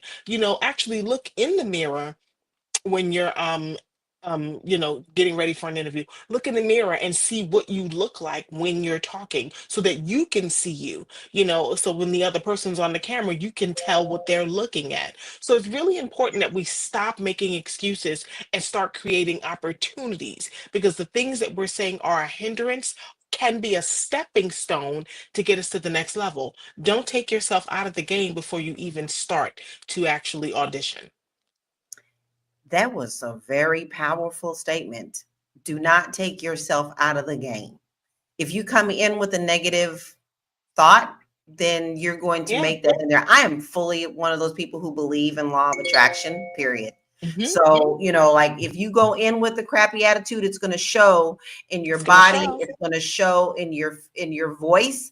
It's going to show all the way around. But, if you got to have yourself a positive affirmation party right before you go into these interviews, then I suggest you start getting out that mirror right now and telling yourself you love yourself. Can I add something to that about the online interviews? Be on time for those interviews. Just because the interview starts at 2:00, don't show up at 2:00. You might want to be there 10 or 15 minutes, because they are interviewing several, if not hundreds of other candidates. And you may have to sit in a queue and you may have to wait, but that's okay, because they are alerted that, hey, so-and-so with the 2:00 appointment is actually sitting in the queue. That's a good point for the person that's actually interviewing you, that you took the time to be early and you're waiting. It's okay for you to wait for someone. They shouldn't have to wait for you. You want to make sure that you're early. Being early is on time, and be prepared. Exactly. Great tips. Listen, we're going to take a short break and we'll be right back. It's a good show right here. But I'm biased. If you are just tuning in, you are watching Fly Nubian Money, where we help you master your mindset and maximize your money. My name is Tiara Williams. I'm also known as Miss Black Hollywood, and I'm the proud producer of this show because it is lit. If you want to receive notifications for when we go live Monday through Friday, 1 to 2 p.m. Eastern Standard Time. All you have to do is text the word Queens to 87948. That's Queens to 87948. That's QUEENS to 87948. Also, if you want to grow your money and not blow your money, all you have to do is go to flynubianmoney.com. There's all kinds of resources, there's courses, there's free giveaways. There's just no reason to be broke in 2025. All you have to do is go to flynubianmoney.com. Obviously, you don't want to be entertained here. You want to know enough to grow. Wait, I need to put that on a shirt. You got to know to grow. Got to know to grow. So know and grow with flynubianmoney.com. I am absolutely loving these. They have such a powerful message behind them, because that is what we do here. We do want you to know and grow. And it's really easy to get in a dump sometimes when you feel like you don't know what to do. Well, this is what we're here for. This is what we do this for. So if you are very interested in and also growing your business, you need to just send us an email. We get this magical email, right? We get this beautiful magical email. Just send it in at info@realvirtual.net. If you need someone to help you with your business, you're too busy, maybe you've got too many different things on your plate, we are here for that. We can help you with that. Then, you're here every day at 1 p.m. Eastern Standard Time. But if you're too busy and you miss us, you can watch and listen on Spotify to all of our shows. Binge out, baby, binge out.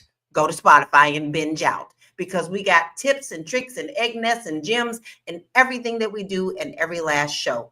So listen, I want to continue with this because it does seem it doesn't seem.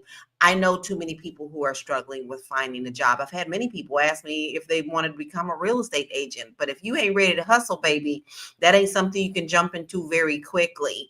So let's check out this other video and then we'll be right back. Sometimes you can have the credentials, but you don't have the connections. Sometimes you can have the credentials, but you don't know the right person. But because of your reputation, it opens doors that no man could close because of your reputation. You may have the credentials on your resume, but you don't have the credentials and your reputation. So you're wondering why it's hard for you to get the job that you applied for because you don't know anybody. You don't have the reputation and nobody knows you. So you think, I have the credentials, but I'm having a hard time getting a job, but yet there's somebody who don't have the credentials and they're getting the job over you. It's because they have a reputation. And that's what your brand is. Your brand is being very intentional about how you present yourself and being intentional about your reputation. Woo! You better. Right? Being a brand is not just being like an influencer or some hustler online. You are your brand. You are you. When you say Lala, you know who Lala is. Period. If you say Realty Goddess, you're gonna know me. I branded that early. If you put that in, that's it. Everywhere you go, there you are. So how do you get over when you're not exactly completely comfortable in that to get the job anyway? How can you present yourself as a brand and a very positive brand going into an interview so that you can get that job? Or is it always something that somebody you know? And I'm going to ask you that, Moya. Do you think that it's branding or is it somebody you know?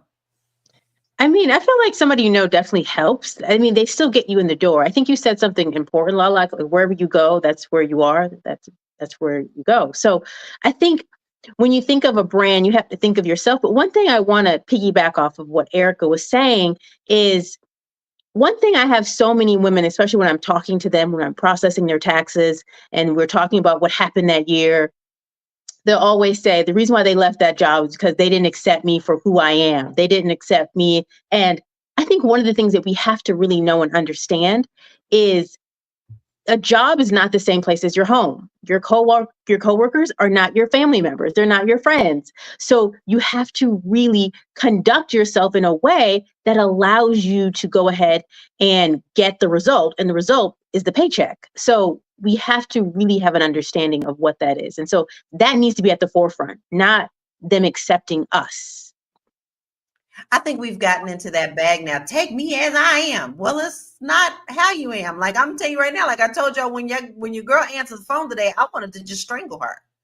You're working for an attorney's office, and that is how you're speaking to the people that you're representing. That needs to be addressed in that office. And they need to take her to the side and get her some training on that. Someone needs to be honest. But then again, if you're dealing with attorneys that think like that too, then I guess they see no problem. I do want to hit another concern. And Marlo, I'm going to ask you this. Are we seeing a shift where full-time jobs are no longer enough to survive?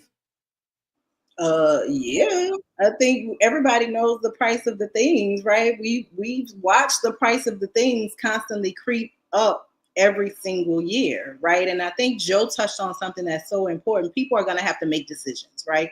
Maybe you haven't identified what your skill is to expand yourself into a side hustle, right? Maybe you don't have the time because of the demands of your full-time job to take on a part-time job.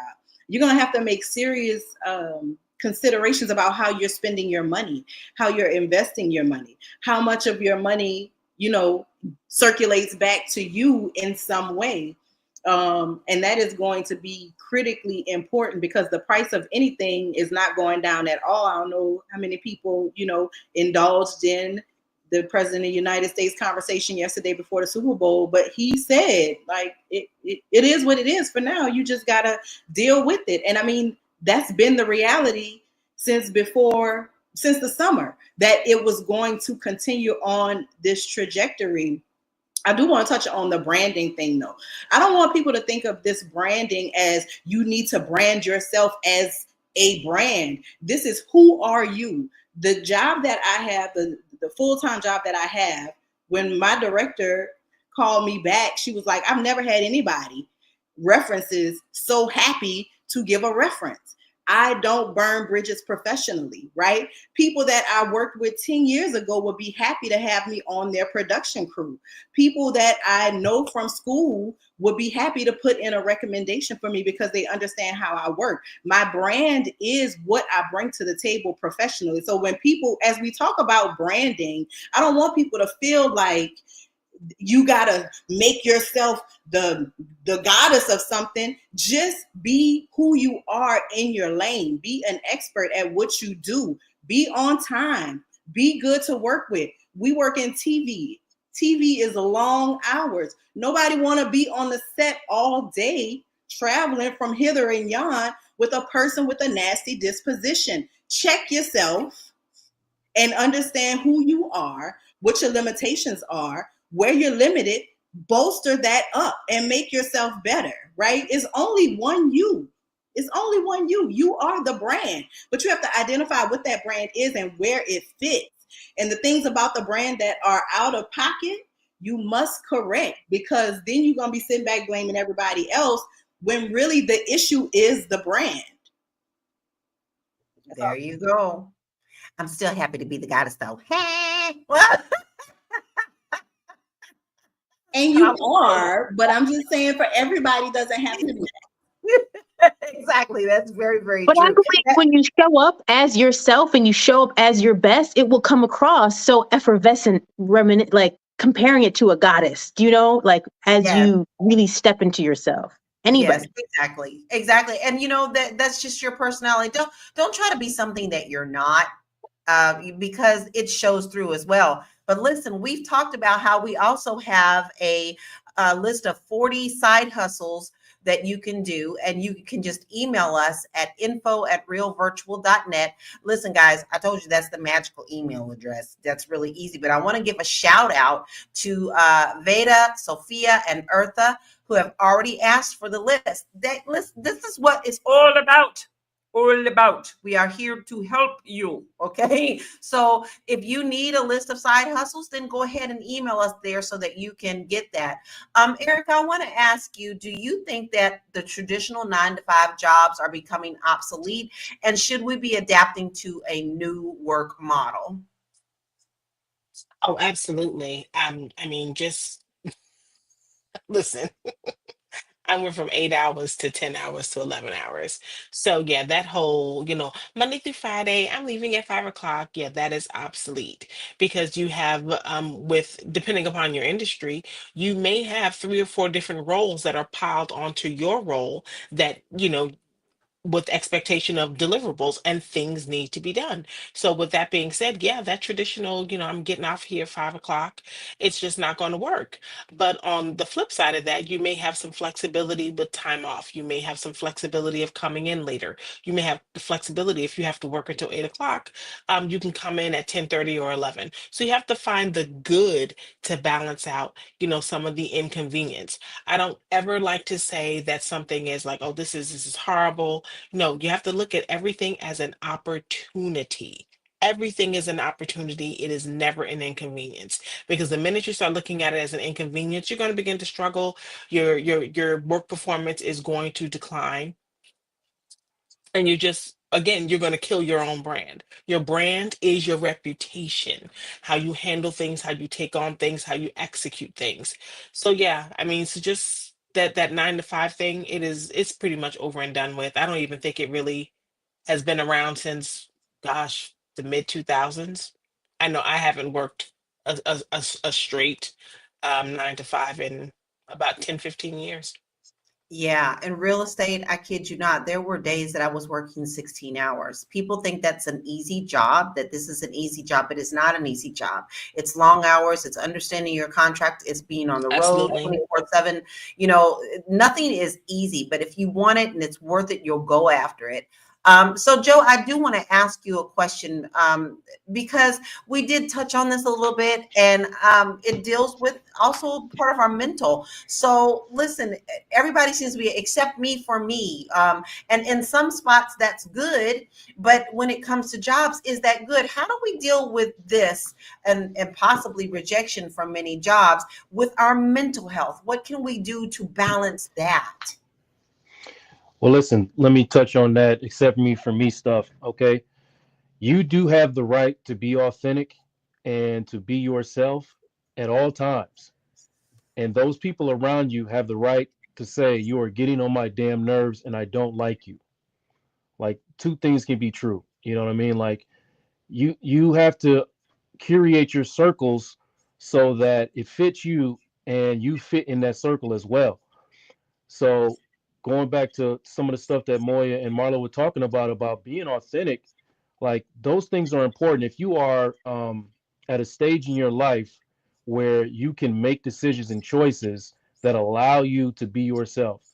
Like me personally, I run off some very, very simple principles, mainly starting with, I try to lead with just being a good human at all times. And listen, there's a shortage of that right now. There's a shortage of people just being willing to be good humans. So like when I interact with somebody like Lala, like, oh, this is a good human, I can spend time dealing with a good human at all times. I don't want to put anybody into my circle or my atmosphere that is like, I'm not talking about being perfect, but just being decent, you know what I mean? Like decent stuff. So when we're out here looking for jobs, you have to decide whether or not what side of the line you're on. Are you a person that has to put up with nonsense? So you might have to, you're going to have to shrink yourself or shapeshift to fit into a space that's not necessarily meant for you if you are desperate. But if you are somebody who has been working on your branding or, trying to adjust yourself to live a life that allows you to kind of ditch that regular 9-to-5 stuff like Erica was talking about, then concentrate on being who you are so the circle around you fills itself in. I'm not sure I'm answering your question, Lala, but you kind of took me on a tangent. But curate yourself with your values, right? You have to be led by your values. What makes you really sad? What makes you really angry? What makes you really passionate? Being led by those values and then never making a decision that goes against those values will land you in spaces that you're supposed to be in and protect you from situations that you're not supposed to be around. Okay? I agree. I've worked with things before that I thought that I could handle and they went against my principles. Case in point, I worked for a live streaming company as a community manager because they found me because I do a lot of videos. And I thought, wow, this will be fun. This is after Periscope died. And when I got in there and saw all the things that they were doing, it became unpleasurable to me. It became salty. It became because they were saying one thing and doing another. Don't let people get on half naked. Punish them for that, but still yet get on half naked, and at the end of the day, I was mentally drained. So that wasn't for me, even though I was doing an excellent job. It wasn't for me. It wasn't my circle. It just wasn't. So you have to take that into account as well. But I was grateful for it at the time because I still learned skills. You see how I did that? I may not have been happy in that in the moment, but what happened is I did intake those skills, internalize them, and put them into my resume because now I have built myself up. Whether it was pleasurable or not at the time, I still know how to do more things that I didn't know before. But speaking of that, listen, this is why I went back to working for myself. All right. So if you are a business owner and you're looking to expand your reach, Fly Nubian Money is building a Black business directory and is going to connect you with the customers that you need to your services. And the best part, guys, it's free. The Black Business Directory is free. So you just need to email us at info@realvirtual.net. That's the magic. Sprinkle. info@realvirtual.net. Get your business in there so that people will know how to find you. And also, if you're looking for somebody yourself, we got to get tighter with our money. We always say our Black dollars don't stay in our community very long. We are trying to flip the script with that. Okay, so make sure that you send that email to us. Email us at info@realvirtual.net. But here's what we're going to need you to put in the email: your business name, what you do, your website, and your contact information. Don't just say, put my name in there and then don't give us all that stuff. How we going to reach you, baby? All right. So let's build this together and circulate the Black dollar even longer. Get listed today and start connecting with people who are looking for you. Looking for you, because we are. Because as we're boycotting, we're all like, now where we going to go? I ain't gonna lie. I'm sad about Target, but I ain't going back in there. I'm sorry. I'm not going to do it. So if I need something, then I'm going to look in my directory first, because I want to work with people who understand me. Now, listen, we got one more video to watch, and this is also very interesting. So let's check this out. And then when we get back, I got some key questions for our panel. But if you are finding these tips valuable and you have one that you want to share to help people up their game, put it in the comments so that you can help uplift someone else. Hold on, we'll be right back. Lowering your chances of getting a job if you're trying to apply to this many in a week. If you're new here, my name's Chelsea. I'm a 6 years experienced recruiter, resume writer, and career coach, and I help people land jobs in 90 days or less. Results may vary if you do not utilize the tools that I provide to you and the methods that are tedious yet work, then you will have a harder time finding a job with my assistant. At most, you need to be applying to 20 to 30 jobs a week. It's about quality over quantity, as well as your strategy. If you're applying to just apply and say, oh, well, I have experience with customer service, I have experience in IT type work, and your job titles and responsibilities do not match that, and you haven't changed them, you're not going to get that job. So you're applying just to apply, and you're wasting your own time. And then if you're not doing the research and making sure that these jobs are actually real jobs, you're probably going to run into a lot of scams. So have a strategy. Don't mass apply or panic apply. If you need more help, you know where to find me. My calendar is in my bio. Very practical information that you can use toward getting that job. And I want you to understand that even if you don't get the job, every time you go into an interview, you have learned something new about that. When you finish that interview, I need you to go to your car, go get you your coffee, whatever, and sit down and go, could I have answered that better? How can I answer that next time a little better? You need to reevaluate yourself. A lot of people taught me when we first got into video, like watch your own videos so that you can see what you're doing. Maybe you're doing this and you shouldn't be doing that. Or maybe you keep saying, and then. But when you go back and you look at those, you get better by watching yourself and saying, oh, I shouldn't have done that. I can improve next time, and practicing. So that's my tip for everyone. But I want to start asking the panel. I'm going to start with you, Erica, because you do have a lot of experience in this. So what is one really good tip that you can give to people that are looking for a job in their interviewing skills? Oh my God. So when you're interviewing and you're either you're interviewing online, or if you're going into the office, number one, you want to do a quick run through of the company. You want to find out when it was established. You want to find out if there were any acquisitions. You want to find out as much as possible about this business, about the brand. So when you come in, you can speak to it. Also, with the person that you're going to be sitting down with, you want to make sure that you make some kind of connection with them.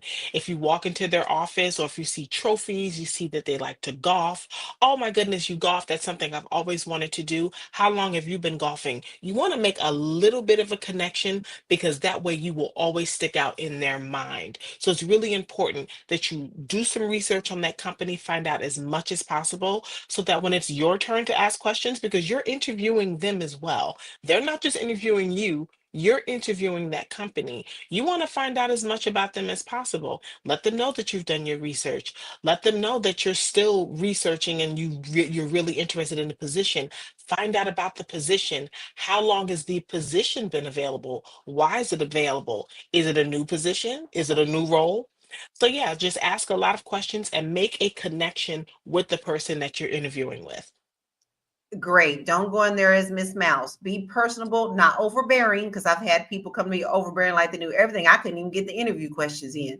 So you have to learn to balance them. Big Mac said, I also don't wait for people to call me back. I call them and check on the status of my application. That shows that you're eager. And that shows that you're still interested in the position. You didn't just brush it off after you left and shut that office door. Marlo, what is one of your best tips for those who are watching? Be ready to do a little humble brag, right? What is it that you have done that nobody else did that will be valuable in your next move? What is something that you took the initiative to do and did it well? Did you oversee something? Did you monitor some transfer of technology? What have you done that sets you apart from other candidates? Everybody got the keywords. Everybody read the description. If they really qualified candidates, everybody did the homework, right? Everybody peeked around the website to try and see what they could see and did a little back research. What did you do? What if we invest in you as an employee, right, and we hire you, what can I expect from you to bring to this company that the other 57 people that I've already talked to can't or won't bring? How are you going to set yourself apart? That's the most important thing, because it's getting back to the brand of you. Only you are the brand of you. So what is it that you bring to the table that everybody else doesn't? And if you can identify that, be truthful, be honest, and own it, you're going to get the call back. Exactly. And then also, Golden says, keep your skills current, self-improvement, so you won't get left behind. And we've already told you that the Fly Nubian Money Club is helping you do that, baby. Listen, we had a whole AI class. Listen, we talked and touched about how this is in our lives now. And Athena has got you going on in that. So make sure that you do sign up for the Fly Nubian Money Club and you get those skills too. How about you, Moya? What is your tip for those who are watching? So I would say do everything that Marlo and Erica just said, because I think it's super important. The only thing that I would add is when you're doing a follow-up, do a follow-up with an ad. Meaning, one, you could do the, thank you so much, I appreciate the interview, email, but also follow up with, hey, I see this happening in the industry, or I just recently received this certification and I just want to let you know how it could benefit the company once I become a part of it. Or just do an ad versus just, hey, I'm checking on my application. Love it. Absolutely love it. See, it's about connection. Just like that gentleman was saying, branding. There's still a connection in your branding. It's still you, but you've got to learn how to hit that human need, because it's really important for people to click. There's too many people who are disconnected right now. So when you get that click, you're kind of locked in. How about you, Joe? I'm just going to say, do everything that these ladies are saying, but also if you're not really good at pretending to be other people, really lean into like being yourself. I mean, there's people out there that can pretend and do whatever it is that you need to do in order to get that job. And if you're good at that and it helps you, then I'm not going to take that away from you. But if you're bad at it, like you just look uncomfortable trying to be somebody you're not, then just lean heavy into authenticity, because that picks up. And I think that, that will attract the right kind of people. You just being yourself, and then you fit into spaces like I said before that are actually meant for you. Exactly. And let me tell y'all something else. We got Deborah, our viewer. She's here all the time. Deborah, we love you so much. You are so excellent. You always come in and give great conversation. We love you. She said, we learned about having a script prepared on Saturday in Fly Nubian Money Club when you're presenting yourself and your business. Great job, Vanessa Gopal. Listen, we talking job skills, baby. All right. And Vanessa has got you covered there too. Another reason for you to go and sign up for the FlyNubianMoneyClub.com, right? Listen, we got a couple more stats I want to pull up before we start winding this down so everybody can take a really deep breath. 5.3% of the U.S. workforce now works multiple jobs, the highest level since 2019. In some states, over 10% of workers juggle 2 or more jobs. And that's just too much. You've got to have some time to yourself. You know what I mean? Like if you're juggling that, how are you also recharging you? But don't forget, you can also have side hustles. So growing your side hustle while maintaining your full-time job is a common thing right now. And we do have that 40 side hustle list for you. All you have to do is email us at info@realvirtual.net. But it is time, my babies. It is time. We lost Erica. For final thoughts. Okay, so let's start with our final thoughts and where we can find you. Let's start with you, Marlo. So my final thought is whatever you're looking for is already in you. You already have it in you. You just have to be unafraid to share it. I am a terrible, terrible self-promoter. So in 2025, that's what I'm working on, promoting myself, promoting my skills, explaining to people how I can help them grow. So I understand where you are if you're a little bit uneasy about selling yourself to people. But this is the world that we live in. What are you good at? Find a way to make a side hustle because stuff is not going to get cheaper. We're about to get into summer. So that means that gas prices are going to go up. We're in this vicious cycle and have been in this country for many, many years. The only way to circumvent that is to be able to control your income because you can't control your employer. They could let you go. They could downsize you. They could say, hey, you could stay, but for less pay. There could be many, many scenarios that change your money when you have an employer. But when you are outside of that employment spectrum and you have other monies that are coming in, whether you like to play the stock market and invest, whether you sell tchotchkes, my homegirl made these earrings, like whatever you're doing, figure out what you're good at. Somebody wants to buy what you're selling. You just have to let them know that it's available. If you're looking for me, I am available all over the internet. My name is Marlo Layton. I write culture content, entertainment, and political news here in the state of Louisiana. And if you're looking for me on Instagram, that is my handle @Oram Marlo. That's it for me. And have y'all noticed that she just sparkling extra bright? It's because she is on this awesome journey. And every time she comes on, we see differences in her body from day to day. Day to day. So make sure that you follow Marlo and you also give her cheerleading tips, throw her some flowers because sometimes it ain't easy to eat that oatmeal and that egg every single day. But it's showing, Marlo. We're so proud of you. We're so proud of you. Joe, what are your final thoughts and where can we find you? Yeah, I just want to focus on what I said about being decent. You know what I mean? Like, I understand that some of us are in situations that are very, very tense and frustrating, and we are we're struggling, you know what I mean? So, but those struggles are going to be there. They're going to be there today. They're going to be there tomorrow until they're not. So it's never a bad time to focus on yourself and the little poison pill inside of you that's coming out and spewing all that hatred and garbage. It's never a bad time to deal with that. Be decent. And if you have difficulties being decent, try to figure out why. Like, why am I so angry? Why am I so hateful? Why am I treating people like this? And then whatever it is that you deal with, once you deal with it, you'll find a lot of doors opening up for you. On top of being a good human, collect good humans. Don't throw away no good. Like, look, I met Lala. Lala is gonna have to get rid of me because she's a good human, and I'm not getting rid of any good humans in my life, period, unless they kick me out of it. So be a good human, collect good humans, watch your network be full of goodness and good humans, and then doors will open up. That sounds very, very unrealistic, but it is very realistic. So yeah, that's all I got to say about that. And you can find me at realuconsulting.com, where I help people all the time figure out what's wrong with them, figure out how to become better humans. I do this.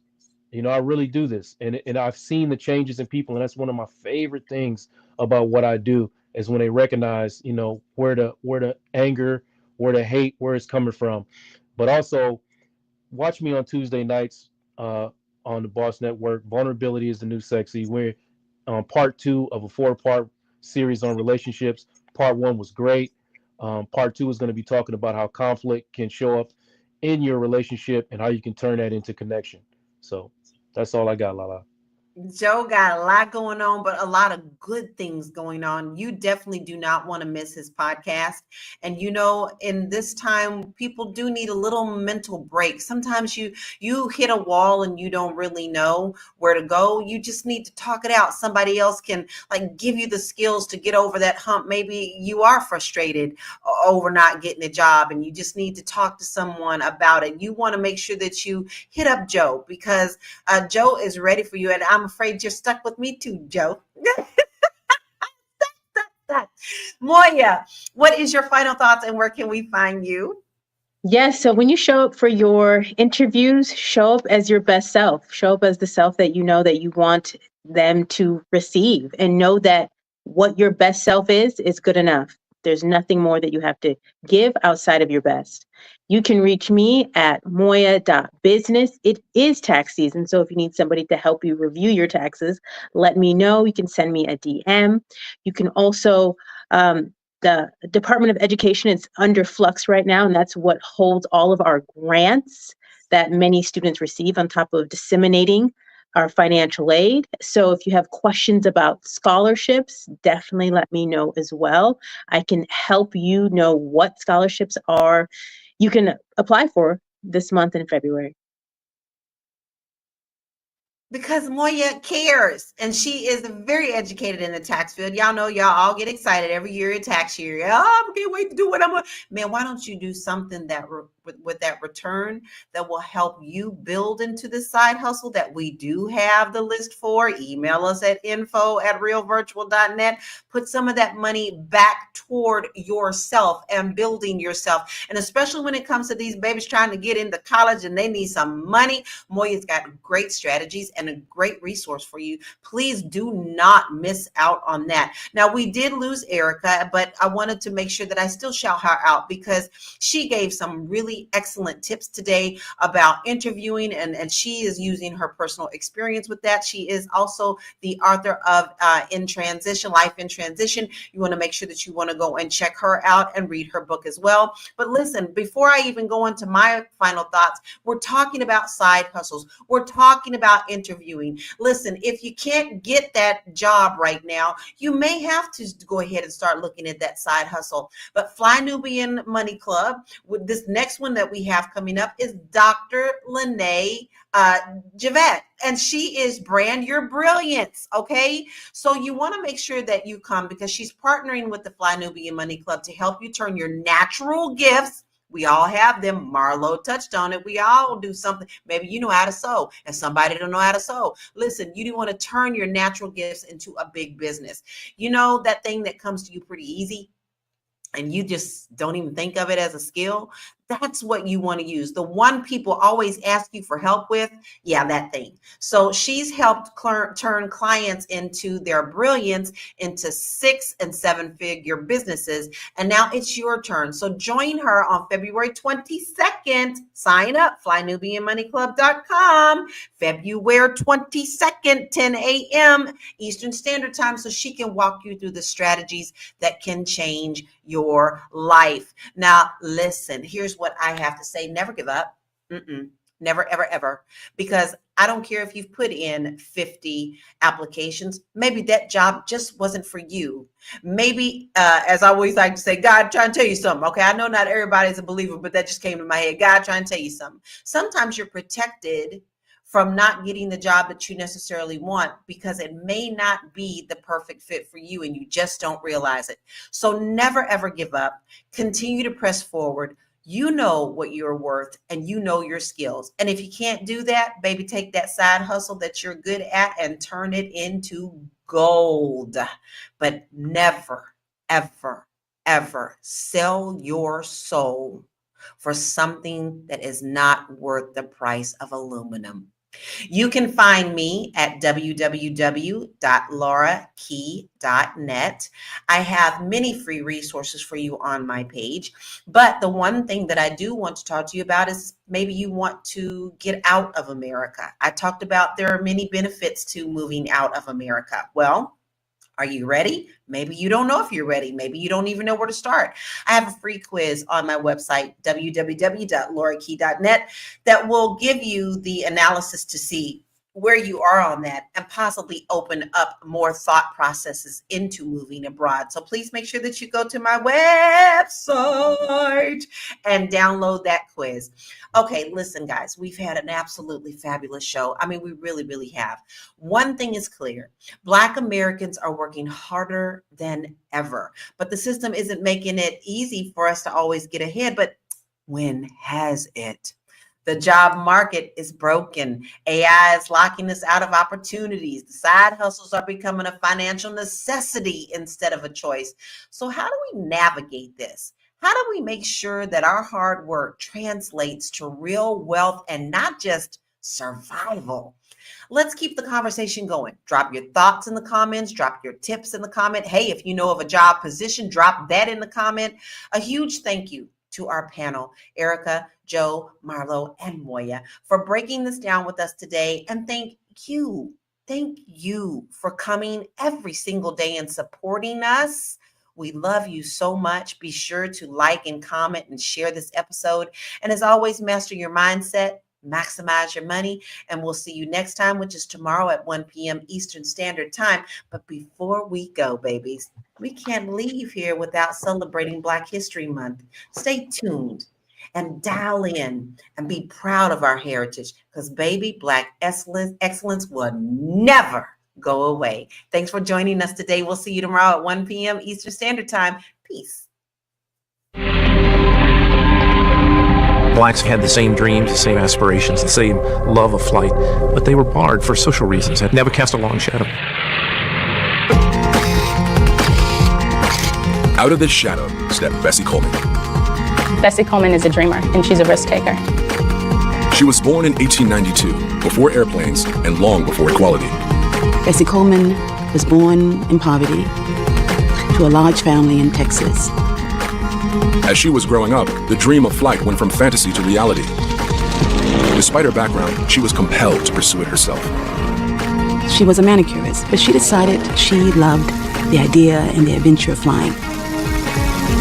No one in the United States would train a young Black woman to fly. But France had a world-renowned flight school that was more welcoming, if she could get there.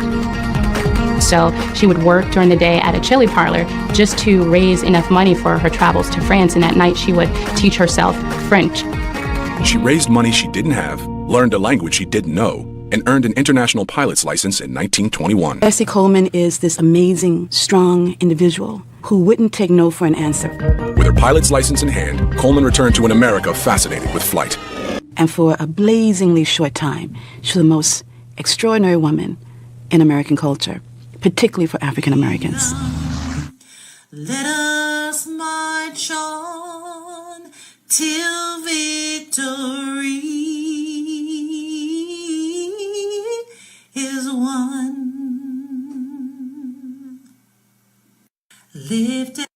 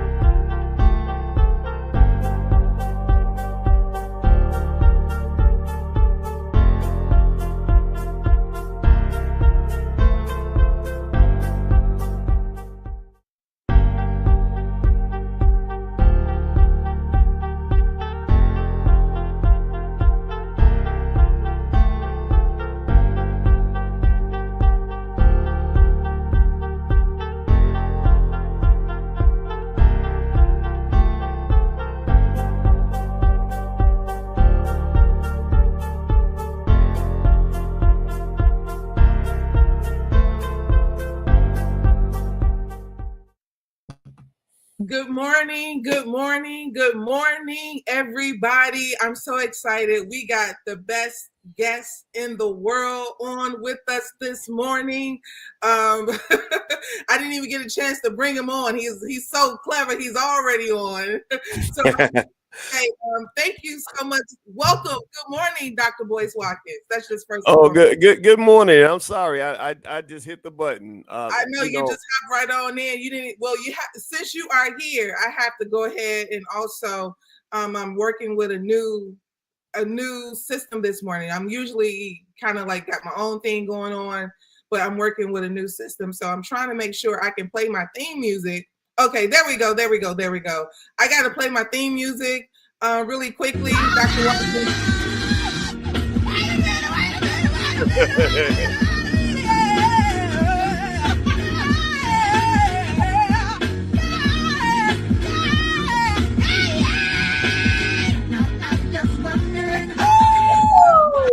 Okay, that's it. That starts the morning right there. And before we go any step further, I have to say a quick prayer, because this is what we do at the Madam President Morning Show, which is also brought to you by FlyNubianMoney.com. Do not forget that.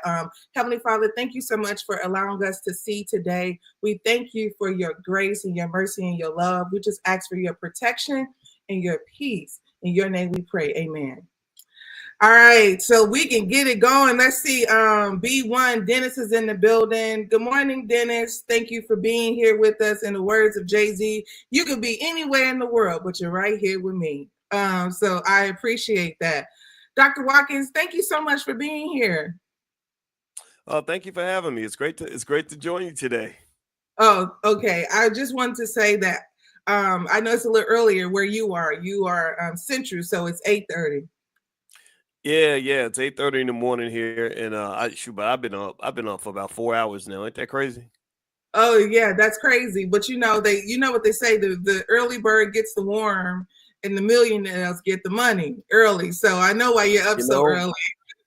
That's what it is. That's what it is. Yeah. I was thinking about that today, and I was thinking about how a lot of times, like, I don't know if young people, I think I tweeted and I said, shout out to everybody under 30 who has a work ethic, because unfortunately, that work ethic that my generation, the successful people in my generation had, didn't get passed down to kids as much. And so it doesn't mean that they're lazy or that there's something wrong with them. It just means they're different. Just like I was different from my parents' generation. But I think we can learn from previous generations. And one thing that I think makes me sad is that, like, sometimes I'll see young people who aren't having success like they want, and I'll be like, yeah, well, because you slept till noon today. Like, what you think's gonna happen when So I think that basic stuff, sometimes people never learn those things when they're kids. Absolutely, I agree. I think that I remember, people may not know this, but Dr. Watkins has been in my life for a very long time. I remember calling him. I was probably about a sophomore in college or going into a junior semester, and having one conversation with you changed how I began to be a college student. I remember talking to you, and I remember you saying to me, you asked me about my grades, and I said, well, I can just tell you that I don't have a 3.0, and I was not doing great. And you said, well, I'm just going to tell you just like this. And this is the power of, having Dr. Watkins as a voice in your ear in life. You said to me, I'm going to tell you just like this. Smart people do not have to explain why they don't have good grades. And moment, I began to realize that is absolutely true. You can't go around saying, I'm smart, I'm intelligent, I'm talented, while you produce nothing that. So if you're smart, you have to show that you're smart.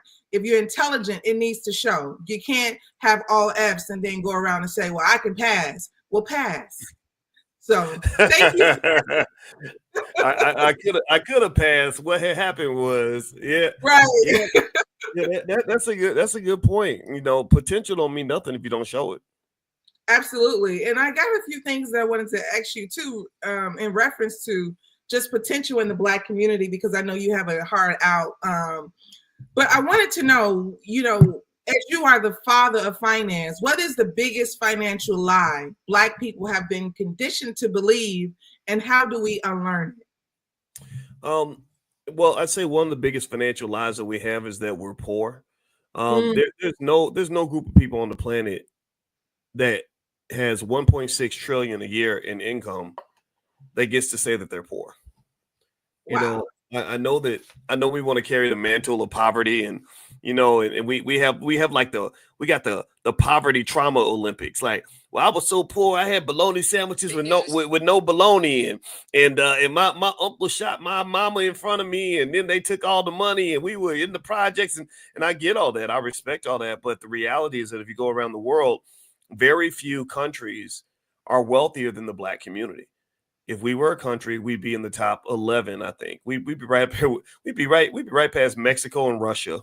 Russia has hypersonic missiles. So come on now, hypersonic missiles, by the way, those are the nuclear missiles that the United States cannot detect. They could take out Chicago, LA, or New York, and we wouldn't even be able to stop it. So that's what I'm talking about. Yeah, it's real stuff. It's serious. So my thing is, like, I'm trying to figure out when we're going to realize that poor really isn't just how much money you have. It's really a mindset, right? And if somebody gives you money and you have a poverty mindset, you're not going to have that money for very long. Money is something that has to be protected. And it's like me giving you a football, but you don't know what a football field looks like. You don't know what a touchdown is. You don't know the rules of the game. You don't have a strategy. Well, it doesn't matter if I hand you the ball. You're not going to know which way to run with it. So I think that's something that we have to accept. Okay, I like that. Absolutely. And I definitely agree. I said a couple weeks ago that the biggest lie is that I'm broke. I don't have no money. We're not broke. That's why the Asians, when they build, the nail salons in the poor community, they know that this is a demographic that's going to have them wealthy. So if there was no money in the community, people would not have corner stores. People would not have all these other things in our community, eating very well off of it if we were broke, or if we didn't have what people say that, we don't have. So I'm going to drop some bombs on that. Yeah. Well, a lot of people, it is interesting too, like that. You're right. I mean, people think that we're poor, but it's like, if we're poor, then why is everybody coming to our neighborhood to get money? Don't nobody ask you for money if you ain't got none, right? Absolutely. But then again, you could become poor if you let everybody have your money, right? So if I say, well, look, I'm poor, but I make $1 million a year. And some people say, well, how can you be poor? You make $1 million a year. But what if, but then somebody might look and say, oh, I get it now. He makes $1 million a year, but all his friends come by his house, the poor house, and they take his $1 million and they're all, taking $100 here, $50 there. And next thing you know, he has no money left. So it's like, yeah, you're poor, but not for the reasons you think. You think you started poor and you were born poor and you're meant to be poor, where really there was a process that made you poor. So it became a self-fulfilling prophecy. I'm really the man that makes $1 million a year who says I'm always broke, I'm always poor. But if I don't examine the choices and what I'm doing with the resources I have, then I'm never going to change that condition. Yeah, I agree with you. I want to know something too. We talk a lot in our community about breaking generational curses, right? What is a financial or cultural curse you had to break within yourself that changed your life?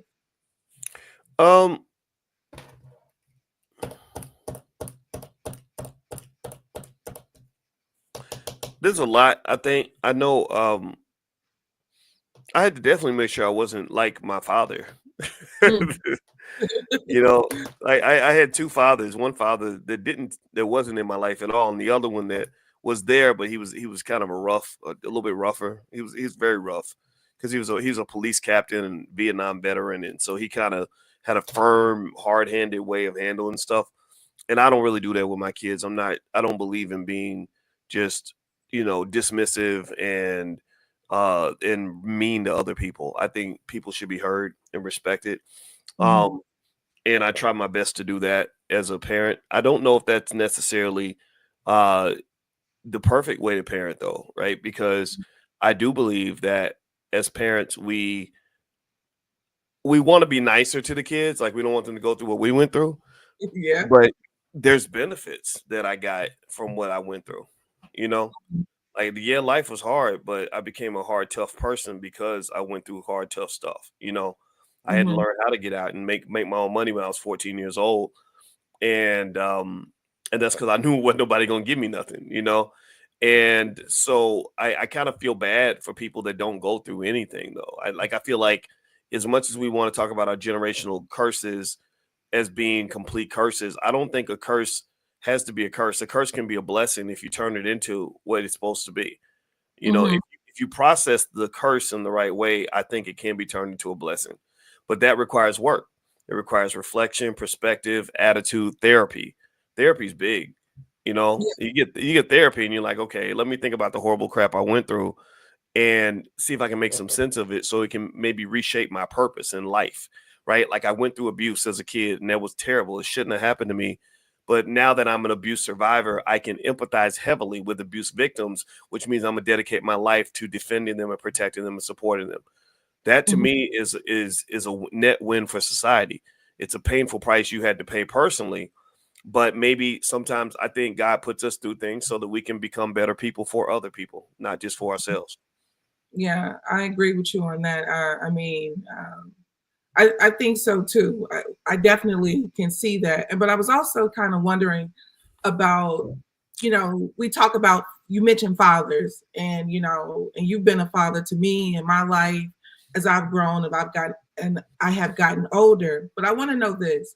What advice will you give to women and men, or women who are raising sons, or a young boy who's raising himself to overcome? Like, what is the essential thing that they should know about? What advice would I give? What advice would I give to mothers raising sons? Yeah, a young boy raising himself.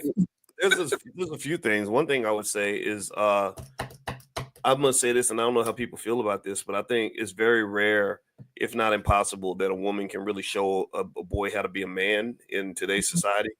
It's like I wouldn't dare begin to think I can teach our girls how to be a woman without their mother. You know, it would sound crazy for me to say, well, I can show them how to be a woman. I can show them how to put on a tampon and how to do all the things women do. Like I don't know nothing about that.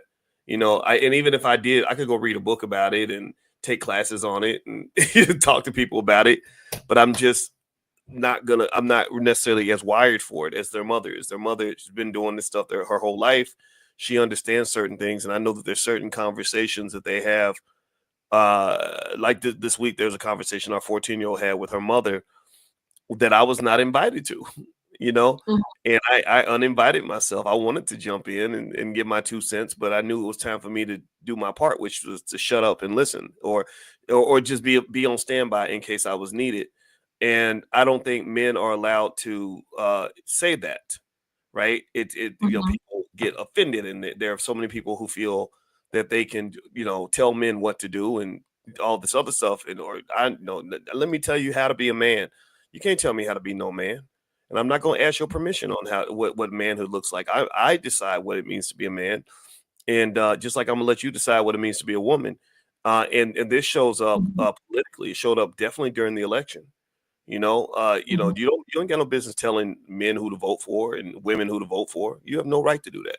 You know, and so with that being said, I would say to mothers raising sons, you know, I commend you for doing your best. You know, without mothers, being a mother, that's the most important job in the world. So without mothers, the world would just fall apart. Because if mothers stop doing their jobs, like the whole society would fall apart. We have a whole world of serial killers, you know, because a mother's love is very important.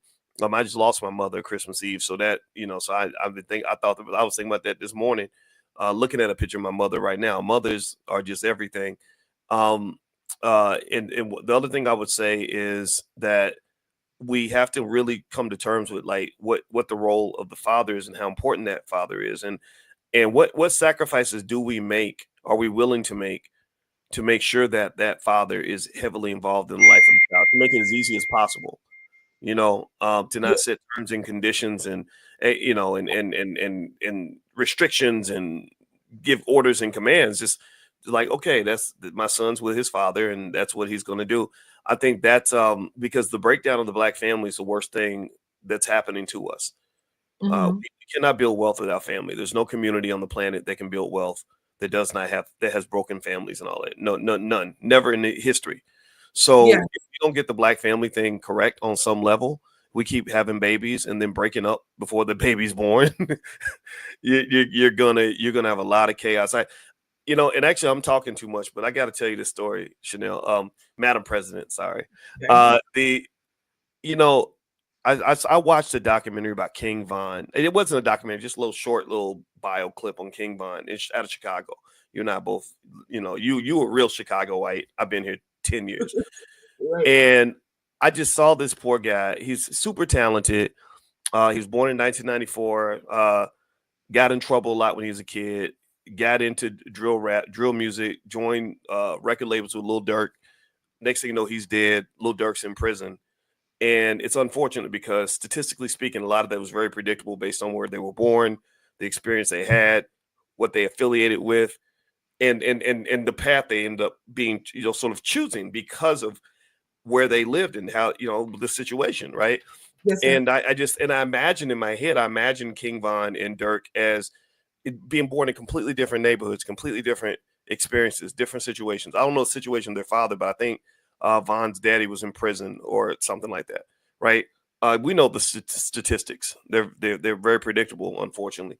And I just imagine like this talented young man and all these other things he could have been, and what those two together as friends would have been in a whole different reality, So in Chicago, I think we're kind of like ground zero in terms of seeing the effects of not having those fathers involved, not having that male leadership. You need that masculine leadership in a community when you're managing young boys, because when you don't, you have gang affiliation, you have violence, you have chaos. And until we get that straight, we're going to have chaos in our community. I totally agree with you. My father was killed when I was 10. So my father at the time, I was born at 18, so he was 28. So when I think about, me, 39 this year, I have outlived my father, and sometimes when I'm in the world and I see people, they remind me the statue, it'd be like this dark man, tall, low fade. I'd be like, oh my God, he looks like what my father could have looked like. And then sometimes I think about would he have ever defeated white supremacy in that context of, would you stay away from drugs? Would you stay away from, all the poison that's presented to you? I had a friend who, when we was in high school, she got pregnant. And after she got pregnant, her mother was like just this big old support to her, to the point where she joined the Air Force. She goes to Howard. She's in the Air Force. She's an attorney for the Air Force. And when we talk about this, she talks about how she would have never accomplished any of that without the community support. I despise how the Black community handle children. If we was to handle the children like we handled the paycheck, well, better than that, because we can, throw money down the drain too. But if we understood that the wealth is in the youth, so it's like you get to a certain age and it's in your mind, you have to understand, okay, I have to do this for this person. This person is coming behind me. And I think about, Dr. King or some of the other leaders, Malcolm X, they don't get a chance to see the what they have produced, what they have fought for, because they're gone. So it's like, this new youth, this current youth, they have a lot, they have a lot at their fingertips, especially in the digital age of, from social media, AI, all these different things. And it's like, why do our children have to be subjected to the violence, this kind of violence, or the esteem issues, etc. It bothers me. I think it's because we just expect that. Like there's a, you teach the world how to treat you. Like you look at the Super Bowl, right? Everybody thinks it was like the blackest Super Bowl ever. And I mean, the Super Bowl, I mean, it was very black everywhere except for the owner's box, Mhm. except for the people that are going to get the money. It was Mhm. black on stage. It was all black on the football field, mostly black. But then when you get to the place where people start actually benefiting from that big event, there ain't too many black people in that space. Definitely not in terms of majority owners. And we like that. Like we're okay with that. Like we celebrate that. Like we're like, oh yeah, big touchdown, big win for black people. I'm not saying it wasn't a win. I'm not saying people didn't do a great job. Kendrick is amazing. The athletes were amazing. But you could go back 300 years to any plantation in the South, and on some day where there's like a festival or something, maybe the Negro Festival, where they would have them out there playing, the black people playing sports, bashing each other's heads in, and then in between doing entertainment, doing some kind of buck dance or something, and the white folks sitting on their porch with mint juleps, talking about that boy show is strong. That girl show can sing. Like ain't nothing changed. Ain't a damn thing changed. So what happens is that we get subjugated to certain lifestyles in America because that is what people feed us and that is what we accept. That is what they offer us and that's what we feel like we deserve. That like that is our black job and we accept that black job. We go out looking for the black job, right? We don't go out looking for the white job. We go out looking for the black job. Wait, what's the black job? I need the black jobs, right? And it becomes a thing where it's like I mean it's some of it's very basic, and it's very hard to say these things without getting just so many people that just want to resist it just by instinct. But I just thought about it. I said, how you really gonna get mad when white people call you niggas when your favorite rappers all call you niggas? That's got to be the most confusing shit in the history of all mankind.